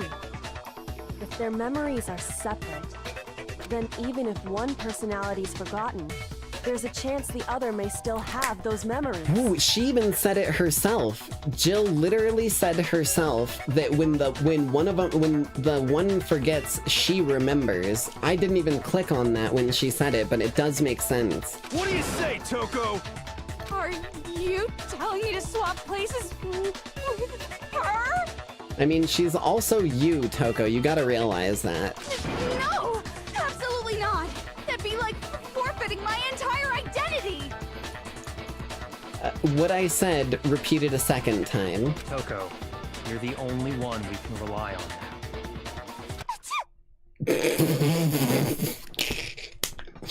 That was a quick switch up.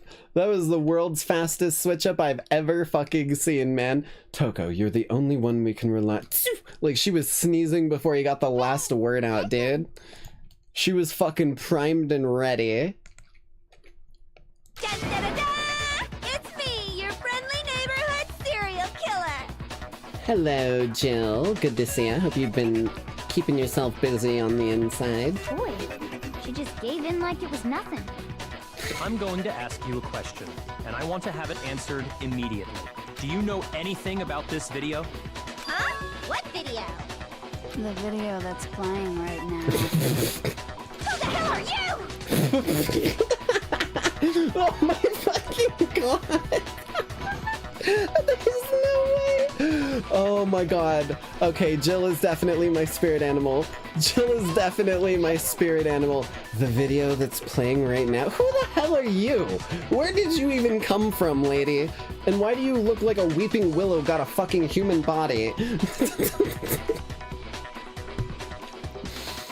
Oh my god. Oh, I'm the mastermind. Oh, nice to meet you. Figures. Fucking figures. Nice to meet you too. That's enough! Just look at the stupid screen! Aye aye, Roger, you got it, Captain!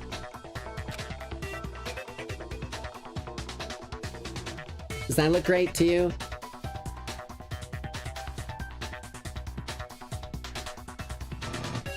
Well, does it look familiar? I don't have all the details, but... Of course it does! Hmm? Then you remember all the stuff it's showing? Of course I do! Uh-oh. Uh-oh. Uh-oh. So you didn't lose your memory after all. Then why didn't you say something earlier? I only answer questions when someone bothers to ask me. I'm the quiet type, you know? Bro. Oh my god, she's the worst liar in the world. Yeah, but we love her for it, let's be real. More importantly, if you really do remember, what is it? Huh? What's the matter, Master? Do you really not remember the tragedy? Whoa, wait, what?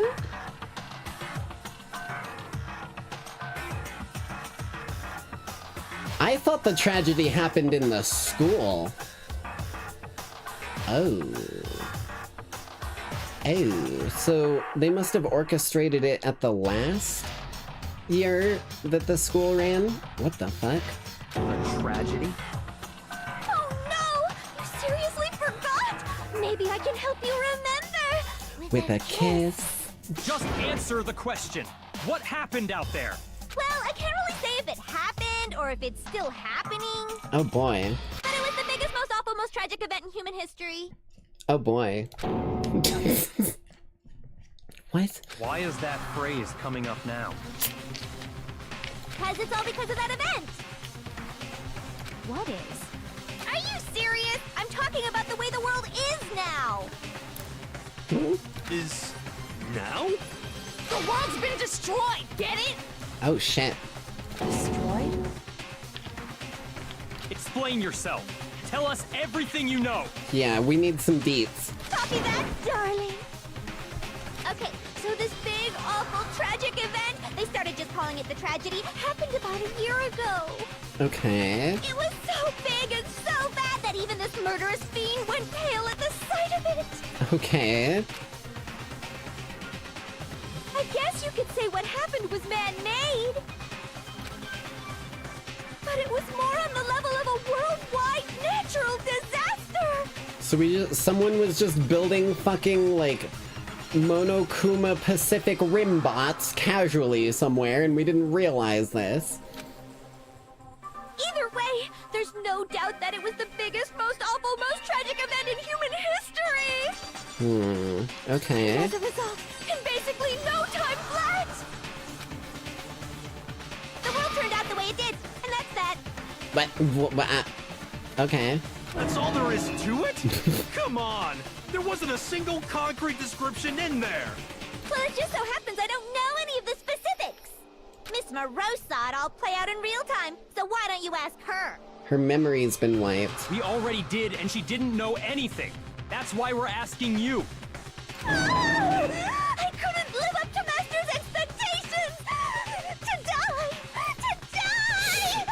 Bruh. I can literally see her, like, grabbing at the collar of her shirt, leaning back and reaching her arm upwards like she's gasping her last breath, fucking doing a goddamn Shakespearean play.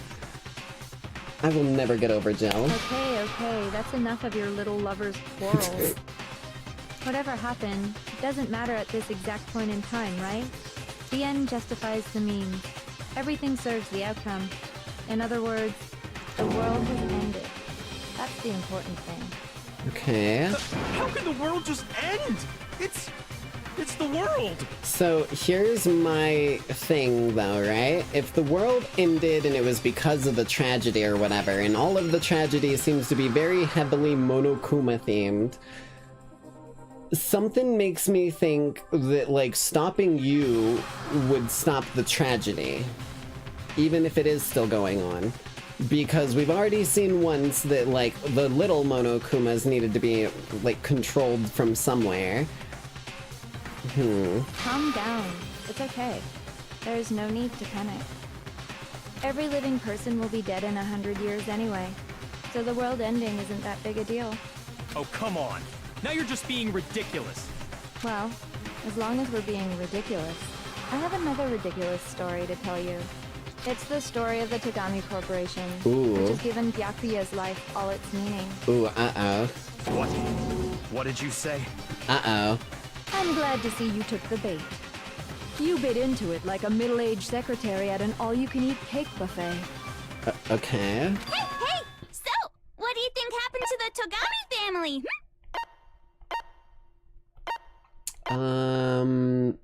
The Togami family ascended to the sound of angels. Well done, peasant. Are you a Togami member? Because you're certainly fucking acting like one right now, Rin Penrose. But I didn't say anything yet. I just got so fucking bored waiting, I couldn't help it. Blech. Even if you're wrong, eventually you'll figure it out, right? Till then, you're just going in circles. So, no matter what you pick, you get the right answer. Pretty innovative, don't you think? Byakuya, roundhouse kick that thing. But do you think it might be a disease? Getting bored so easy, I mean. Do you think I might be sick? What? Anyway, like I was God damn it, saying, not again. Byakuya's entire lineage has been totally annihilated. What? What the hell are you talking about? Okay, I'm gonna be real with you, Monokuma. I'm gonna tell you one thing right now. and I know you can't hear it, and that's the beauty of it. If you tell Byakuya Togami that he is the last surviving member of the Togami family, you have created an unending, undefeatable enemy. If you tell him, you can try and say that the whole family fell around him or whatever. If he's the last one left, he is the sole inheritor of the Togami name. He is the sole person who can continue that, and that will fuel him beyond anything else. I can confirm that his entire family has died. Even the distant relatives. The Togami name has perished. Except for that one. And you have just set yourself into a checkmate in a couple turns. Stop with these idiotic jokes! He might break down, but he will realize what it means. Stop! And said with such authority. A peasant would dare challenge us?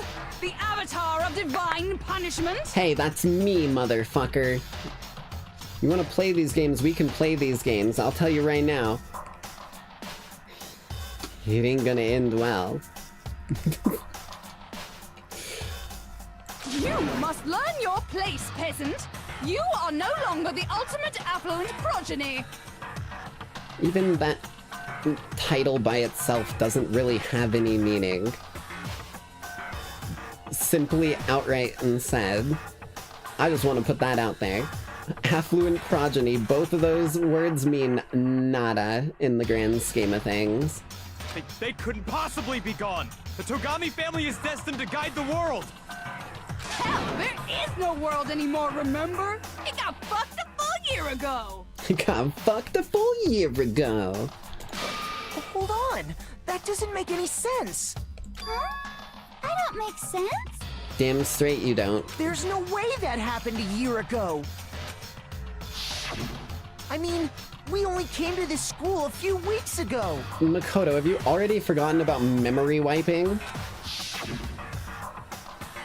If some kind of world-ending event happened a year ago, then how do you explain the totally normal world we were living in up till then? Have you considered the possibility that you're mistaken about that?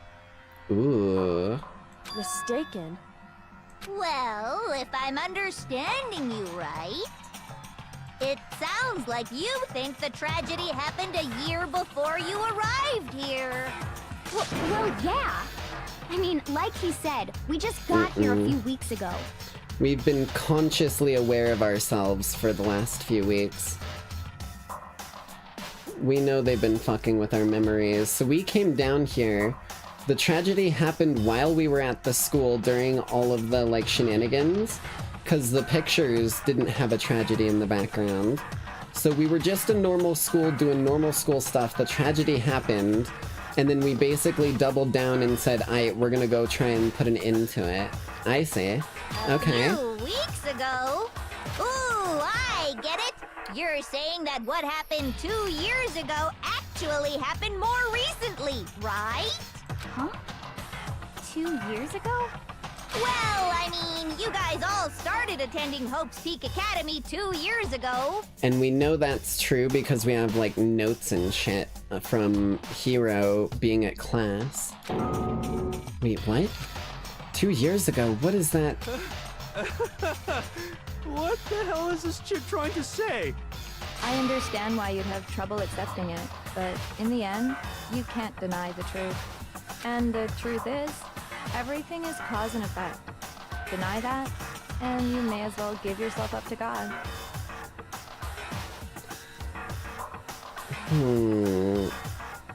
Everything may be cause and effect, but new causes can cause new effects. So, you must surely understand all the hints I've given you so far, right? Have you ever heard of quantum mechanics, Junko?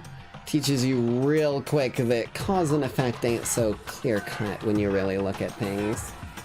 What are the memories I took from you? Come now, answer us. Answer with all your heart and soul. She took all of the memories of us attending the school. How are we supposed to answer? I just don't know what's going on anymore.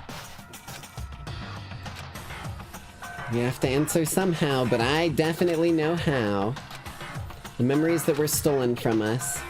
If what she says is true, we came here 2 years ago, but the rest of us only remember getting within the last few weeks or so. So the memory she took from us is the life at Hope's Peak. I got it! If we accept that what you say is true, then we've all lost our memories of the last 2 years after coming to this school. Nope. Nope. No. No.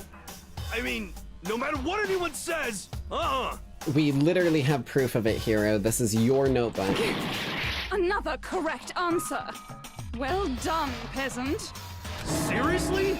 This routine again? We've lost 2 years worth of memories? Hopefully we'll be able to get him back, but maybe we can put an end to this once and for all. That's right.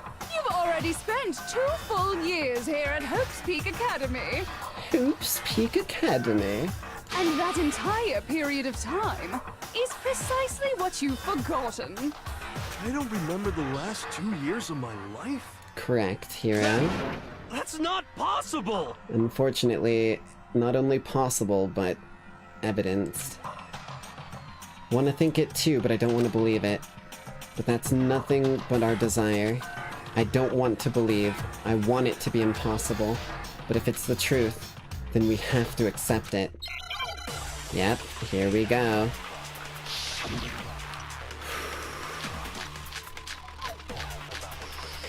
Locker notebook. That's the one we need. 2 years worth of memories. I could never lose something like that. We've been living here for 2 years? You have indeed. Hell no! That's impossible! I mean, I haven't gone to any awesome school events or anything! Heck, I've never even gone to a single class! That's not true, Hero. It's look. You have. Break. Hero, I can see through there's your something I'd like you to mess, take a look buddy. at. I'm prepared for these trials. This notebook right here. Huh? Hey, why is my name written on it? And in the handwriting that is very clearly yours with the nice penmanship. I found it in the locker room on the 2nd floor. If you don't mind, could you take a look inside? Sure, whatever you want. But I've never seen this notebook before in my life. Is that so? What's is something wrong? It's kinda similar. No, even more than that. This is absolutely my handwriting, without a doubt! Yep. Cause Hero always has the super nice handwriting, otherwise he'll be haunted by ghosts. But how is this? I don't remember ever writing in this thing. No way! It looks like you actually did attend class here at Hope's Peak. But somehow, you forgot all about it. Lies! It's all one big lie! I don't want to believe it either. But there's also no explanation for this pocketbook. Exactly. And whose pocketbook is that? Mine. Well, hers. It's mine. And the handwriting inside is also mine. There's no doubt about it. But just like Hero, I have no memory of ever writing in it. And the reason for that is the 2 years of missing memories? Indeed. After seeing all the evidence, do you have any choice but to acknowledge the truth? Isn't it just so desperately dark? The mystery's solved, but it's like a goddamn funeral in here! See, if the mystery is solved, then the reason we came down here becomes clear, Junko, and that was to deal with you. Shit, man! I've never been to a funeral! Hell yes! Bro, she reminds me of a couple D&D characters on Critical Role that I've seen. I'm not gonna lie, I really like this version of Junko, just minus the fucking sociopathy. The psychopathy, if, you know, honed like a fine blowtorch and used for welding problems, that's different. But a sociopathy, emotions and empathy are rather important traits. 2 years of school life. How many moments of blossoming youth have you missed out on? How many fun classes? How many None. school events? None. This was your chance to build lasting friendships, right? And guess what? We didn't miss out on any of that, Junko. You just make it seem like we did. And on top of that, something tragically sad happened 1 year ago. The biggest, most awful, most tragic event in human history. Right before everyone's eyes, the world came crashing down. You absorbed all that despair, but then you forgot it all. And once you'd forgotten, you made the choice to subject yourselves to this killing game.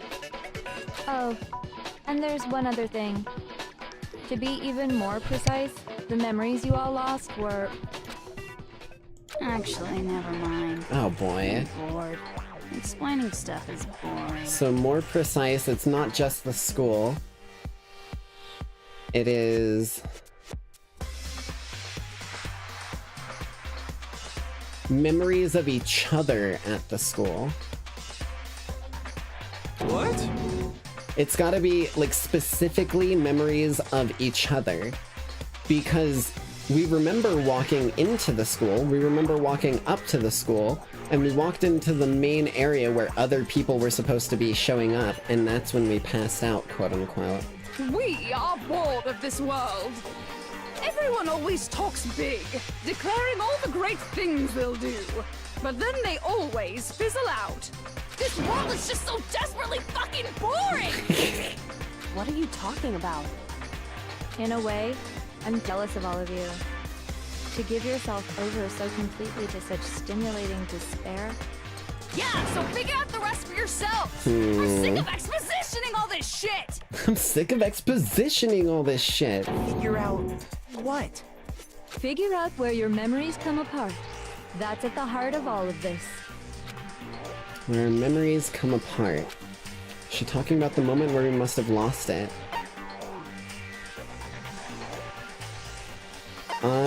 When I fainted, right? I got it! Yeah. It was as soon as I passed out. I can't think of any time other than that day. When I first came to the gates of the school and stepped foot in the main hall. When I passed out, I was overcome with a strange sensation. Wow, you still have enough spirit to keep on talking, huh? Have fun trying to break mine, Junko. Many have tried. And let's just say, the fates have deigned none shall succeed. So I don't know much about the details, but it seems like everyone remembers passing out, right? And your sense of time got all messed up because of the memory loss after that? Mm-hmm. I guess it must have been something like that. After I passed out, I woke up in a classroom with my head on a desk. There's also a piece of paper I on it. assume not much time had passed since I'd collapsed in the main hall. But instead, 2 whole years had gone by. The reason it felt so short was because our memories of the time in between had been completely removed. You got it, honey. 2 years of memories? Hmm. Poof, gone. Which means, of course... When everyone met for the first time, it wasn't actually for the first time. Unaware of this fact, you took the time to introduce yourselves to each other, but by that point, we'd already spent 2 years together at the school. Okay. That's what those photos reveal, isn't it? Yeah, and the fact that they weren't fake shows that it was a definite. Yep, that's what they reveal. You were all such close friends. You spent 2 years together, and then you started killing each other. And it was all so you could escape into a world that's already been annihilated. What a terribly tragic tale. Even if you left now, there's nothing you could do to fix it. You're the one who set things up to be like this! I love you all so much. Oh boy. Okay. What? Once your school life here began, I thought about you constantly. Okay, Shroomish. It's only natural that I would fall in love. Oh boy, reverse Stockholm syndrome, okay. So, since I love you guys so much, I'll tell you all about it. All about the idea we came up with as the ultimate despair. Our plan to bring despair to all mankind. Okay. The ultimate despair, all mankind. Let's go back in time 2 years, okay? Back to when everyone first came to this school. School life during that first year overflowed with hope and happiness. Oh boy, it was just the worst. Okay. Everyone was enjoying themselves so much. You were all having the time of your lives. But that couldn't last forever, of course. The peacefulness only made it through that first year. Because after that, an event unfolded that hammered a soul-crushing despair into all of humanity. The biggest, most awful, most tragic event in human history. The tragedy. Okay. All too soon, the world's days of peace came to a bloody end.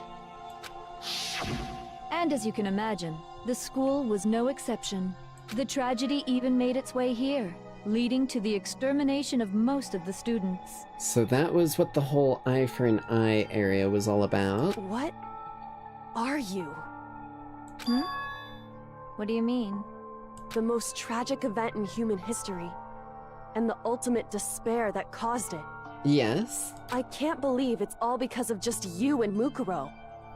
Was it some kind of organization? An angry mob? An incredibly motivated family? You have a point. If I had to describe it, I'd say it was none of those. How can I put it? What? It was more of an ideological thing. Oh boy. Okay. Despair is contagious, you know. It's almost like a natural phenomenon.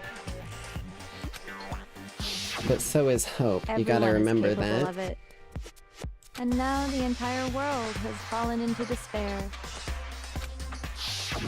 In other words, if you see despair as the enemy, then your enemy is the world itself. I just don't understand why. Yeah, me either. We didn't ask you to try to understand. This was a tangent anyway, unrelated to the matter at hand. Okay, so let's get back to the story. Okay. Hope's Peak had taken so much damage. You guys were the only survivors. The members of the 78th class of Hope's Peak Academy were the only ones left. And then, something super neat happened! Now pay attention, because this is important, and I'm only gonna say it once! Okay. So guess what? To protect everyone who had survived, Hope's Peak was transformed into a shelter! Okay. That's right! It was transformed into a shelter! So that's why everything is blockaded to an extreme degree. I said it twice! Now, someone was responsible for that transformation, for creating what would eventually become your prison. Do any of you know who that might have been? Would have been the Headmaster. I got it! Could only have been the Yeah. Headmaster of Because Hope's Peak he was the one Academy. who put into play that we would spend our lives down here. We found that through Alter Ego. He wanted to turn the school into a shelter to try and protect us. To protect us from the despair and tragedy taking place outside. Okay. That's why he asked us to make that promise. To say that we were willing to live in this school forever. I see. We believe he had something like that in mind, yes. If you, the collective hope of a new generation, could survive, maybe the world could have a fresh start. Yeah, the Headmaster put that much faith in you. And because we had that same hope, that's why we all agreed to live here forever. But creating the shelter was also his single biggest mistake.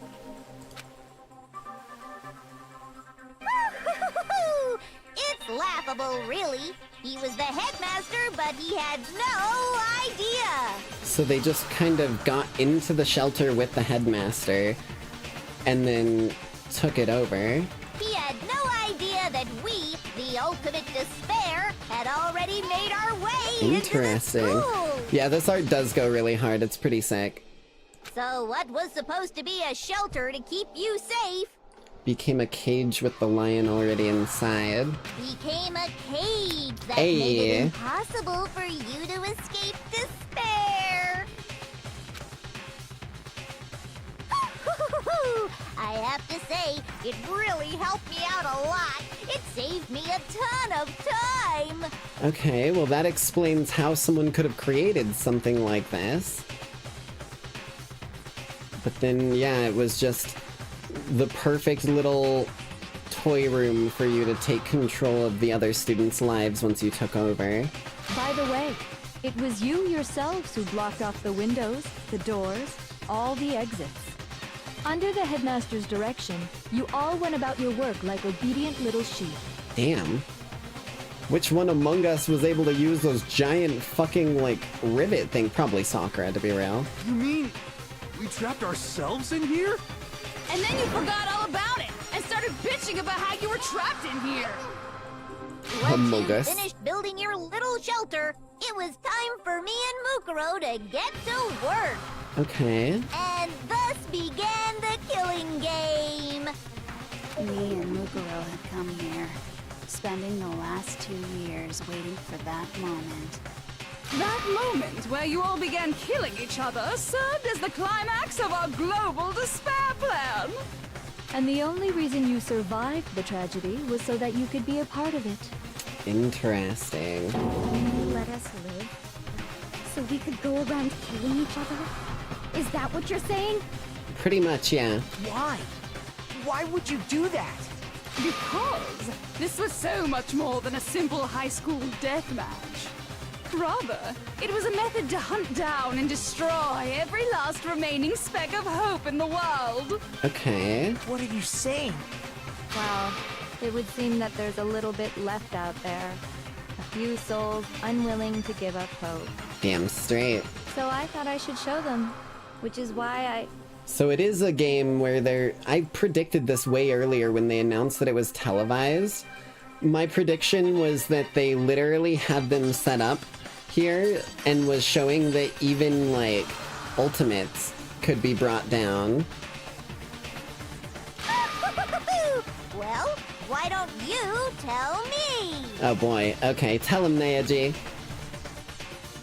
It was? Oh boy. Oh, it's a hangman's gambit.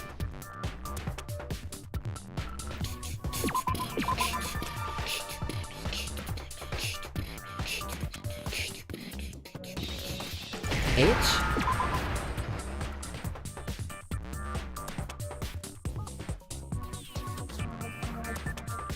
A? Oh shit. I want the A. I don't know if it's an A, but I feel like it is. No. Okay, I?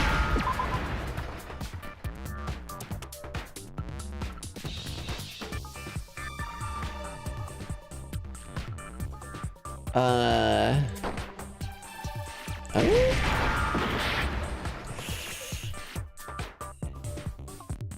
Eric? I think it's a C. Show me a C, show me a C.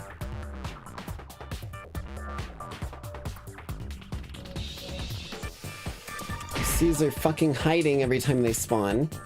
What about an A? No? Oh?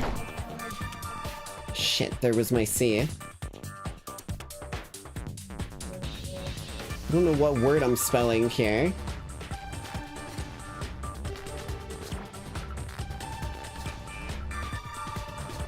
Here, hill, yeah. Here. Oh, this is rough.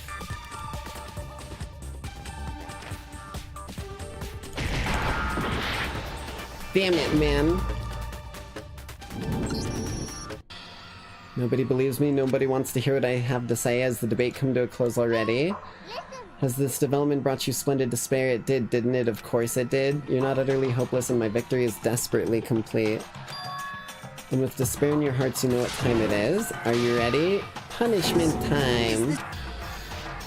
Yeah, Makoto is gonna just go ahead and refuse. I refuse to give up yet! Makoto is the ultimate determined human. Okay, okay. I know the first few.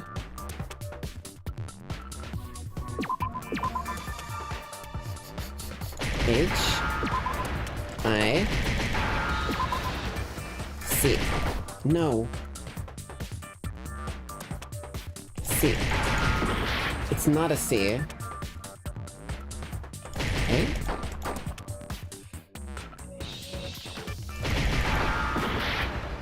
Fuck.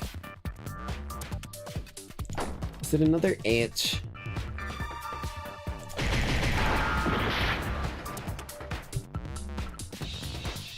Hit duck.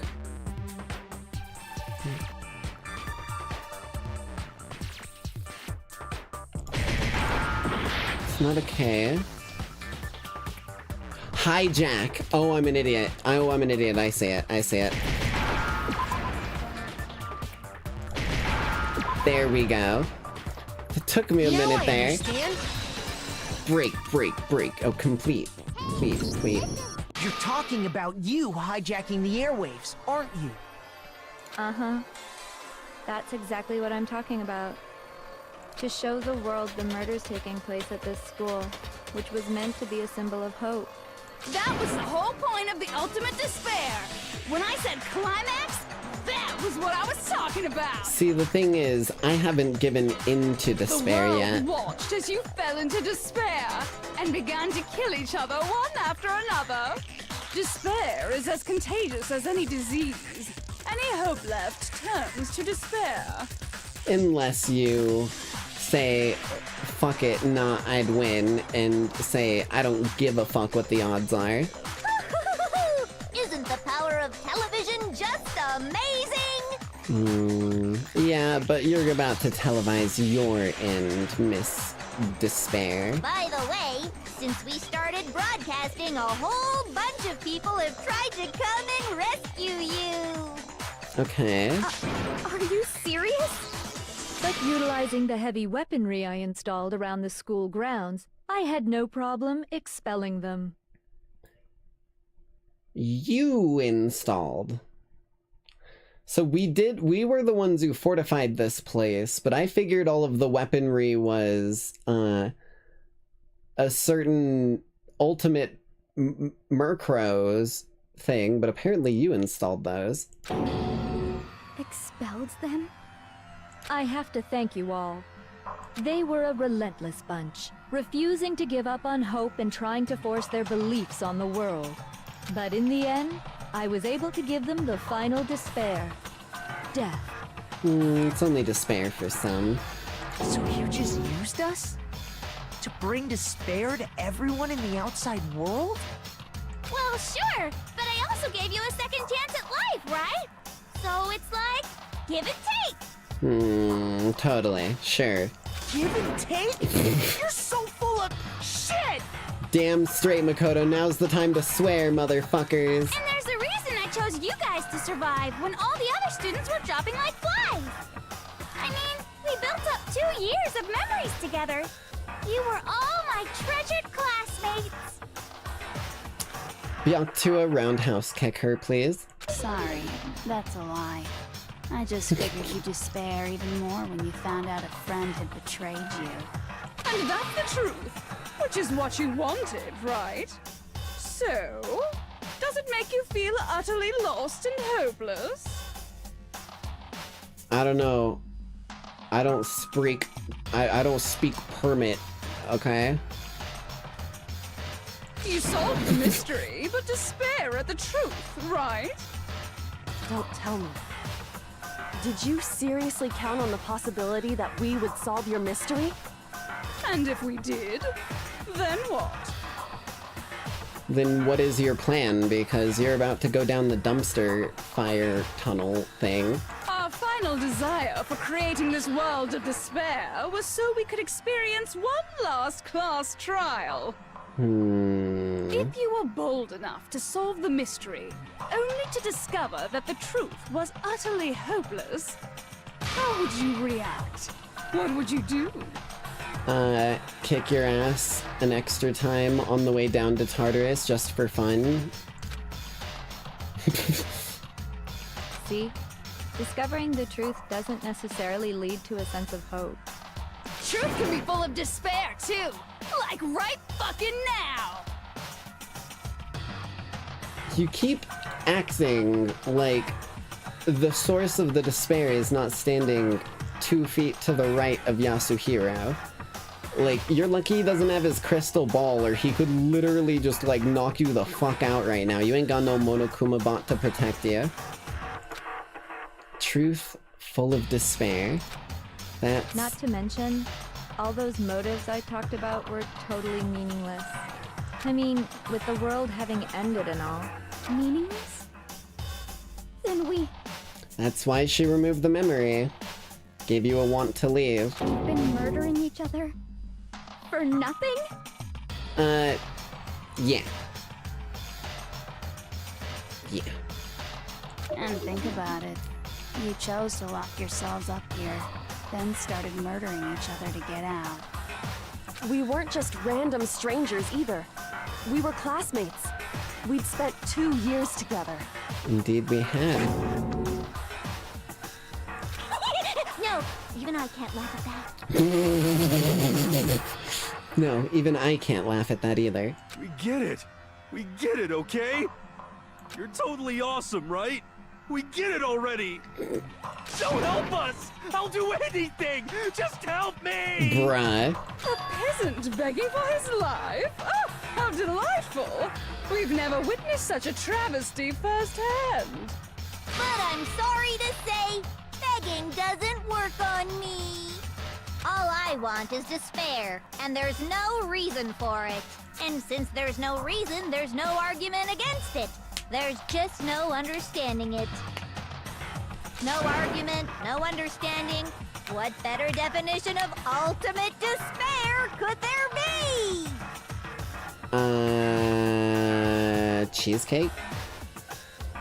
I like cheesecake. Wait, hold on. You've just been going on about whatever you feel like, but... We've already solved the trial. But there's no real reason for us to believe anything you have to say. Hey, listen. I like trains. Huh? Huh? You say the world's fallen apart, but I haven't seen it for myself. Huh? So I don't acknowledge it. I don't accept it as the truth. Until you see it with your own eyes. Truth and falsehood overlap one another. In other words, you're not unlike Schrodinger's cat right now. Is that what you're saying? Sure. If so, what then? Shit. I just realized I called out Junko Inishima earlier and said you need to learn some about quantum mechanics, and then she hit me with a Schrodinger's cat. God damn it.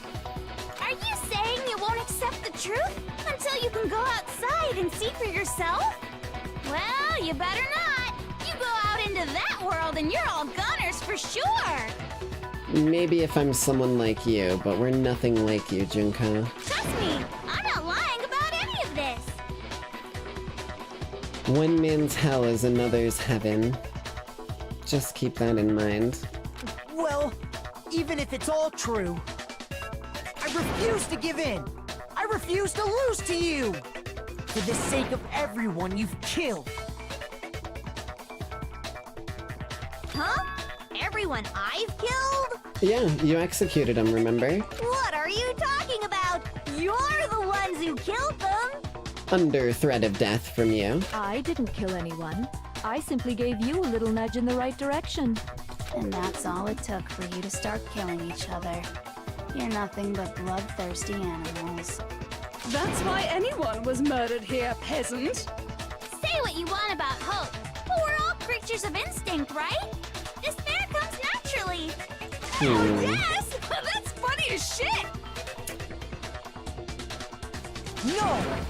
This isn't just some game to us. True. It's murder! Plain and simple! You stole our memories, invented reasons for us to do it.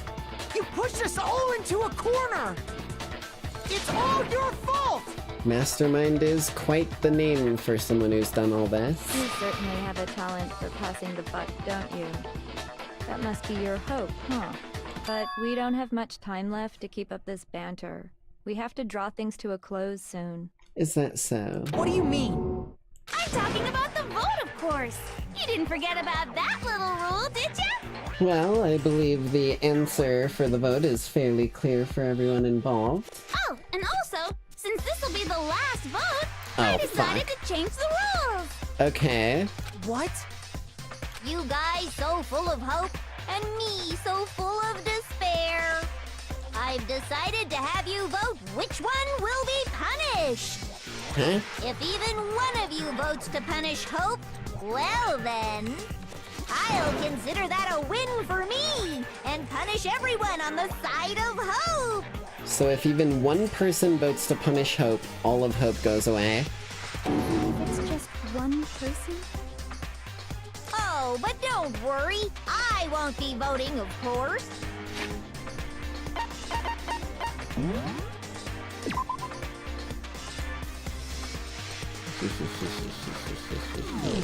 Even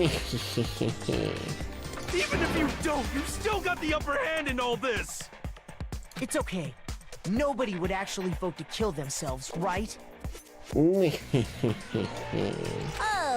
let me just mention one more thing. When I win to punish you guys, you'll have to stay here till you grow old and die. No fighting, no killing. That's your punishment. What? You mean, we just... We'd have to just live here? She's saying she'll let us live. If you're not happy with that, then go ahead and punish me. And make your way to the outside world.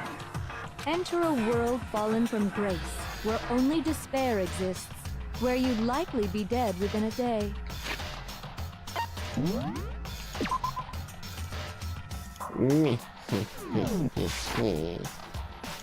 What are you saying? So no matter what, we're doomed. Wait a sec! I just got hit with an inspiration bomb! Dying of old age is boring as shit, right? The audience at home isn't gonna dig that at all! So, here's what'll happen. One of you will get to experience an instant, super impressive punishment! What? You can't just... Ooh. Ooh. Ooh. I really hope this isn't one of those things where it's like, gotcha, now your save file's gone. Sucks to suck, fucker. Because that would really suck.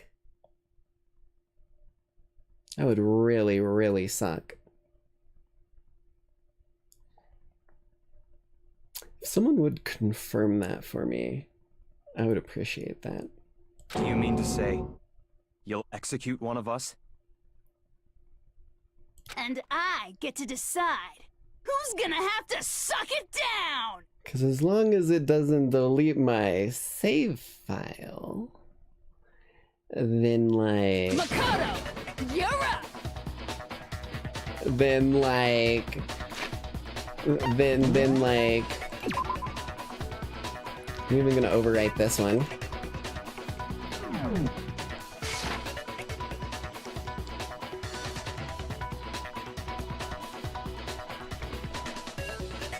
Me? Then like... Yeah, you've been acting up, causing all kinds of trouble. I hate you!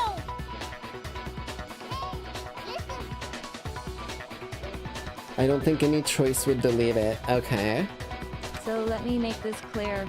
Everyone has two choices in front of them. If a single person votes for Hope to be punished, then only Makoto will receive a harsh punishment, and the rest of you will live here in peace.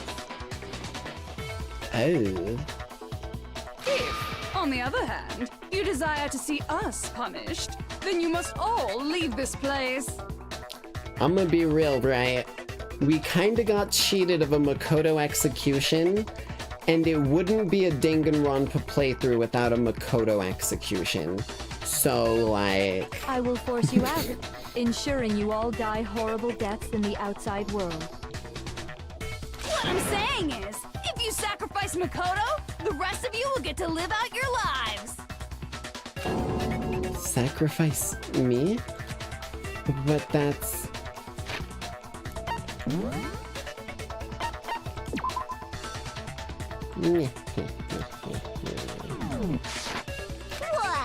Has your resolve softened? Have you lost confidence? Are you afraid of being punished? Don't you have faith in your friends? No! That's not it! It's okay. You're right to be afraid. It would seem all of those around you have realized the futility of going against me.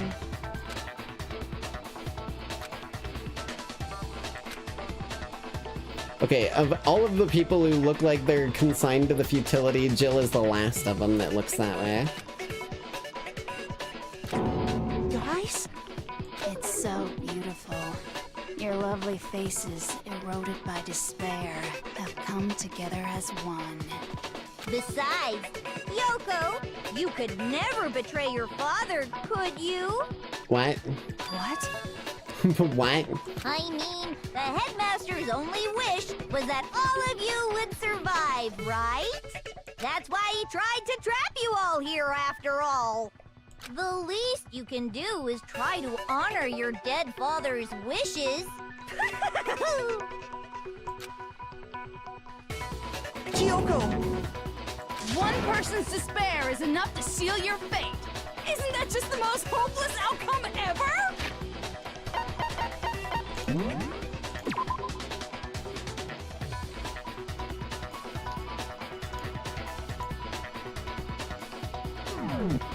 Wait.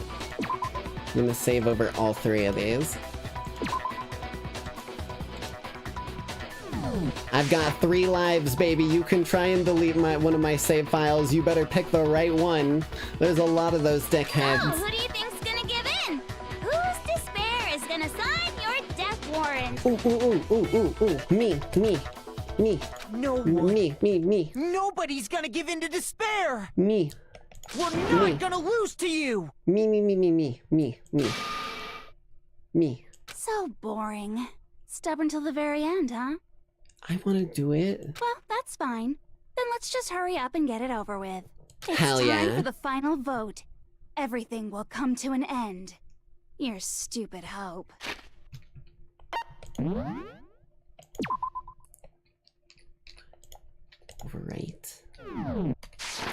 And your stupid life. Oh, damn straight. Yeah, that's literally on the menu. That is our entertainment for the evening.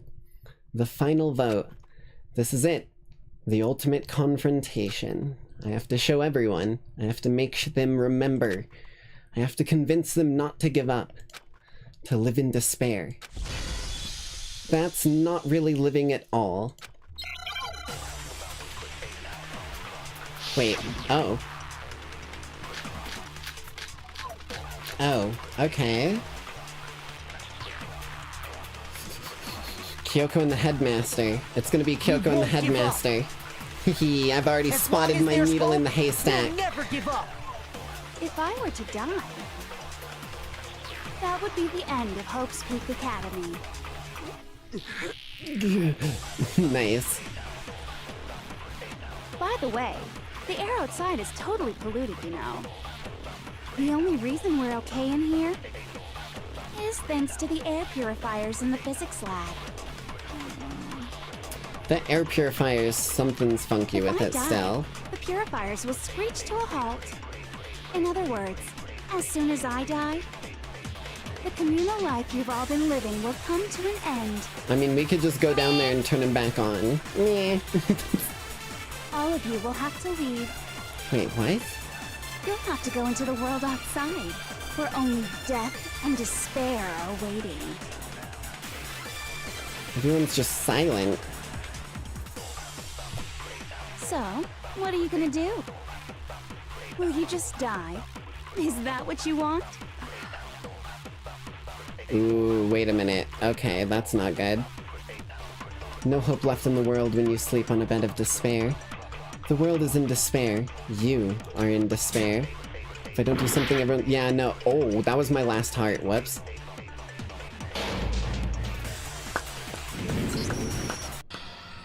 Nobody believes me. Well, looks like Makoto's getting his punishment.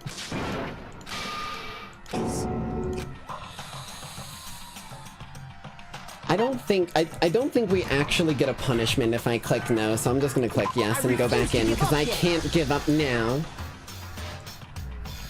I thought we were gonna get an actual vote thing and I was gonna vote for it, but if it's this, then I know what we need to do. I know what we need to do.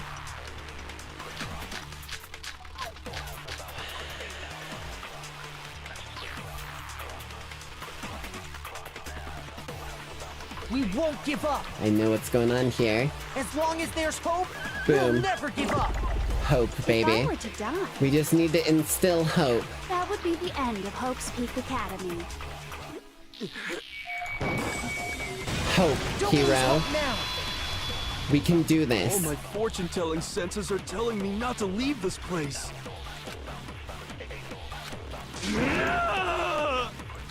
But to live means moving forward, right? Damn straight, and if you live in here, I'll tell you right now, I've been keeping this from you because I knew you wouldn't like it. But the air purifier purifies the air by filling it with invisible ghosts, hero. So even if it's hard, even if we're scared, we don't have any choice, do we? I want to keep on living. I want to open the next door.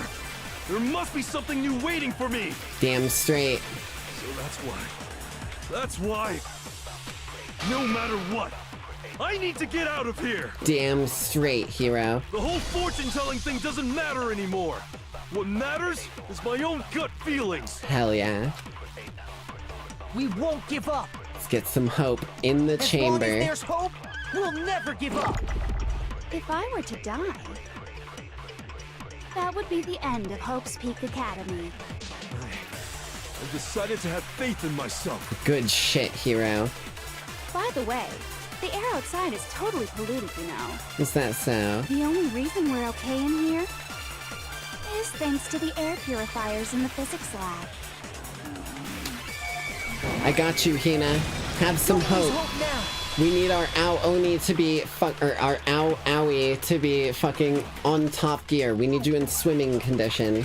I've been thinking about all this, You can swim upstream. It's what you've been doing your whole life. and I was thinking, at a time like this, what would Sakura do? Damn straight, Hina. You only get stronger by taking adversity by the horns.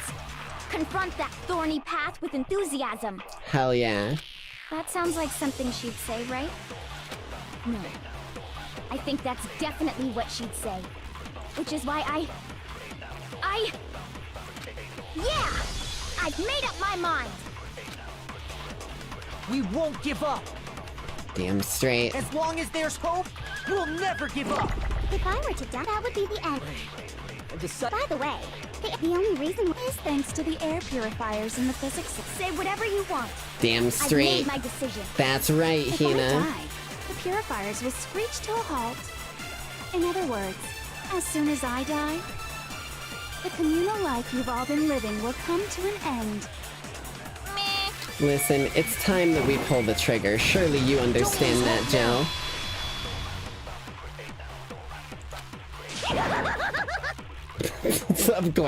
Of course, that's just how she ends things off. Cool. I don't care either way. I'm fine with whichever one is more interesting.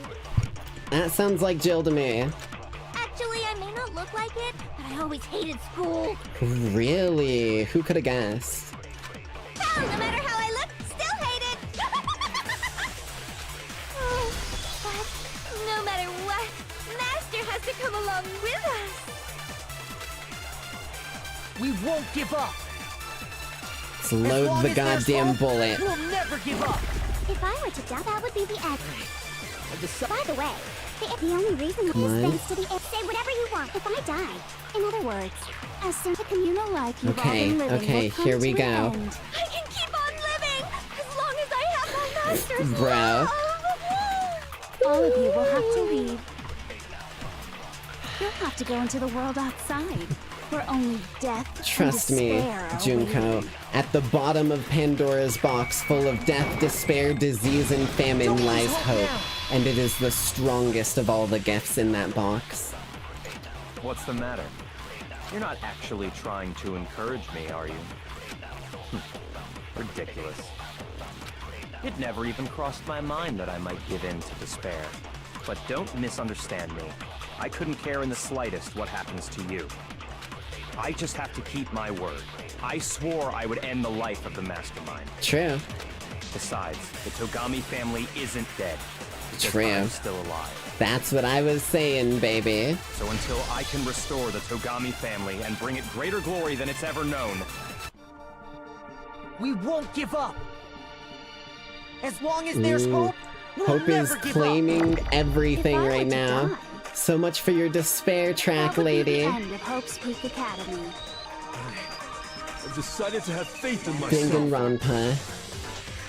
You By the can way, try and turn the us arrow against side is each other, but that totally ain't how this is gonna work. The only reason is thanks to the say whatever you want. We if are I die. turning the In other tides words, of the communal despair. life you've all- I can keep on living. All of you will have to go into the world outside. I already said I would claim the Mastermind's life, by whatever means necessary. Damn So, straight. What are you gonna do? Will you just die? Is that what you want? No, I think we turn the tide. Don't lose hope now. Break, break, break, break, break, break. I didn't really know my father, so I can't pretend to know what he was thinking. But even if we're just connected by blood, there's one thing I am sure of. He would never want us to abandon Makoto and choose to stay here. Damn I straight. can't explain why exactly. But if I'm sure of anything, I'm sure of that. Just because we don't actually know anything, does that mean we can't understand? Could it be that... No, never mind. What? So, Makoto. What? You can't be hiding shit this late into the game, Kyoko. I don't think you wound up at this school because you had good luck or bad luck. I think he was handpicked. I think you came here for a different reason entirely. You came here to bring down the ultimate despair. Interesting. You came here to confront despair without ever giving up. The ultimate determined human. Wait, did I actually fucking get that earlier when I made the Undertale joke? And if that's true, I think we Ultimate could call you hope. the ultimate hope. What do you think? I mean, hey, if there's one thing Makoto has in abundance, it's hope. What the hell are you? Ultimate hope added to the truth bullet section of the handbook. So uncool. Oh, you're trying to bring it down again? Well, unfortunately, I've just reached my ascendant state. You're donezo. Your stupid faces, the stupid things you've said, the stupid way you all treat each other. It's all so uncool, so unhip. Shut up, shut up, shut up, shut up, shut up! Bruh. Lame, lame, lame, lame, lame! Okay. I'm not any kind of elite anything. Hope isn't a talent you develop, but still. But I still... Moment of truth, baby. Here we go. You suck! What do you want? So uncool! You dare to stand against us? Hope is a joke. Who are you? Your idiocy is here. You're gross! Suffer from despair! I just love despair! There. You may love despair, but I'm gonna still kick your ass one way or another. You're unbearable! Unbearable? Hope is Ouch. a joke.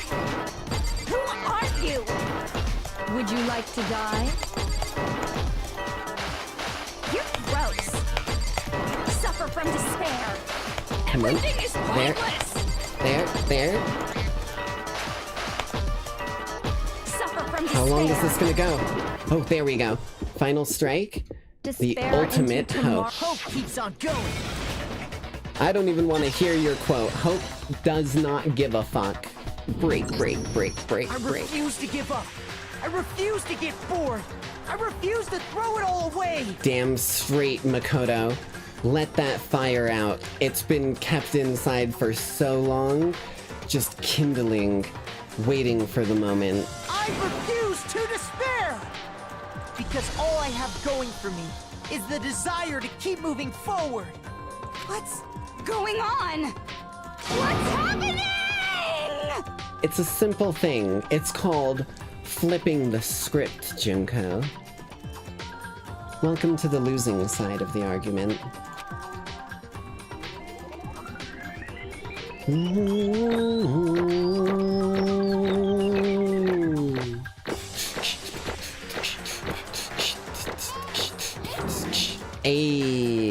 Hey, baby. 127 Monokuma medals. It looks like we've reached the end. I think it may be time to vote. We just gotta pull the lever, right?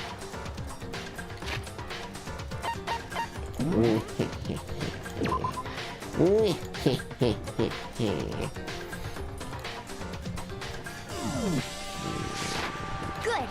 I'm ready to go. Let's put an end to these trials. Put an end to the killing. With our own hands. No, damn it. I tried.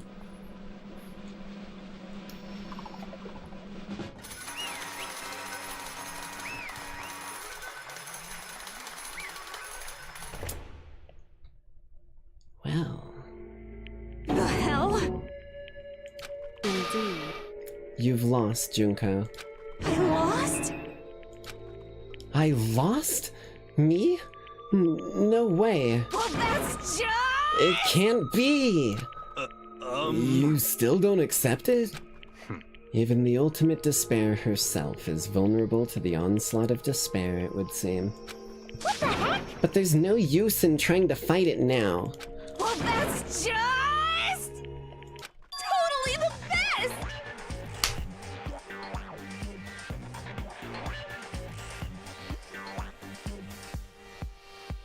Okay, you and Toko are hereby separated. There is a, you are not, Toko is a bad influence on you, Junko. Or maybe a good influence, but like, god damn it. This is despair. You're wait, you never, you son of a bitch. You claimed all this time, oh, I've been full of despair. All I've felt my whole life is despair. Despair, Monokuma. And then now you're fucking feeling despair for once, and you're like, oh, eye-opening moment after killing like a fucking bajillion people? You're a lunatic, lady. We came to this school 2 years ago, created our incredibly detailed plan. I even killed my own sister for it. And now To come this far and fail at the very end. True despair. It's the most ultimate despair.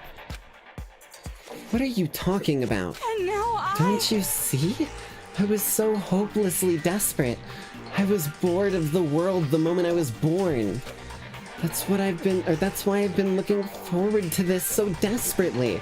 This once-in-a-lifetime experience. It's my first and last colossal despair here at the moment of death. To have the chance to taste of the highest grade despair, the utter failure of my dreams. True despair. I'm so hopelessly happy right now. Huh? Wait, is she enjoying this? Anyway, so are you prepared to admit defeat? You think I care whether I won or lost? Either way, it doesn't change a thing. Totally the best! Outside is only despair, inside is only despair. No matter where you go, despair awaits you. That's not true. Not possible. You're wrong. Huh? Don't make me repeat myself. Let me tell you this right now. We no longer fear despair. Okay. Because we've decided to enter the outside world with hope. Yeah, Makoto totally seduced us over to his side.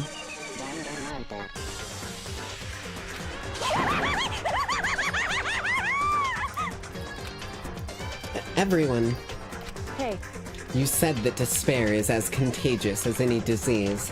however, But the same is true of hope. I knew it! I said that shit earlier!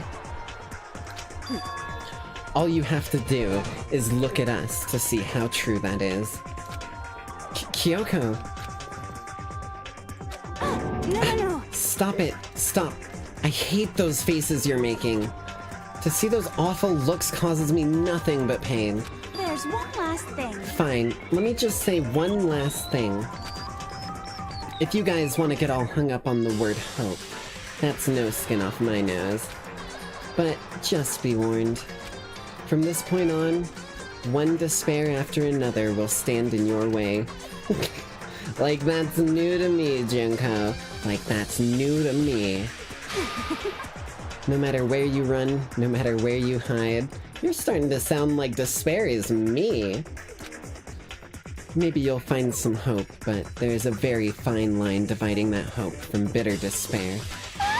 Knowing that, you still plan to cling to your hope? Of course, because we... It's fine. Shut up, shut up! That was a rhetorical question, you interrupted my monologue! I'm almost done though, so whatever. Because it's almost punishment time, right? it can't Do you really intend to go through with this? That was the agreement, right? Hold on. It's not like I want you to die. You don't have to. Stop it! Stop it, stop it, stop it, stop it! What? How many times do I have to tell you? The act of living brings me no hope at all. All I want now is to taste that despair of death that you only get once in a life, so... Don't get in my way! Damn. Okay. Oh, she's hitting the button.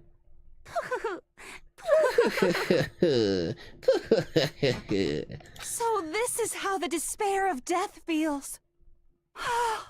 It's so wonderful. Jesus. Even a tenth of this despair. Even 100th. You know, if you wanted like a 10th of the despair of death or like 100th of the despair of death, you could just go talk to your parents and explain to them what you've been doing for the past few years. You'd get pretty damn close. You might even get closer to like half. Just saying. I want every last soul on this planet to taste such despair. I want the entire world to die with that despair in its mouth. Ew. I don't like pears. I told you this already. Give me an apple and then we'll talk. Okay, let's do this. Oh boy, the eyes started spinning. I've reserved an extra special punishment for last. Oh boy. Okay. Let's give it everything we've got. She's losing It's punishment it. Punishment time!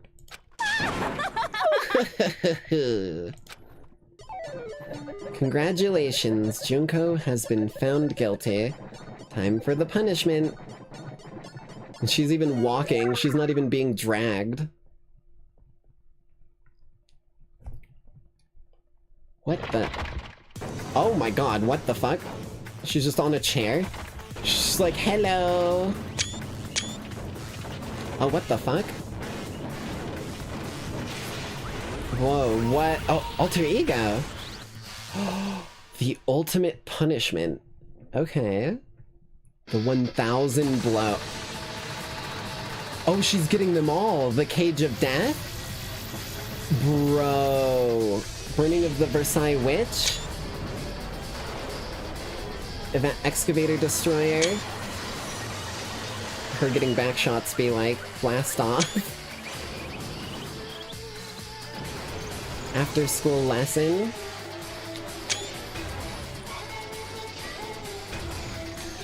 Oh god. That smile. That goddamn smile. I think I got one of her looking up. That's pictures taken moments before disaster.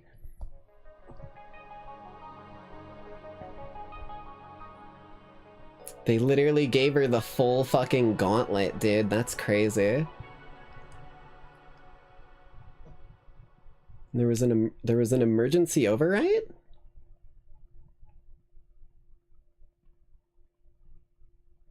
And that's how everything came to an end. So I guess I could have stopped it, but who knows? That's how everything came to an end. The final class trial. Junko Enoshima. The ultimate despair. Life at Hope's Peak Academy. It was all over. Ultimate pain, ultimate suffering, ultimate despair, ultimate execution, ultimate death. The end. Oh, hell yeah, I got the hair tie! Sweet. We're gonna just drop this, like, here, for the hell of it. Cause, in case there is a way to, like, end that execution early, I want to at least have a possibility of going back to do that. But even after saying it was all over, it's not like the building exploded or collapsed in on itself or anything. Wasn't the kind of ending waiting for us. Nothing changed. Well, with one exception. The air purifiers turned off. Just like Junko said. They shut off immediately. That was the only difference. Epilogue. Goodbye, Despair High. We left the courtroom and made our way to the main hall. We stood up in front of the door. Nobody made a sound. It felt almost absent-minded. This was our epilogue before the final ending. We were stuck here in limbo, unmoving, unsure. But in the end... Hey. We can't just stand around like this forever. At some point, we need to leave. To nobody's surprise, it was Kyoko who broke the silence. Makoto. Makoto, would you do the honors? Okay. As if awakened by Kyoko's words, I took out the object we'd gotten. Up until the moment of her death, it had belonged to Junko. Oh, this. I see. And in the end, she dropped it before us. So, But, is that really it? Is that really the key to this door? Indeed. You don't have to read into what she said too much to find the answer. If, on the other hand, you desire to see us punished, then you must all leave this place. I will force you out, ensuring you all die horrible deaths in the outside world. In other words... I will force you out. She said that just before dropping it. It made sense that it would be our way out of here. But you never know.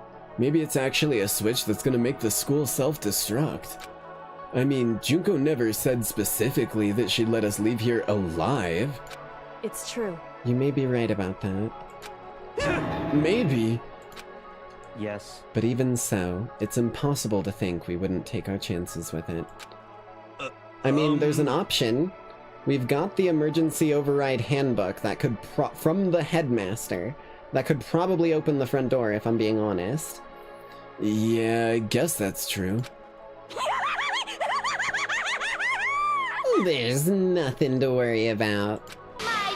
If something ever happened to Master, I'd take my scissors and jam them so far up.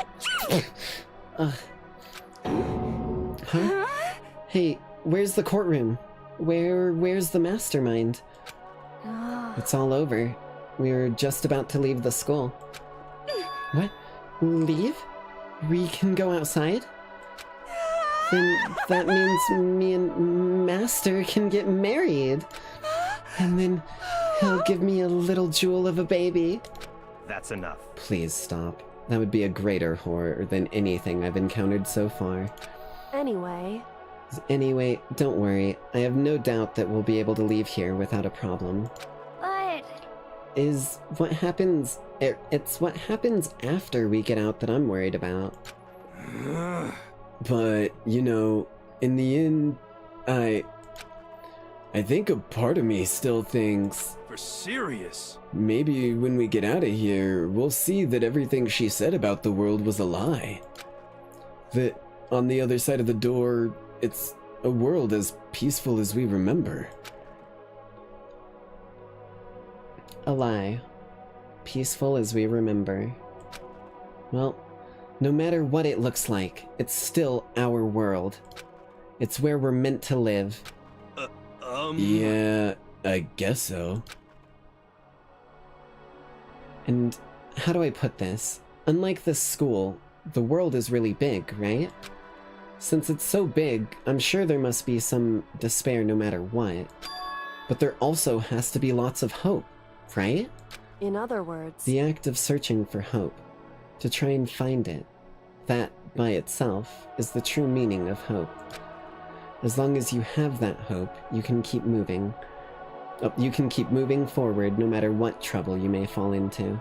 Am I wrong? Is that what you mean, Makoto? Yeah, that's pretty much the gist of it. I don't need any of you to spell that out for me. You know, Junko mentioned that there were still others out there who hadn't cast away hope just yet. Maybe I should find them and make them work for me. Bro. To rebuild the world, we must first rebuild the Togami dynasty. I'll go with you. I'll follow you anywhere you want to go. You got it! Well, my first stop is gonna be the closest donut shop. I can figure the rest from there. Hey. And what are you gonna do if there are no more shops, donut shops, or donuts? Okay. I'll just get some flour and make some myself. And if there's no flour, I'll just grow some wheat. I get it now. If there's no road, you just gotta build one. Creation. Fate is telling me to remake the world. Could it be? That's my hope. How about that? I've reached the next stage. The next stage of Yasuhiro Hagakure's life story is about to begin. Hey there, other Jinx. Hope you're having a good night. You're making it in just at the epilogue of the stream for the night. Whoa! Thanks, Hina. You've totally opened my eyes. Hey, personal space buddy, you're seriously creeping me out. Makoto. Come on, Makoto. Even if everyone on the outside world is gone, even if the world is steeped in despair, as long as I have people like you around, I can face forward and keep moving. If we can get out of there and do something, have some sort of impact. But what can we do? There's so few of us and we're so small. What can we do?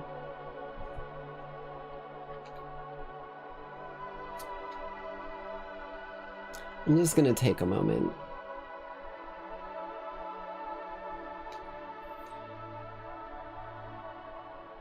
Unironically, this just struck such a close and, like, heartfelt chord for me. And I quote, "As long as I have people like you around, I can face forward and keep moving. If we can get out there and do something, have some sort of impact. But what can we do? There's so few of us and we're so small. What can we do?" What you can do is begin. These are the thoughts that were going through my brain before I even started streaming in my channel and everything. It's not something I mention often because I feel like it kind of comes, like, inherent in how I do my streams and everything. But when I created my channel, I created it kind of to be like how I had when I was growing up. A bit of a bastion against all of the darkness and evil and nastiness in the world. Create a place where people can be happy, enjoy themselves, forget about their strifes and struggles for a time.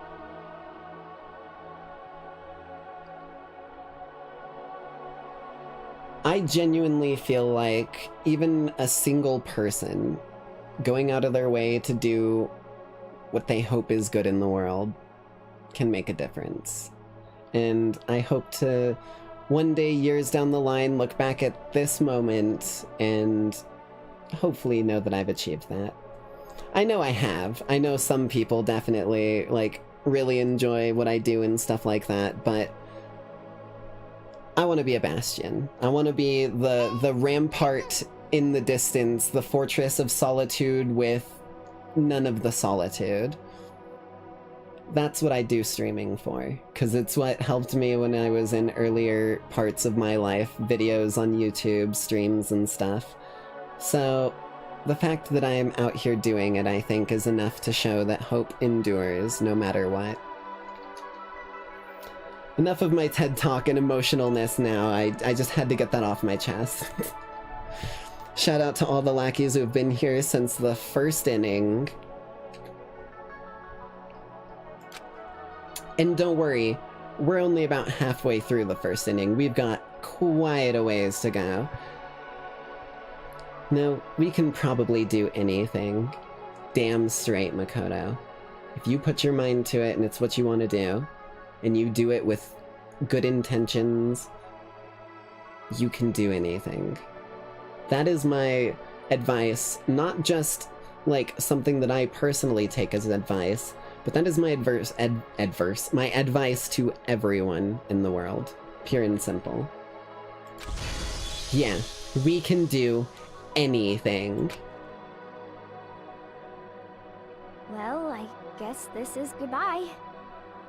And goodbye to Sakura. Sakura lives on with you. I think you've proven yourself that. But hey, if we gotta say goodbye, we may as well do it with a smile on our face. Damn straight, baby. Hey guys! You guys want your fortunes told anywhere, anytime. You just let me know. I'll be there. Let me guess, you're even gonna give us quarter price? Like, we're gonna get a super big deal, so we're only gonna have to pay like 500,000 yen instead of like 1 million. You know how much I hate being annoyed, but if something does come up, you may as well let me know. I can't guarantee I'll actually bother listening, but, you know. I don't know why, but I have a burning desire to start writing. Damn straight, Toko. I might be able to pull it off.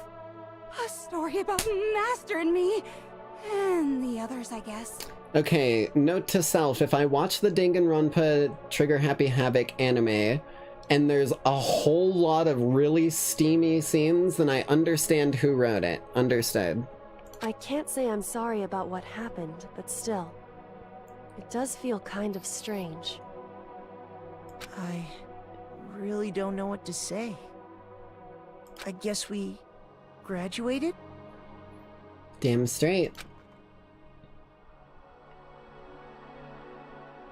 Looks like hope really is spreading. As long as I never give up. I have to push even harder. I'm gonna keep moving forward with hope in my heart. Since I have hope, I can show courage. Since I have hope, I can move ahead. The world can move ahead. Whole place goes up in a massive blazing ball of fire. Credits roll. The door began to open.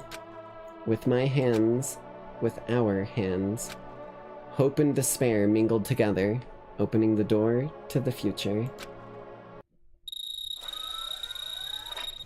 Self-destruct activated. 3, 2, 1. Activating nuclear drop directly outside of opening door.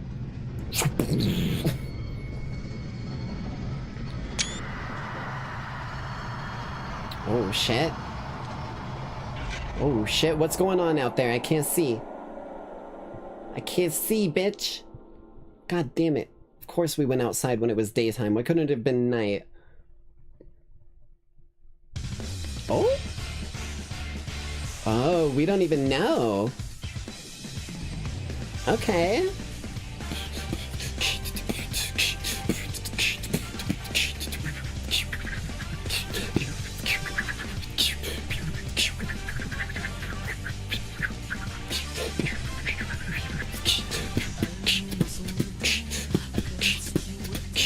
This game was fucking sick, man. I fell in love with this game every second of the way. This was such a fucking absolute masterpiece. I fully understand the cult fucking following that this game has gathered. This fucking game, man. Hey, there's the picture I was using for the thumbnail like every fucking time. But this game is sick as shit, dude. I have 2 more Danganronpa games. I have Danganronpa Goodbye Despair and Danganronpa Despair Girls or something like that. No idea what order I'll be playing those in, but you can absolute bet we might have like a week or 2 of downtime with no Danganronpa. But you can bet absolutely if this sets the standard and the others match that par, I am going to be fucking playing those. That is a guarantee. Like, holy shit. I am so glad I got to share this game with y'all live because this was an experience. Forgot how much you loved playing through it, especially experiencing it with friends. Yeah, it's insanely good. Like, even just from a narrative standpoint, the story goes hard and is really interesting with some really nice twists, but then you mix in the stylization and everything and it just becomes an actual work of art to an unbelievable degree. Chihiro.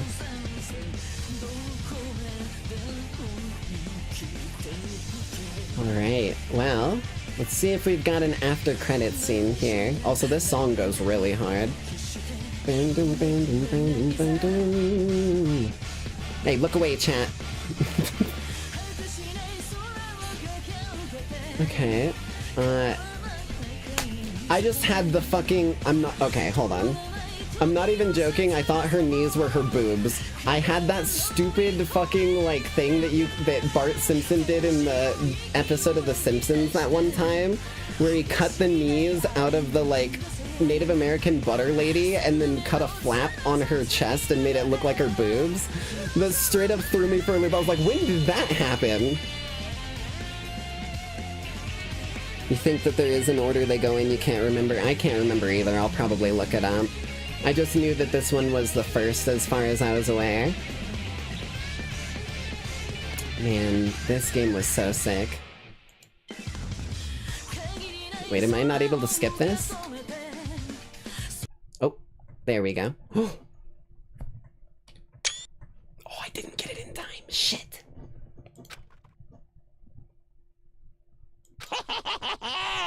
Grr. I should have known something on that grade of military robotics and with the big kaiju ones out and about that this dude wasn't completely controlled. Interesting.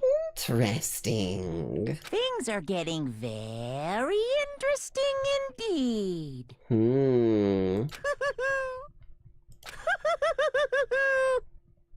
Like I said at the beginning, I'm not a teddy bear. I am Monokuma. Interesting. Very interesting. And I am this school's Headmaster. Headmaster. I knew it. Bro, okay. Okay. We got the Easter egg present, thank you. All's well that ends. Finished every chapter, achievement unlocked. All's well that ends. Well, that was sick nasty, baby. Wow. Thank you, Lackeys all, for coming out to tonight's broadcast. I hope you all enjoyed. Hope you all are ready for the shenanigans that ensues in the future following this series further. And it looks like I don't have to get rid of my little friend here anytime soon. He's still just not a teddy bear, which means I get to beat the shit out of him. So that being said, thank you, Lackeys all, for coming out to tonight's broadcast. I hope you all enjoyed. And I hope you all have a bloody great night as always. Just, you know, don't let Electo bite. Otherwise, you'll probably end up with your face caved in like Monokuma here. Hey, what are you doing? Ow! Ow! I'm not one of your fucking students, buddy. You ain't got no rules over me. Bye, Lackeys. Love y'all. You ain't gonna want to see the rest of this, trust me.